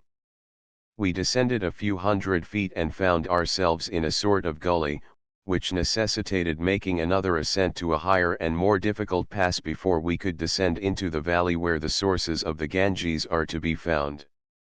A weird old man of Nw Nepal night was coming on fast. My men were in a pitiable condition from fatigue and cold, and the wind blew the ground snow frozen into grains like sand in regular whirlwinds round us, which pretty well blinded us. I was ahead of my party with 2 men, struggling up the steep incline, when some of those in the rear shouted that 3 of my men had remained behind and were missing. They were no longer answering the signals we constantly made in order not to lose one another. This necessitated a long delay and a search being made for them. One of the pictures in this book shows us shouting to them in order to find their whereabouts, but we shouted ourselves hoarse and got no answer. I detailed 2 of my best men to go back to find them, and provided them with extra blankets, as they would very likely spend 187 the night up there and not catch us up till the next day. I also left the mummified guide with them. We went on and eventually got over the higher and more difficult pass before it got too dark, the wind blowing so hard that we had at times great difficulty in proceeding against it. The descent was most dangerous, the snow was treacherous, and when we got lower down we got among a lot of loose boulders and dangerous sheets of ice, which gave us no end of trouble. We were benighted, and it got so dark that we did not see where we were putting our feet, which, half frozen as they were, constantly got jammed and knocked and bruised. Some of the rounder boulders frequently rolled under us as we trod on them, and caused us very nasty falls. At each step we unavoidably started a regular landslip of rocks and debris, rolling down the steep mountainside, the fracas of which, with the howling of the wind, made quite a diabolical noise. The lower we got, the warmer it became, and, of course, the snow lessened and eventually disappeared. We traveled for a long distance along the bed of a river, and, farther on, upon what seemed the ancient bed of a lake, an immense, flat stretch of gravel. 188 having got among some big boulders, which necessitated a lot of fatiguing work on all fours, one of my men, in trying to help me to get down a big rock, slipped, and dragged me with him, a jump of some 15 feet. As I fell on my back, I was considerably shaken, while my man injured his arm rather badly. A little later, having reached the camping ground of Dongan, we halted and pitched our tents at 4 o'clock in the morning. It was not till late in the day that the missing men and those sent to their relief arrived in a pitiable condition. They had been compelled to abandon 2 loads. One man was badly frostbitten, another taken with such violent cramps and pains in his inside that I had grave fears for his recovery. He had to be carried, which involved a terrible tax on my other men, who were all much worn and footsore. Our march the previous day had been over 22 miles. Dongan was only 14,100 feet above sea level, and we felt comparatively comfortable and warm. We had 3 high peaks to 80 degrees, 100 degrees, 125 degrees bm, and to the northwest was the Lipolek, 16,780 feet. Over a pass in a coming storm I revisited the source of the Ganges, a pretty 189 little spot where a limpid spring gurgles out from under a big boulder, and forms a crystal-like pool adorned with chalk dens. This water is deliciously cool, and very nearly caused the death of 3 of my Hindu men. They drank copiously while soaked in perspiration, and washed themselves prior to eating their food. They were seized with a colic accompanied by high fever, and they groaned in their contortions upon the ground. We applied massage freely and violent rubbing, which, with an additional quick cure of my own, is very successful on such occasions, and eventually after some hours they were able to continue, although still suffering. Partly owing to the strain being over, partly owing to the intense sufferings of the previous day, and the excessive eating to celebrate the temporary end of our troubles, 3 more men were taken very ill on our way up the Kuti Valley, and I had to send them down into Garbyang. I was now again in Bias, a portion of the country practically ceded that year by the British government to Tibet.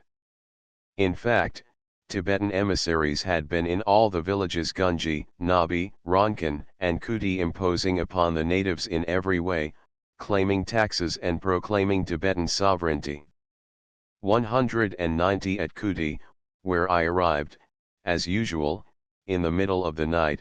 Owing to the long marches we did daily, I had the surprise and pleasure of meeting Natalie again, one of the strongest-willed, noblest-minded, pluckiest, and sweetest little ladies I have ever met. She was a Kushal Shoka, and as pretty as they make them. Her grace of manner, her inconceivable thoughtfulness and absolute purity of thought were enough to put to shame many a woman of more civilized countries. Being a lady of wealth, for Ashoka, for her husband was one of the big traders of the district, she owned the finest house in Kuti. She would not hear of our remaining under canvas, and insisted on evacuating the house to let us occupy it. Not only that, but the poor thing sat up half the night to prepare sweets and all sorts of luxuries for our benefit, and I had a great struggle the next day. Even the sweetest woman can be obstinate to make her accept a sufficient remuneration for her trouble. Calling 2 followers lost in the storm, both Tibetan emissaries and men from the British political agent were hiding in the village in order to attempt wrecking my expedition and stirring the natives up against me. In fact, the people were most turbulent in the morning, and I 191 thought we should come in for a good fight. We had to knock about some of the villagers, who seemed morose and inclined to give trouble, and at one moment it looked as if a general battle might result. Stones were thrown at us, and we thought we had better disperse the crowd before it got too formidable. While my men pounded away on some of the more excited folks and drove them back, Natalie stood by me and gave her rebellious countrymen such sonorous cracks on the head with a heavy stick, heavens! Was she not quick with her hands, that I had to sit down on a stone, in convulsions of laughter. Then she even persuaded a number of Kushals to enter my employ and accompany me. Others who refused to come she called cowards, spat upon them, and again gave them a taste of the stick. I liked her very much for that. A relative of hers, whom she particularly warned to be faithful to me, proved himself one of the most hard-working and devoted followers I have ever had. I well remember her, the day we left.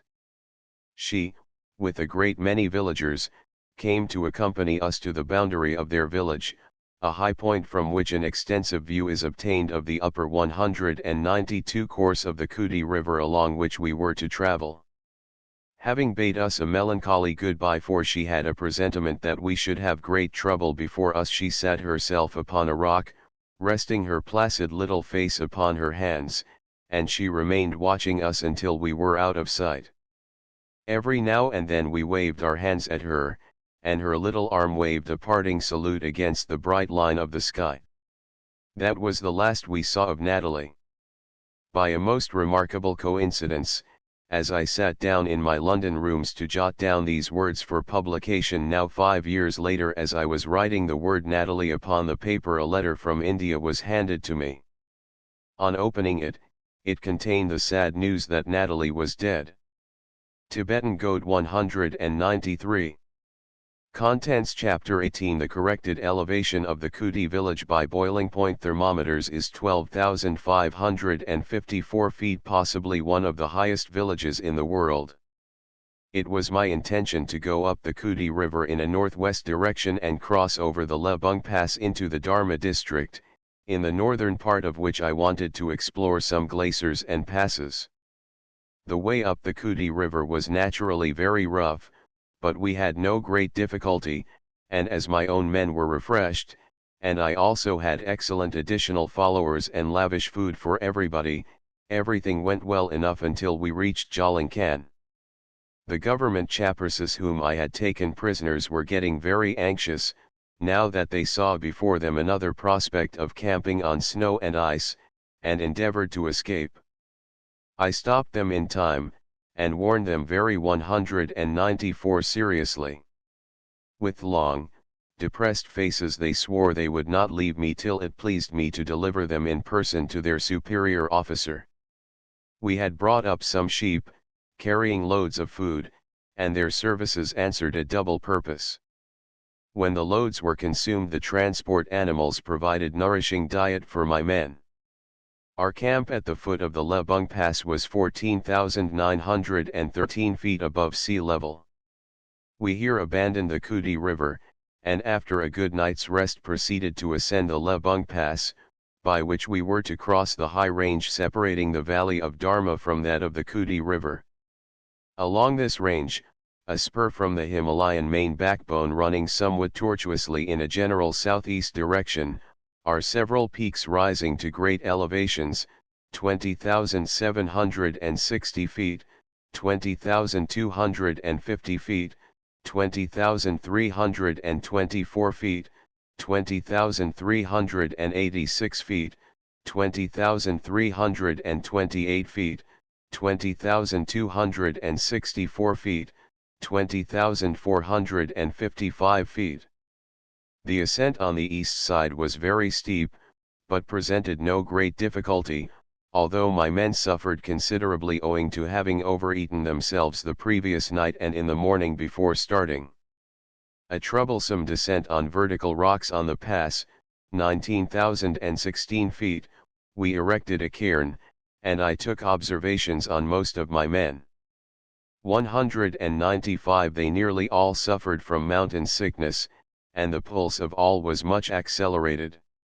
The highest registered 126, 118, 134, 108 pulsations. The average pulsations of these men at the altitude where they lived was from 66 to 90. The usual symptoms were present, a very warm forehead, pains and vigorous thumping at the temples, pressure and aches in the top and back of head. Curiously enough, when the pain in the temples was only on one side, it was generally on the right side of the head. Occasionally this pain extended all along the posterior fissure of the cranium. Heart throbbing as well as thumping in the center of the chest were general, and great sleepiness and exhaustion prevailed among them. The pupils of the eyes were abnormally contracted, almost to the size of the point of a pin. When we had rested sufficiently, we found ourselves confronted with rather a trying task. On the other side of the pass of rotten rock, several hundred feet in height, not unlike what we had met on the Savage Pass, was a precipitous wall, requiring somewhat of a steady head and endless labor in getting over. Perhaps a glance at the illustration depicting the scene will give a better idea of the situation than a long description. 196 my men can be seen conveying down the baggage, a most tedious and long performance, each package being passed down from one man to another stationed at intervals along the vertical rock. As the distance was considerable and the men few, each man had to undergo considerable exertion and a lot of climbing up and down to collect from the man above and deliver each load to his neighbor below. So that to go those few hundred yards took us several hours. The sheep accompanying us, too, had to be carried down one by one, and in some places let down by means of rope slings. We had passed a small glacier on the east watershed of the pass, and now we had below us to the southwest the great Lebung Glacier, feeding the Dholai Gunga by 2 or 3 streamlets. We skirted it to the north on a lot of debris. The main portion had a general direction from northeast to southwest, then an arm extended due west. In the latter portion of the glacier were big cracks in the ice, while to the northwest was an immense dune of ice, mud, and debris, forming a line from 30 degrees to 231 degrees. From this point of observation the Lebung Pass stood at 210 degrees bm. There were fine terraces in this glacier, supported on a high wall of 197 ice and mud. To the southeast could be seen one of the high snowy peaks towering over the Rama Glacier to the south of the Lebung. The Dharma Valley, in which we now found ourselves, takes its name from the Dharma Yangtze, a river which has its birth at the foot of the Lumpy Ya Pass, and is further fed by the tributary streams from glaciers on either side. The Dharma Pargana was of some interest to me, as one of the minor routes into Tibet was along this river. Dharma proper was divided into two divisions, the Mala and the Tala, or Upper and Lower, Dharma. The Mala Dharma is that portion which comprises the Lasar River and the Dholai Gunga, whereas the Tala Dharma, as its name suggests, lies nearer to the point at which the Dholai Gunga meets the Kali River. The Dharmashikas, a tribe somewhat differing from the Shikas of Bias and Shitas, carry on the entire trade with Tibet by the Dharma route. Gyanima is the main center, and the commodities are chiefly borax, salt, wool, skins, cloth, and utensils, in exchange for which the Tibetans receive silver, wheat, rice, sattu, gur, candied sugar, pepper, beads of all kinds, and a few articles of Indian manufacture. 198 It was getting towards the end of September when I was in this region, and the weather was very cold and stormy. We had plenty of snow every night and the winds were cutting. It was a great temptation, I must confess, when we reached the Dholai River, to turn towards the south, which would bring us to lower elevations and therefore to warmth and comfort, but my work was not finished, and we had again to go towards the north, NNW, to be strictly accurate, for I wished to solve certain geographical problems and visit some passes into the forbidden land which I had not yet ascended. A phantom lion of gigantic proportions. We camped that night at a dreary spot called Gonkan, 12,295 feet, where we expected to find some traders, this being one of their temporary stations, but did not. So we fared rather badly. We could find no fuel, and the supply which they generally bring up with them was quite exhausted. All the trading with Tibet was now over from this side, and everybody had retired southward. 2 stray sheep, one dead, the other still alive but with broken legs, were lying near the wall which marked the favorite spot for a camping ground. We passed a very chilly night, and the next day when we woke snow was falling heavily. My 199 men seemed to be suffering greatly, and I decided to ask for 2 volunteers to accompany me and carry my instruments to the glaciers northwards, the remainder of the expedition proceeding one march southward, to a place where fuel could be obtained, and awaiting our return there. We 3 started off in a fierce wind at 6 o'clock in the morning, and passed 3 small glaciers to the east, the Sudi, Pungrung, and Mangti. To the west were 5 other smaller glaciers. We had gradually risen to 15,000 feet, and farther on, at the foot of the Nui Glacier, at the spot known as the Nui encamping ground, the altitude was 16,950 feet. It was at this place that, in the mist and snow, we saw the immense image of what seemed a conventional crouching lion sculptured in the rock. On approaching it, however, the illusion was explained. The main body, as I have already explained, was merely a gigantic boulder, while the extended paws and tail were mani walls with end chalk dens built away from the rock. From a certain point of view it looked exactly like a lion. This being the last camp before traders attempt the high pass, many chalk dens of all sizes are to be seen all over the valley and on the hillside. 200 of the peculiarities of these chalk dens is that they are as much as possible built with white or light-colored stones. The wind had got much worse as we got higher, and the effort of walking was considerable. We had gone some 11 miles, and my two men were so exhausted they were unable to continue. They dragged along uncomplainingly, but I could see that they were on the verge of breaking down. At the foot of the Nui we had some food, and having laden myself with all the necessary instruments and cameras, quite a considerable weight, left my two men to await my return, while I went alone to survey the Nui Glacier and climb the high pass. Once alone, I proceeded at a greater speed, but the ground was much broken by huge boulders, and to cover a short distance involved a lot of labor. About 1.5 miles from where I had left my men I came in for an experience which I did not quite expect at that moment, although, fortunately, I was prepared for any emergency. The Tibetans had had time to prepare a great many snares for me, and to send soldiers to all the passes, and what they could not do by facing me 201 direct they attempted as usual to accomplish by treachery. Much to my astonishment, in this desolate region, I came upon a Tibetan comfortably seated upon the ground, upon which he had spread several coats.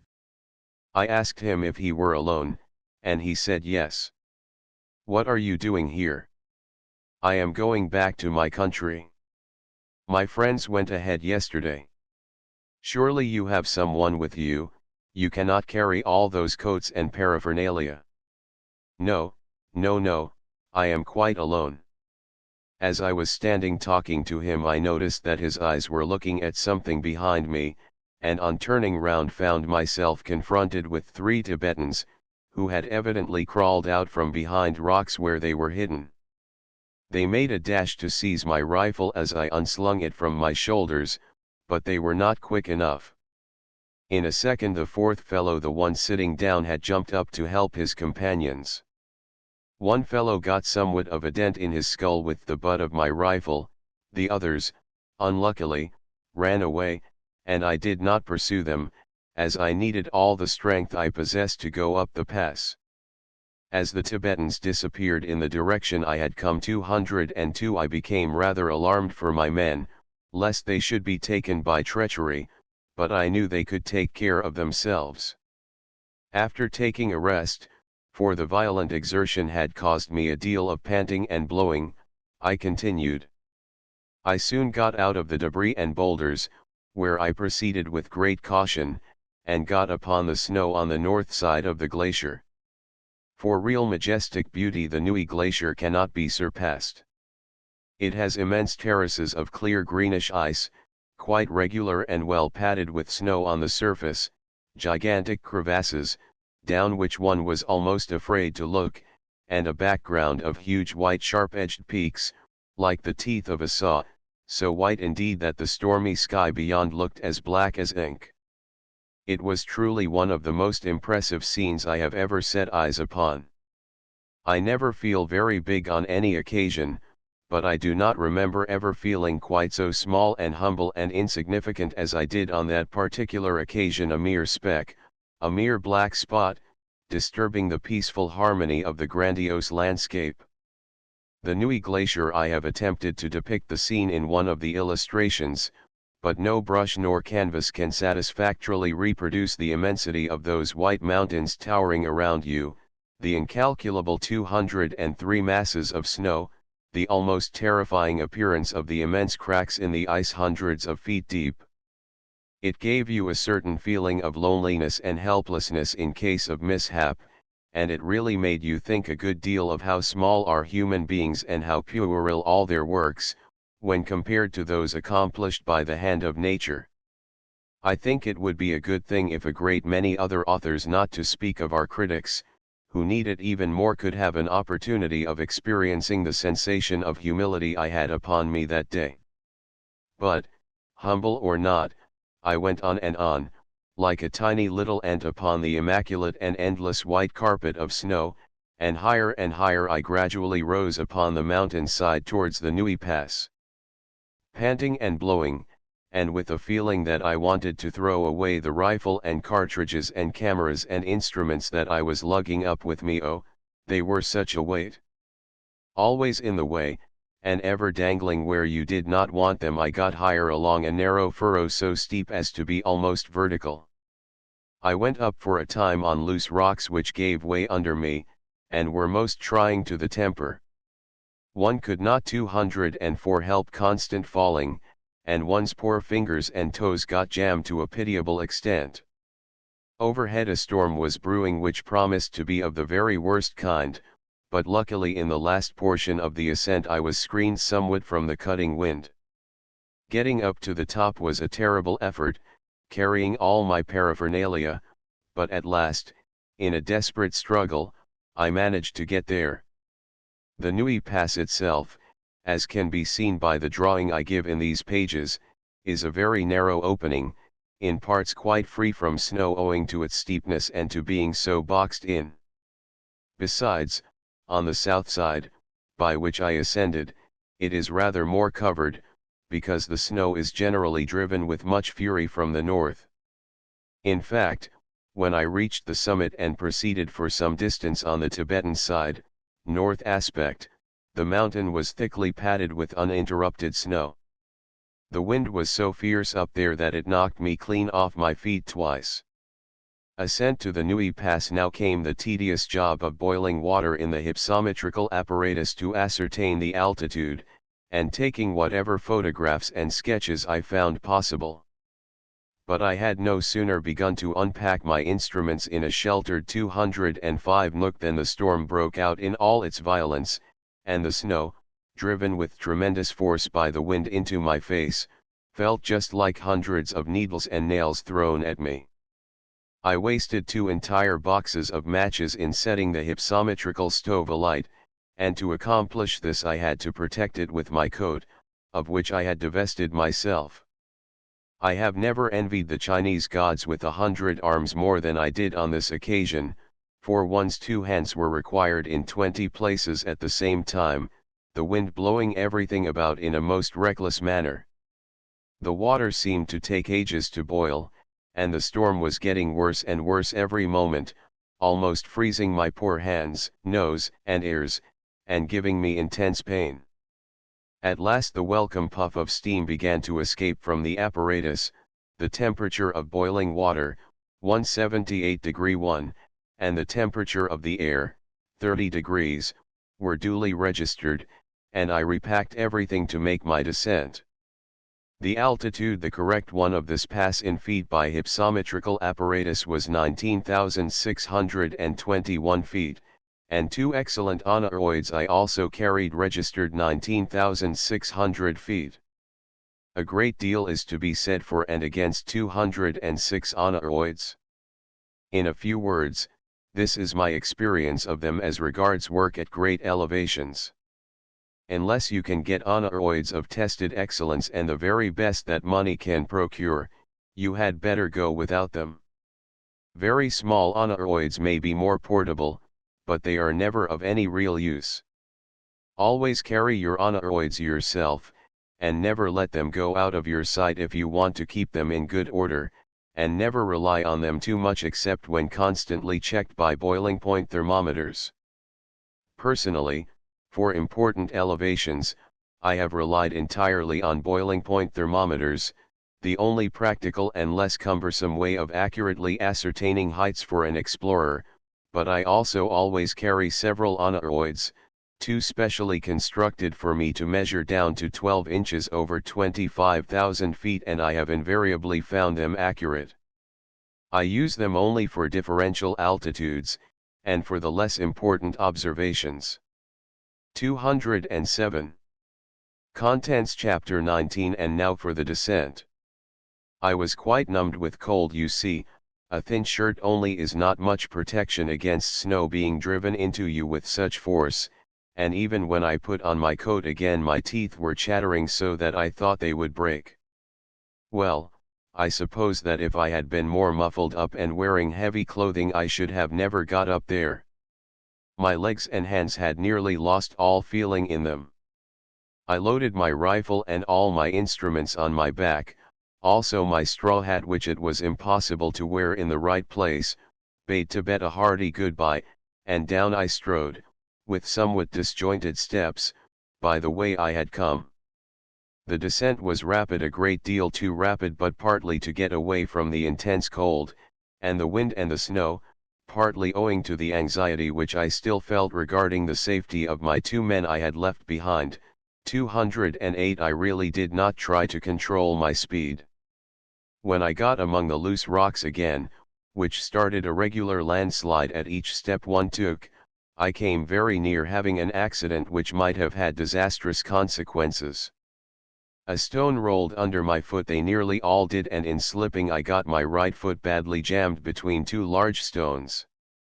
Before I had time to get it off again, several big stones came rolling with great force from above, and one hit me so violently in the leg, and on falling upon the other rocks squeezed my ankle with such pressure that I really thought my leg had been fractured. Fortunately it was not. The pain was excruciating, my feet being still half frozen, and I sat down, rubbing the one foot to restore some life to it, but it swelled considerably and hung like dead, which caused me some little apprehension. Violent friction with snow I tried next, and this seemed to bring some warmth and circulation, but the pain was intense. One fact was certain, that it was getting late in the afternoon, and that the Nui Pass was not the kind of place where I should care to be benighted, so down I struggled, limping badly, and suffering agony every time the foot got jammed again, which was at an average about every minute. Observations for altitude taken under difficulties on the Nui Pass, Dharma 209. Thank heavens.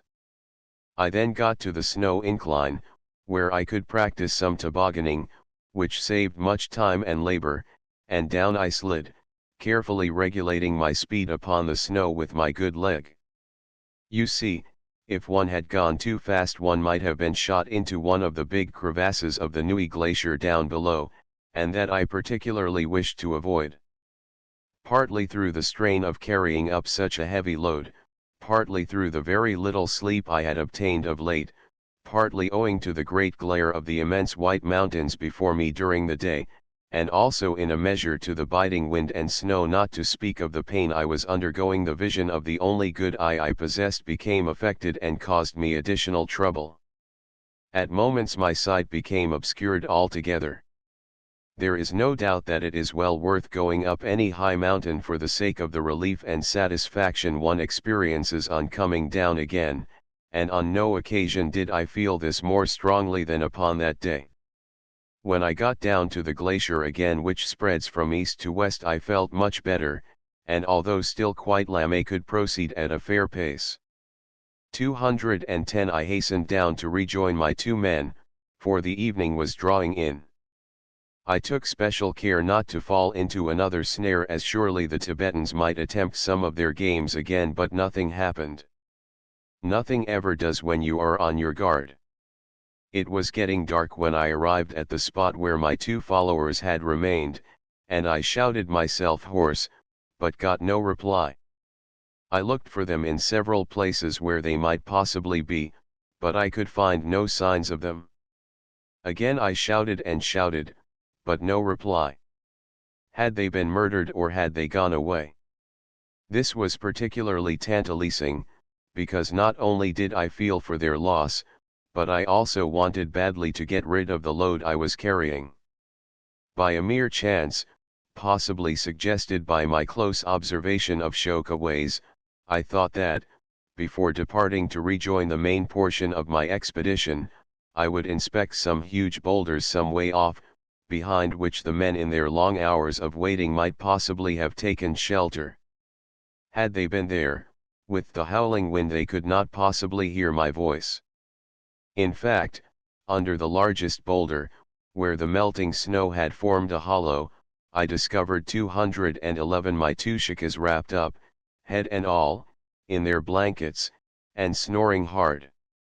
They had given me up for lost, although the idea did not disturb their sleep, and were waiting till the next morning to proceed up the glacier to look for me. The 4 Tibetans had tried to approach them, pretending friendship, but they wisely had driven them away with stones. Then, for safety, they had at sunset removed their quarters to a more secluded spot. The distance from this spot to the Nui Pass and back was 6 miles.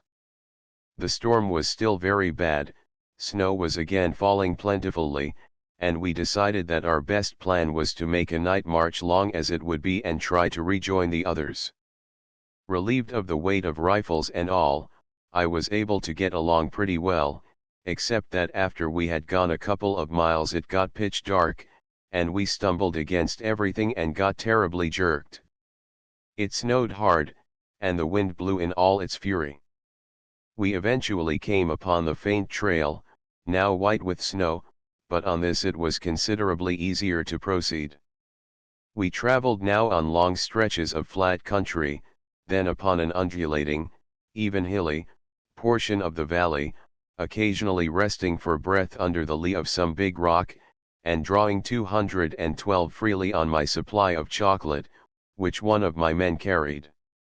Towards midnight we reached an open space, one of the camping grounds called Badang, where the Tibetans have erected 3 extensive mani or sacred walls, one with a number of images. We got on the lee side of it, and, taking bundles of matches, lighted them up to inspect the long row of colored Buddhas forming a cornice to the upper part of the wall. There were dozens of these images, evidently all made in the same mold, and painted in combinations of yellow, red, and blue. Then there were large stones with the usual sacred inscription, and flying prayers wherever they could be hung. We came upon a shrine of curious Buddha images halfway between Badang and the Nui camping ground. We had come across a number of kairams, pyramids, often tombs, and chalk dens. By the time we had reached this sacred spot we were pretty well tired out and hungry, but we had not sufficient blankets to go round nor food enough to make us feel really happy again. We rested a while, and before our limbs got numbed with cold we again started off on our dreary march to rejoin the main body of my party. As we got lower down we came in for a violent shower of hail, the 213 pellets being of such a size that they thumped rather too vigorously on our skulls than torrents of rain. We were simply soaked. It cleared for a few moments, and the moon shone for some seconds between 2 ugly black clouds, almost, it seemed, only to laugh at us. Indeed, a moment later another downpour froze us to the marrow of our bones, and it was all we could do to proceed at all. There was, fortunately, a narrow trail here, which we followed, and which frequently overhung precipices of great height. In several places the trail was actually resting on crowbars thrust into the face of the cliff. We stumbled along, but we were all so tired out that we really cared little what happened to us. The hours seemed interminable. At 3:30 a.m. we at last approached Go village. All the houses were shut up, everything was as still as death, until we got quite close. Then dogs barked furiously from every house, and the noise was echoed from mountain to mountain. The weather had somewhat cleared, but nowhere could I discern my tents. We shouted and yelled to rouse the head village man, and eventually the scared figure of Ashoka appeared, lighted by a red 214 blaze from a torch he carried in his hand. He was jovial, and most anxious to be of assistance. Although not absolutely, I am, practically, a teetotaler, as I seldom require stimulants, but on that particular occasion I would have given all the money I possessed to have a glass or, better, a bottle of stout. But, alas! The nearest bottle of stout was a great many days' journey from there. Chalk tea, the native liquor, was the only stuff procurable, and I more than jumped at the offer when the chieftain suggested that we must drink some to be revived. Now, there is nothing Ashoka admires more in a foreigner than appreciation of the national chalk tea, an appreciation they seldom get, for chalk tea is, indeed, the vilest concoction a human mind can conceive or a human throat swallow. When the Ashoka and his torch disappeared we listened from the door with ever-increasing attention to noises of dangling keys being tried, one after the other, into a lock. Then came the snapping sound of the opening padlock, next the loosing of the iron chain which is ever used in bolting Ashoka doors. Reproachful noises from the household, interrupted in their sleep, and remonstrative cries of female relatives, could be heard at intervals. 215. Then a long silence, some rattling about, and at last the chieftain reappeared, triumphantly nursing a huge jug of the reviver.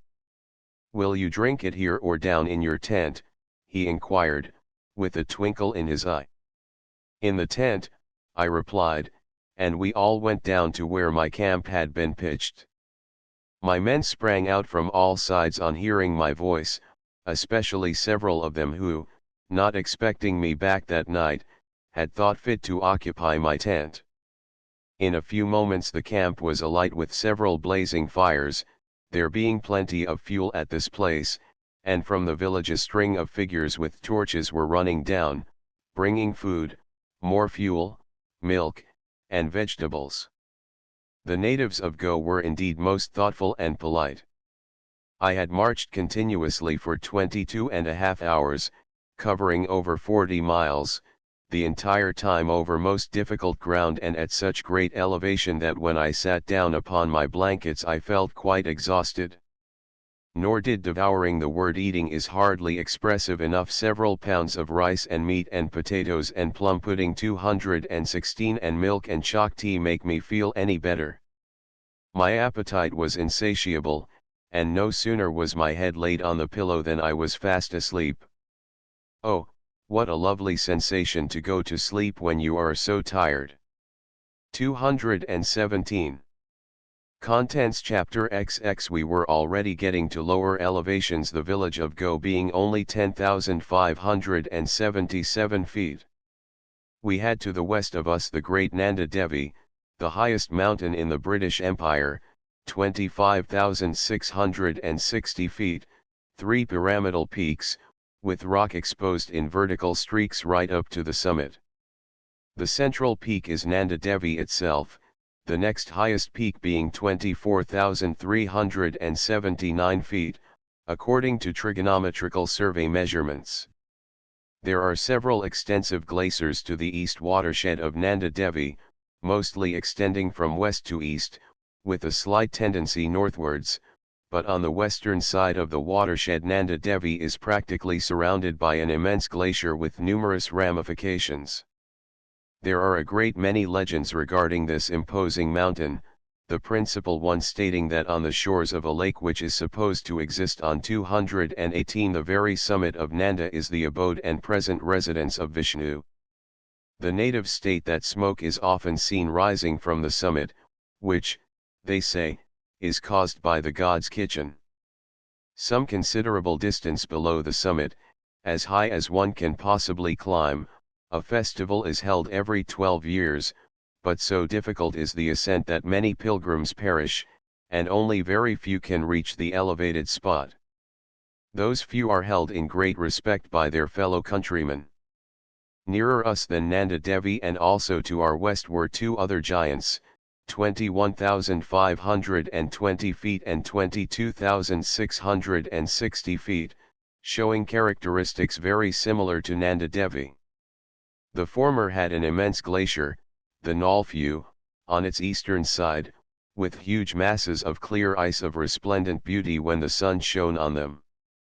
The ice terraces were fairly regular, much more so than in most other glaciers I had inspected. At the bottom of the glacier, in the center, was an immense wall of ice, horseshoe-shaped, a most impressive sight as it stood out in brilliant relief above the dark brown debris of the terminal moraine. The Neo-Lac-Chan River has its birth from this glacier. There were 3 or 4 picturesque little Shoka hamlets along the river, especially near the 219 spot where the Lasar River, fed by a number of glaciers to the northwest, meets the Dholai River, which we have followed from the Nui Glacier to the north. The village of Duddy was quite attractive, with houses painted white, slate roofs, and strongly built storehouses. The trail mostly followed the course of the Dholai River, and was often boxed in between high vertical cliffs of grey rock, along which the road was constructed on crowbars. Between the villages of Baling, 10,230 feet, and Nagling, 9,876 feet H.A., was another small but interesting glacier of dirty gray ice mixed with mud and debris, and a central and two side dunes. A stream rose from it and became a tributary of the Dholai. From Nagling to Shabla there is a fair road, and from Sela, about halfway between the two above villages, it is possible to get over the mountains to Kuti. The way, however, is extremely bad, and over a good deal of snow. The journey occupies from 3 to 4 days. From Nagling southward the road was almost an identical replica of the Nirpani, the waterless trail I had followed on the way out. In many places it was supported on crowbars, and 220 we had a drop under us of several hundred feet.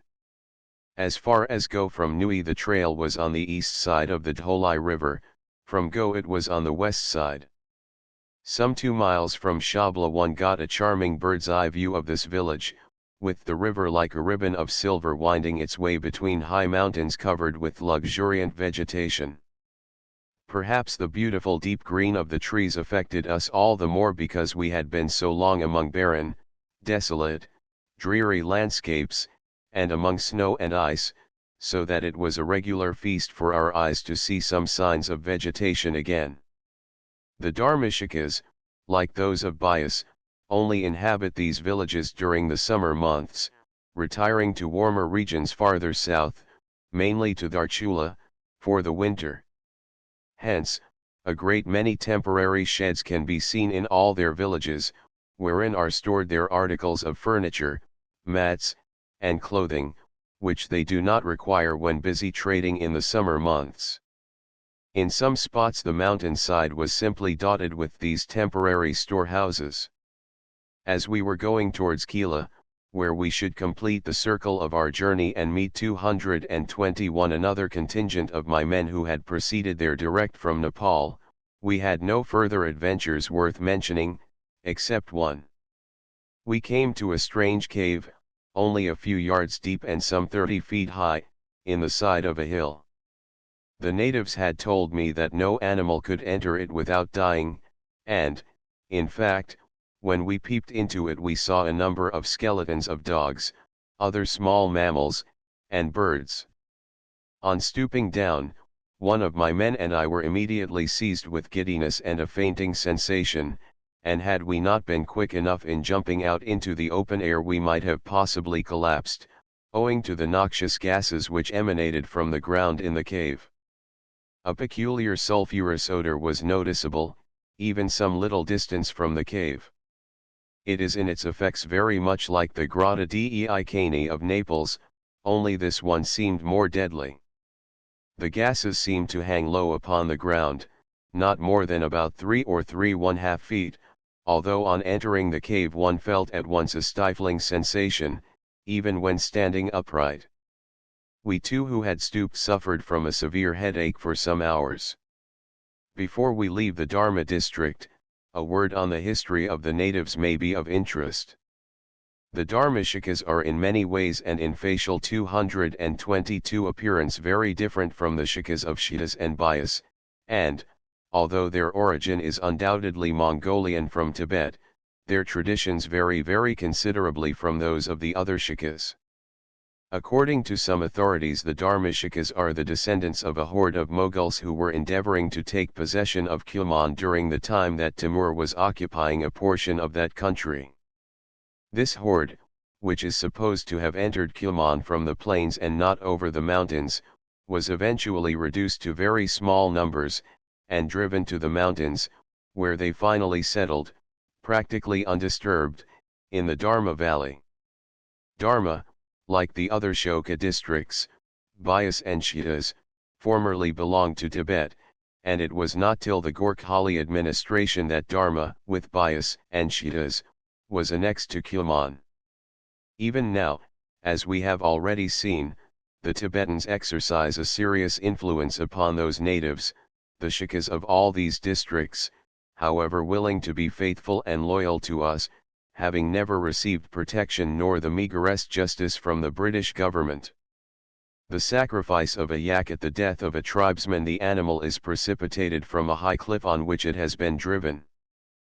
Personally, I do not quite share the opinion that the Dharmashikas came from the plains or from 223 Tibet by way of the plains. They resemble quite closely the Khampar or Tibetans from Kham, with whom they are to this day in constant communication. In fact, it is chiefly with the Khampar tribe and Ganima that the Dharmashikas do all their trading. The more massive features and stronger facial characteristics of the Dharmashikas have been acquired, I think, more through their frequent intercourses with Jumli and other tribes of western Nepal, which gives them a wilder appearance than the more purely Mongolian stolid types, such as the Byasshikas. In many ways the Dharmashikas do not possess the refined and gentlemanly feelings so strikingly common among Byasshikas, nor are they quite so honest and reliable. But they, too, possess good hearts, are somewhat impetuous and excitable, and occasionally addicted to murder. 224. Contents Chapter XXI From Kila on the Nepalese boundary, where I found my men and pony. The latter had been safely taken back across the dangerous Nirpani road. I proceeded in all haste to Almora. I varied my journey slightly, travelling by way of Thal. The roar of British officials had been very great while I was distant, so I halted several days both in Almora and Nainital, the summer seat of the provincial government, in order to give them opportunity of carrying out some of their threats. Nothing happened.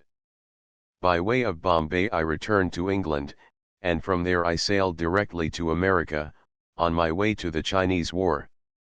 Goats carrying loads of borax. Perhaps the journey, requiring as it did more than ordinary endurance, did more to strengthen my former theories about traveling attendants than any journey I had taken before. I invariably 225 found that thoughtful and tactful kindness with my men and with strangers always paid better than harsh treatment. It is all very well for the leader of an expedition not to mind this, and not to feel that, and, if anything, rather enjoy the fun of roughing it. The interest which he, if of even moderate intelligence, must take in the study of the country, the natives, recording his scientific observations, surveying, photographing, writing up his notes, etc., leave him but little time to worry over climatic conditions or the cooking. But not so with the native followers, who after their day's work is finished and pretty tedious their day's work is, have nothing to employ their minds except the thought that another day of hardship is to follow. The mind preys a good deal upon the entire system, and when to mental depression you add every possible bodily inconvenience you can think of, it is not unnatural that the men are inclined to break down. First of all, naturally, I took great care to have my men well fed and clothed. Then the next and most important was to prevent them getting depressed when great difficulties were facing them. Many evenings, when we did not make night marches, I used to collect my men round my tent 226 and entertain them with long descriptions of things in Europe they had never seen, such as ocean steamers, skyscrapers, railways, electric light, etc. I am rather sorry that, this publication being illustrated entirely by drawings done by hand, I am not able to give an interesting photograph of a group of my followers whom I snapshot as I was describing to them the wonders of civilization. The expressions of wonderment and keen interest were quite intense, and show clearly in the photograph. The men always looked for these nightly lectures, and no matter how tired they were they generally collected round for me to tell them more. This, I think, helped more to keep my men in good spirits in very exasperating circumstances than anything I could think of. Every topic would lead to endless discussions among them, and most amusing controversies, which enlivened their spirits, anyhow till the next lecture. Yaks and ponies conveying wool across the frontier. Natives always take the keenest interest in firearms and anything connected with them. Also in telescopes, which they love. I happened to possess a little camera which was not unlike a spyglass. I had given it to one of my men to carry by the 227 way, to the fellow who saved my life on the top of Lumpa Mountain. He could not get it out of his head that it was a glass, and once or twice I caught him trying to survey the landscape with it.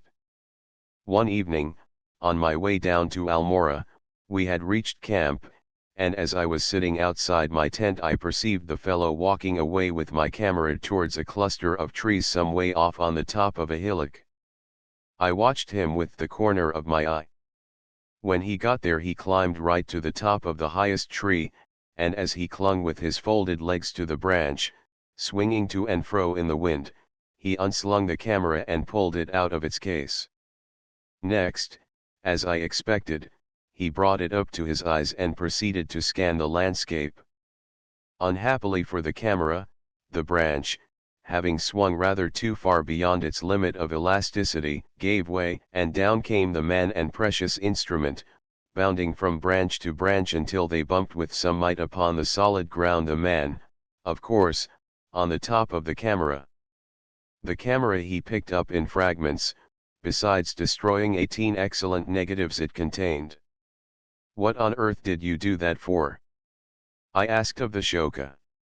228 Sahib, he said, rubbing his aching side, "I have longed for many a day to look through the Durban.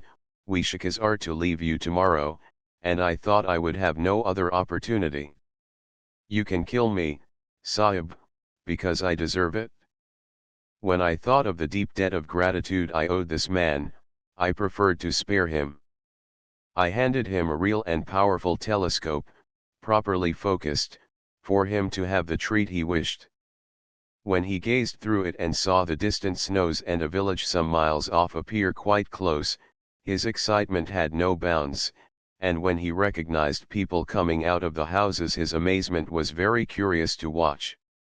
We had many amusing incidents of this kind, and they served to pass away the time. I cannot end this book without paying a tribute to the faithfulness, endurance, and bravery of all my men. A more devoted lot of fellows could nowhere have been procured. I never had the slightest trouble in any way with them even, as we have seen, under most trying circumstances. The work demanded of them was of the most severe nature, and the constant strain and bodily suffering so great, that I rather doubt whether I know of any white man who could have stood it not as 229 they did, but even half as well. As it was, after the strain was over but not before, the poor fellows all broke down, except one.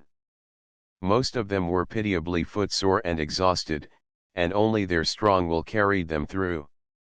The only exception was the young boy, frail and delicate, almost girlish looking but with a determined little face, to whom I have referred at the beginning of the book. As stipulated when I employed him, he always carried the heaviest load, and when physically stronger men lay down tired at the end of a march, he was ever ready to run about to collect fuel, took endless pleasure in helping to pitch the tents, and assist in the cooking. The endurance and courage of that little fellow were quite marvelous.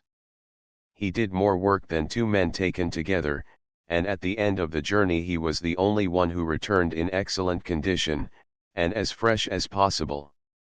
So that, remember, it is not always the big, bulky, muscular fellows who can stand more hardships. The strongest and most muscular fellow I had was the only one who succumbed, on the contrary, down to a certain limit, for very hard work.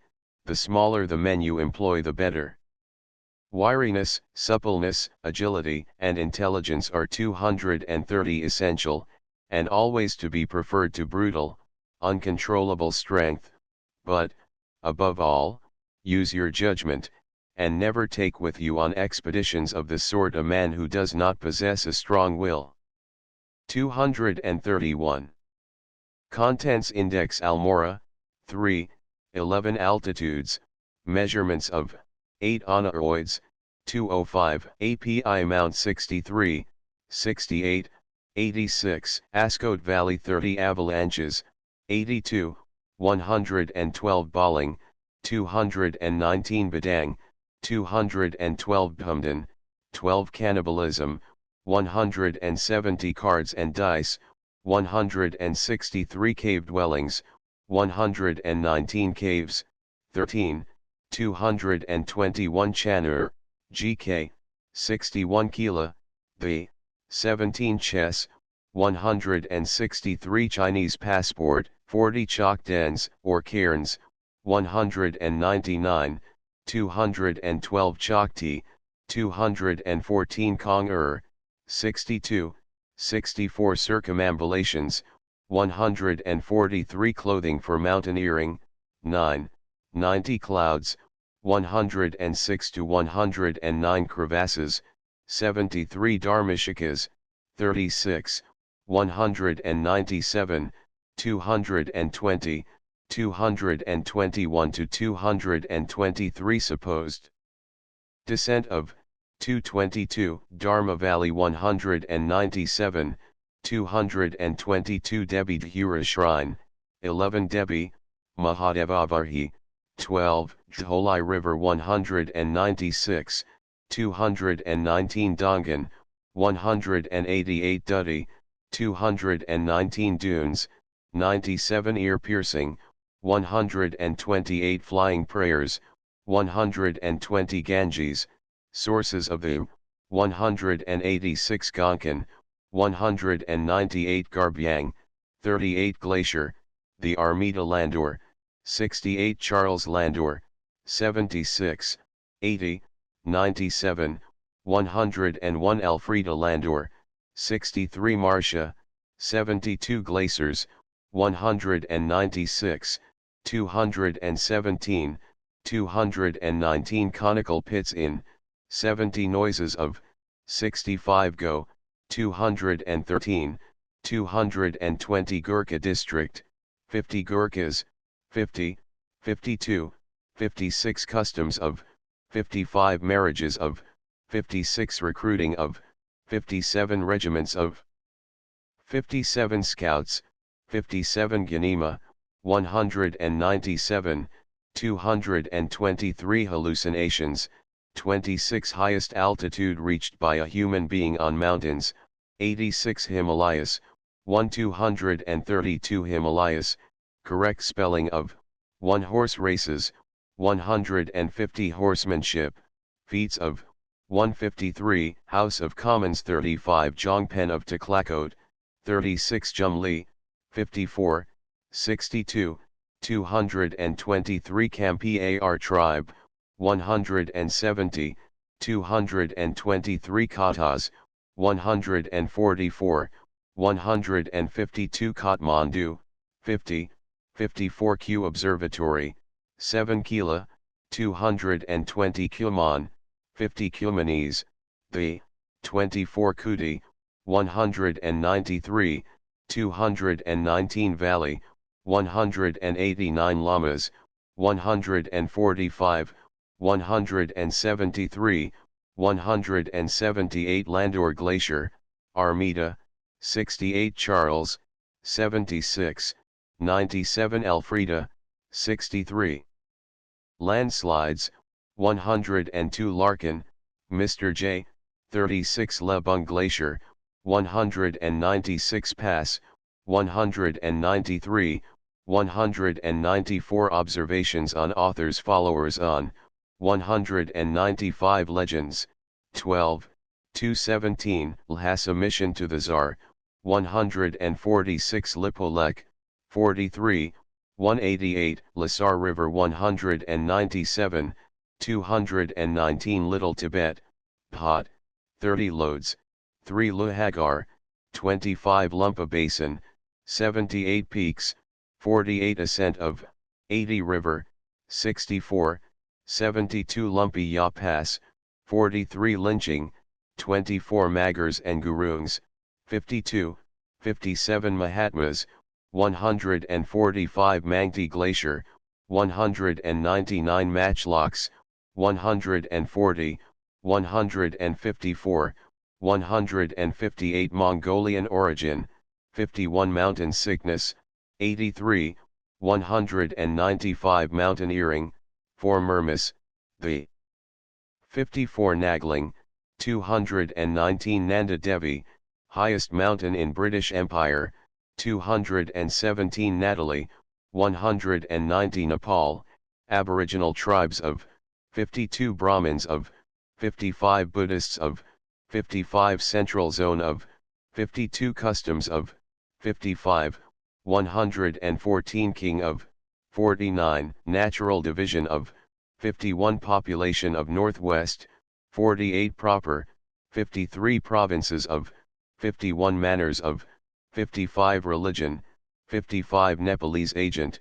117 Fort, 28, 45 Frontier, 30, 42, 45 Nepalese Shoka half castes, 48 Nepalese Shikas, 117 Nepalese soldiers, 45 women, 49 Nirpani, the 32, 21 Wars, the 53 Non-Gurkha tribes, 54 Nui Glacier, 109, 199, 202, 209 Pass, 204 observations on the 204 observations taken 23,490 feet above sea level, 88, 91 OM Mani Padme Hum, 144 optical illusions, 109 Pachisi, 14 persecution, 40 photography, 74, 79 pilgrimages, 16 Pitharegarha, 28 polyandry, 133, 171 prayer wheels, 143 preparations for author's journey, 233 processions, 17 Pungrung Glacier, 199 Rahiwar of Ascot, 29 Rama Glacier, 197 Ransila, the 13 Rayats, the 30 Sacred Inscriptions, 183 Swings, 12, 16 Sacrifices, 16 Satal, 35, 37 Savage Pass, 104 Ascent to, 102 Scientific Instruments, 7 Sculptors, 183 Sela, 219 Selection of Followers,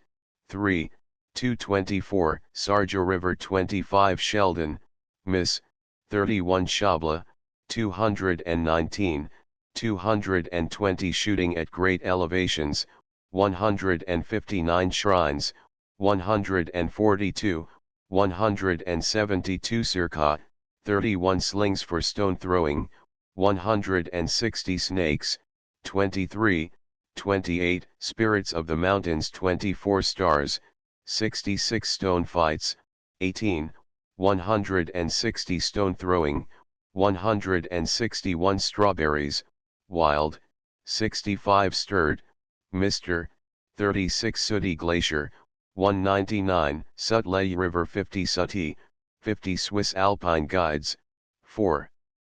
Taklakot, 43, 119 Tampering of Males, 40 Chukti, the 168 Tents, 8 Terai District, 52, 54 Tibet, agriculturally, 147 Commerce of, 148 Development of, 147 Tibetan Aggressiveness, 35, 48, 189 Tibetan Art, 182 Boots, 167 Children, 124, 126 Cloth, 184 Clothing, 166, 181 Dogs, 135 Encampments, 140 Etiquette, 178 Food, 141,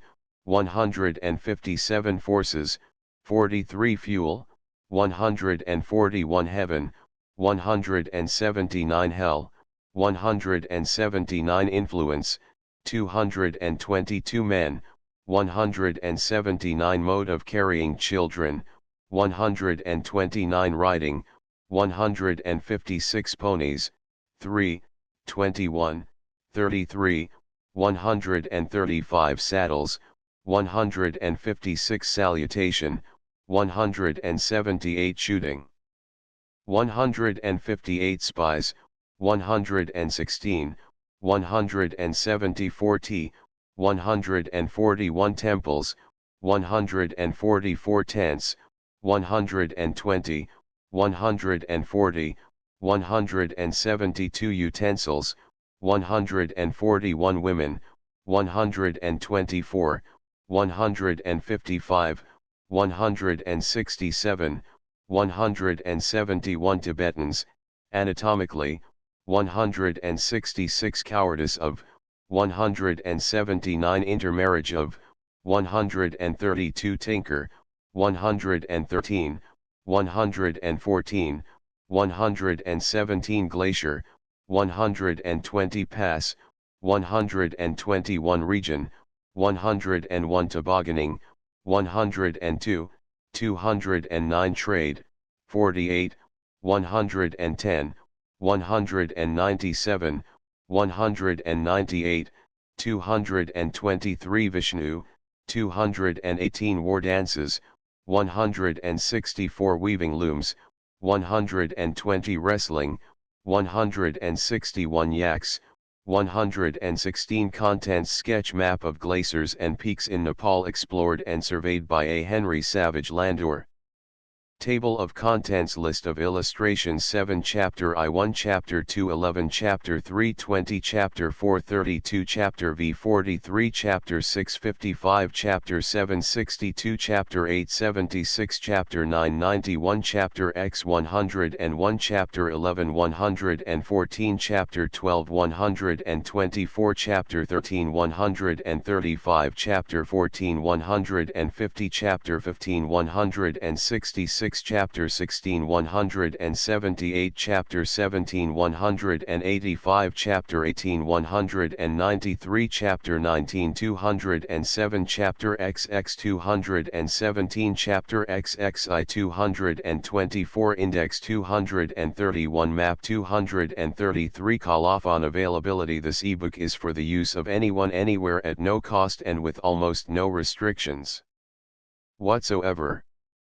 You may copy it, give it away or reuse it under the terms of the Project Gutenberg license included with this ebook or online at www.gutenberg.org. This ebook is produced by the online distributed proofreading team at www.pgdp.net. Metadata title, Tibet and Nepal, painted and described author, Arnold Henry Savage Landor, 1865 to 1924, info https://viaf.org/viaf/4997359 file generation date, January 29, 2024, 16:04 and 40 seconds UTC language, English original publication date, 1905 revision history January 1, 2024 started. Corrections. The following corrections have been applied to the text. Page source correction edit distance 48. 119, 144, 183, 232 Omni OM2 119, 144, 183, 232 Hunhum 183 Padmi Padmi 197 Satusatu 1 232 Natalie 1/0. End of the Project Gutenberg ebook. Tibet and Nepal updated editions will replace the previous one. The old editions will be renamed. Creating the works from print editions not protected by U.S. copyright law means that no one owns a United States copyright in these works, so the Foundation, and you, can copy and distribute it in the United States without permission and without paying copyright royalties.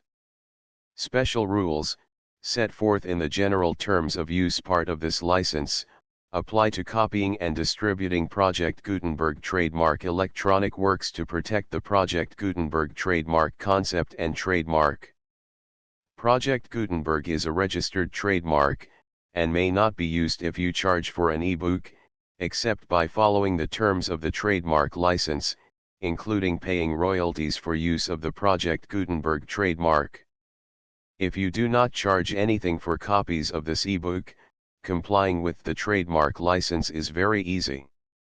You may use this ebook for nearly any purpose, such as creation of derivative works, reports, performances, and research. Project Gutenberg ebooks may be modified and printed and given away. You may do practically anything in the United States with ebooks not protected by U.S. copyright law.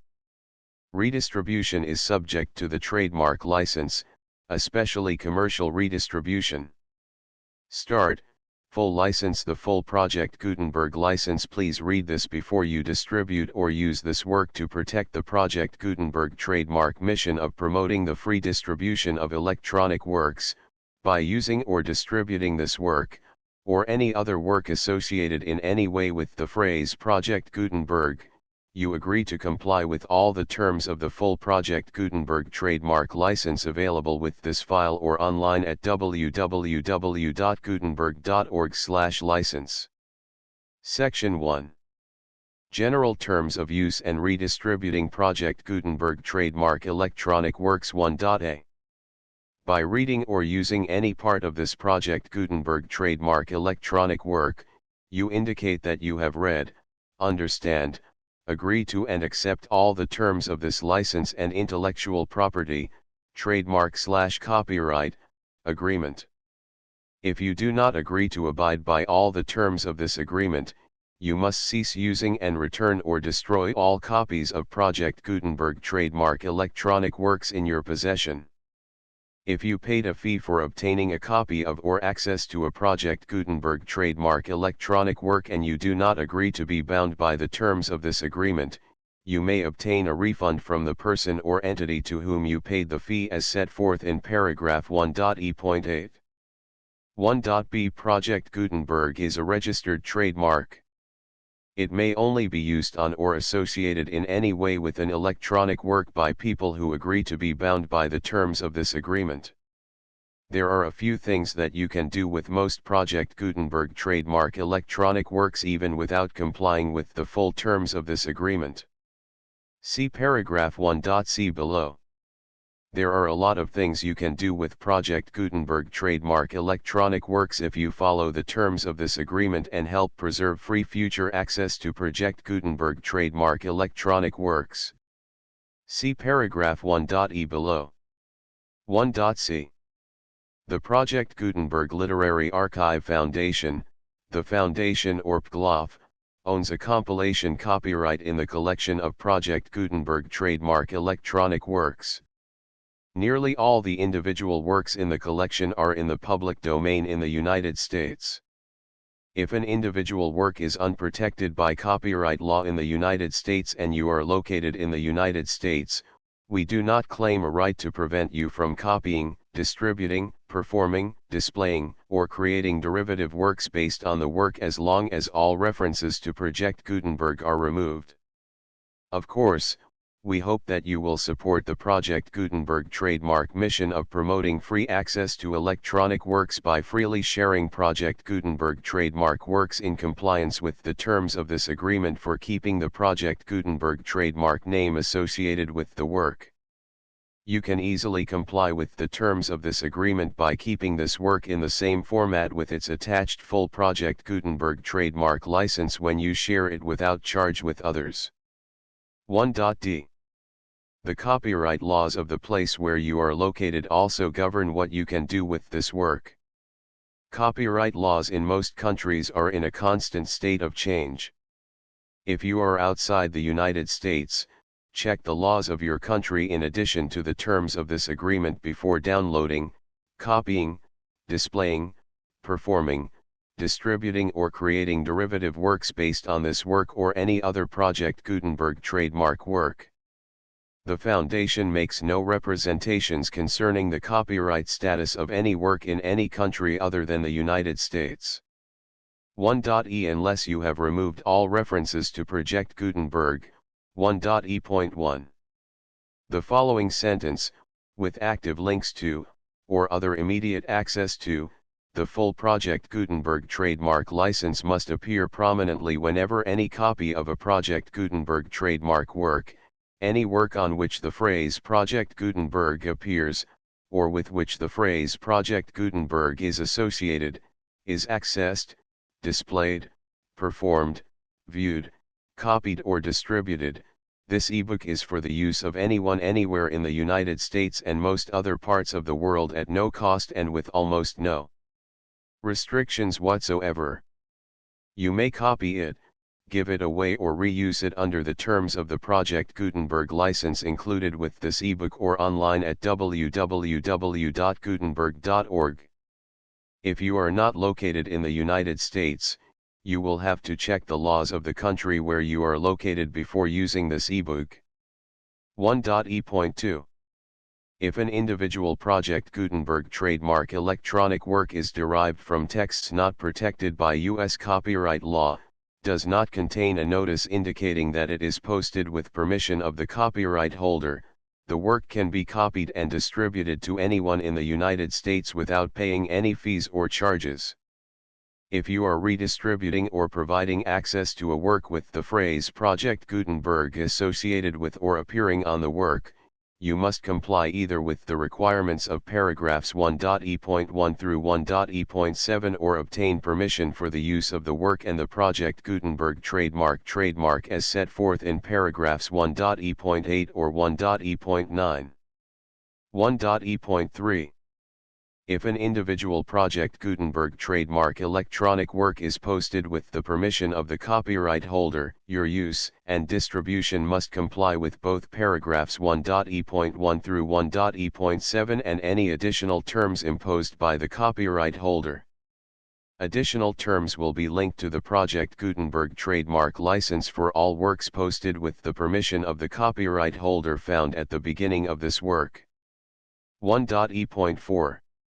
Do not unlink or detach or remove the full Project Gutenberg trademark license terms from this work, or any files containing a part of this work or any other work associated with Project Gutenberg trademark. 1.e.5. Do not copy, display, perform, distribute or redistribute this electronic work, or any part of this electronic work, without prominently displaying the sentence set forth in paragraph 1.e.1 with active links or immediate access to the full terms of the Project Gutenberg trademark license. 1.e.6. You may convert to and distribute this work in any binary, compressed, marked up, non-proprietary or proprietary form, including any word processing or hypertext form.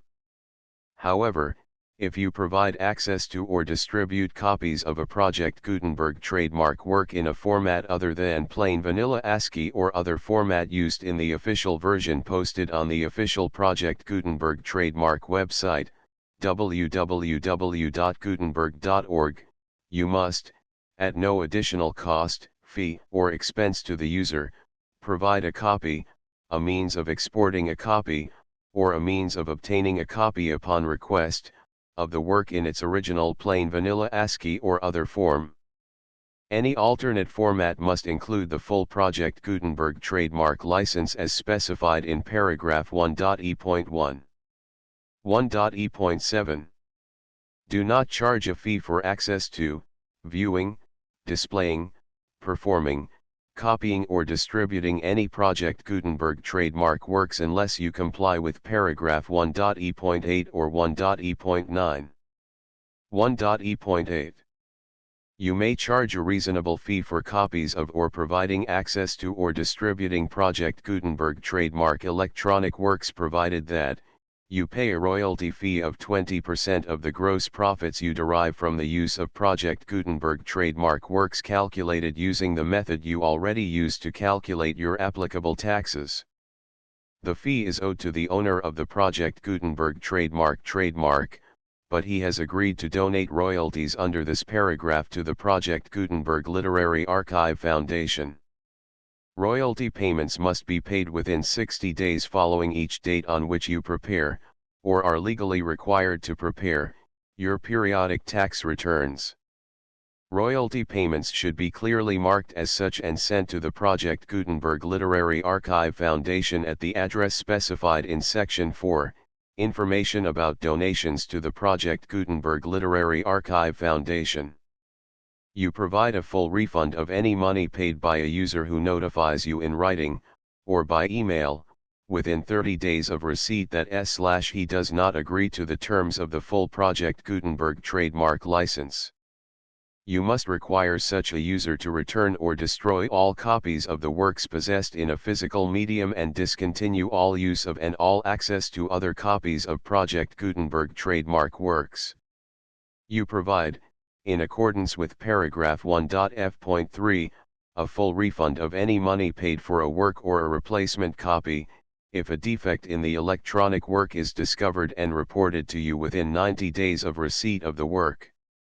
You comply with all other terms of this agreement for free distribution of Project Gutenberg trademark works. 1.e.9. If you wish to charge a fee or distribute a Project Gutenberg trademark electronic work or group of works on different terms than are set forth in this agreement, you must obtain permission in writing from the Project Gutenberg Literary Archive Foundation, the manager of the Project Gutenberg trademark. Contact the Foundation as set forth in Section 3 below. 1.f.1.f.1. Project Gutenberg volunteers and employees expend considerable effort to identify, do copyright research on, transcribe and proofread works not protected by U.S. copyright law in creating the Project Gutenberg trademark collection. Despite these efforts, Project Gutenberg trademark electronic works, and the medium on which they may be stored, may contain defects, such as, but not limited to, incomplete, inaccurate or corrupt data, transcription errors, a copyright or other intellectual property infringement, a defective or damaged disk or other medium, a computer virus, or computer codes that damage or cannot be read by your equipment. 1.f.2. Limited warranty, disclaimer of damages, except for the right of replacement or refund described in paragraph 1.f.3, the Project Gutenberg Literary Archive Foundation, the owner of the Project Gutenberg trademark, and any other party distributing a Project Gutenberg trademark electronic work under this agreement, disclaim all liability to you for damages, costs, and expenses, including legal fees. You agree that you have no remedies for negligence, strict liability, breach of warranty or breach of contract except those provided in paragraph 1.f.3. You agree that the Foundation, the trademark owner, and any distributor under this agreement will not be liable to you for actual, direct, indirect, consequential, punitive, or incidental damages even if you give notice of the possibility of such damage. 1.f.3. Limited right of replacement or refund. If you discover a defect in this electronic work within 90 days of receiving it, you can receive a refund of the money, if any, you paid for it by sending a written explanation to the person you received the work from. If you received the work on a physical medium, you must return the medium with your written explanation. The person or entity that provided you with the defective work may elect to provide a replacement copy in lieu of a refund. If you received the work electronically, the person or entity providing it to you may choose to give you a second opportunity to receive the work electronically in lieu of a refund. If the second copy is also defective, you may demand a refund in writing without further opportunities to fix the problem. 1.f.4. Except for the limited right of replacement or refund set forth in paragraph 1.f.3, this work is provided to you as is, with no other warranties of any kind, express or implied, including but not limited to warranties of merchantability or fitness for any purpose. 1.f.5. Some states do not allow disclaimers of certain implied warranties or the exclusion or limitation of certain types of damages. If any disclaimer or limitation set forth in this agreement violates the law of the state applicable to this agreement, the agreement shall be interpreted to make the maximum disclaimer or limitation permitted by the applicable state law. The invalidity or unenforceability of any provision of this agreement shall not void the remaining provisions. 1.f.6 Indemnity. You agree to indemnify and hold the foundation, the trademark owner, any agent or employee of the foundation, anyone providing copies of Project Gutenberg trademark electronic works in accordance with this agreement, and any volunteers associated with the production, promotion, and distribution of Project Gutenberg trademark electronic works, harmless from all liability, costs, and expenses, including legal fees, that arise directly or indirectly from any of the following which you do or cause to occur. A. Distribution of this or any Project Gutenberg trademark work. B. Alteration, modification, or additions or deletions to any Project Gutenberg trademark work, and C. Any defect you cause. Section 2. Information about the mission of Project Gutenberg trademark. Project Gutenberg trademark is synonymous with the free distribution of electronic works in formats readable by the widest variety of computers, including obsolete, old, middle-aged, and new computers. It exists because of the efforts of hundreds of volunteers and donations from people in all walks of life.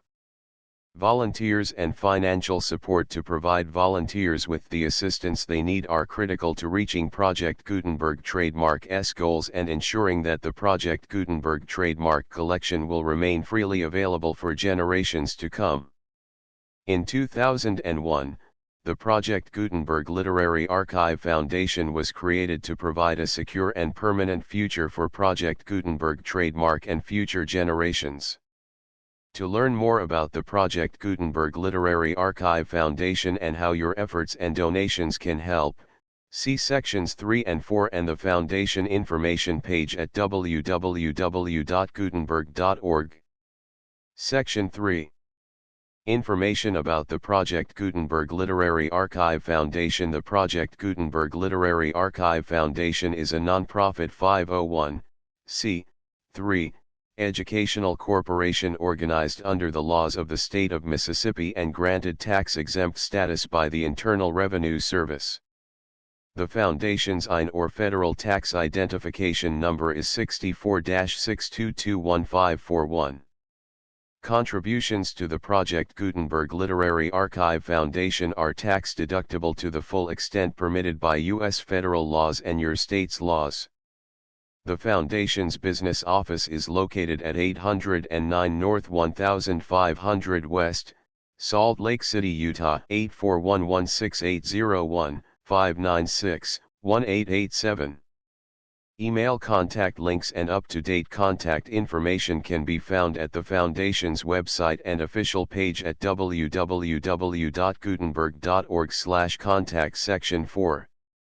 Information about donations to the Project Gutenberg Literary Archive Foundation. Project Gutenberg trademark depends upon and cannot survive without widespread public support and donations to carry out its mission of increasing the number of public domain and licensed works that can be freely distributed in machine-readable form accessible by the widest array of equipment, including outdated equipment. Many small donations, $1 to $5,000, are particularly important to maintaining tax-exempt status with the IRS. The Foundation is committed to complying with the laws regulating charities and charitable donations in all 50 states of the United States. Compliance requirements are not uniform and it takes a considerable effort, much paperwork, and many fees to meet and keep up with these requirements. We do not solicit donations in locations where we have not received written confirmation of compliance. To send donations or determine the status of compliance for any particular state, visit www.gutenberg.org/donate.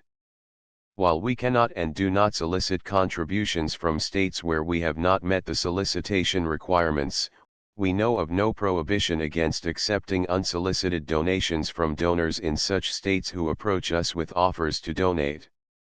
International donations are gratefully accepted, but we cannot make any statements concerning tax treatment of donations received from outside the United States. U.S. laws alone swamp our small staff. Please check the Project Gutenberg web pages for current donation methods and addresses. Donations are accepted in a number of other ways, including checks, online payments, and credit card donations. To donate, please visit www.gutenberg.org/donate. Section 5. General information about Project Gutenberg trademark electronic works. Professor Michael S. Hart was the originator of the Project Gutenberg trademark concept of a library of electronic works that could be freely shared with anyone. For 40 years, he produced and distributed Project Gutenberg trademark ebooks with only a loose network of volunteer support. Project Gutenberg trademark ebooks are often created from several printed editions, all of which are confirmed as not protected by copyright in the US unless a copyright notice is included. Thus, we do not necessarily keep ebooks in compliance with any particular paper edition. Most people start at our website, which has the main PG search facility, www.gutenberg.org. This website includes information about Project Gutenberg trademark, including how to make donations to the Project Gutenberg Literary Archive Foundation, how to help produce our new ebooks, and how to subscribe to our email newsletter to hear about new ebooks.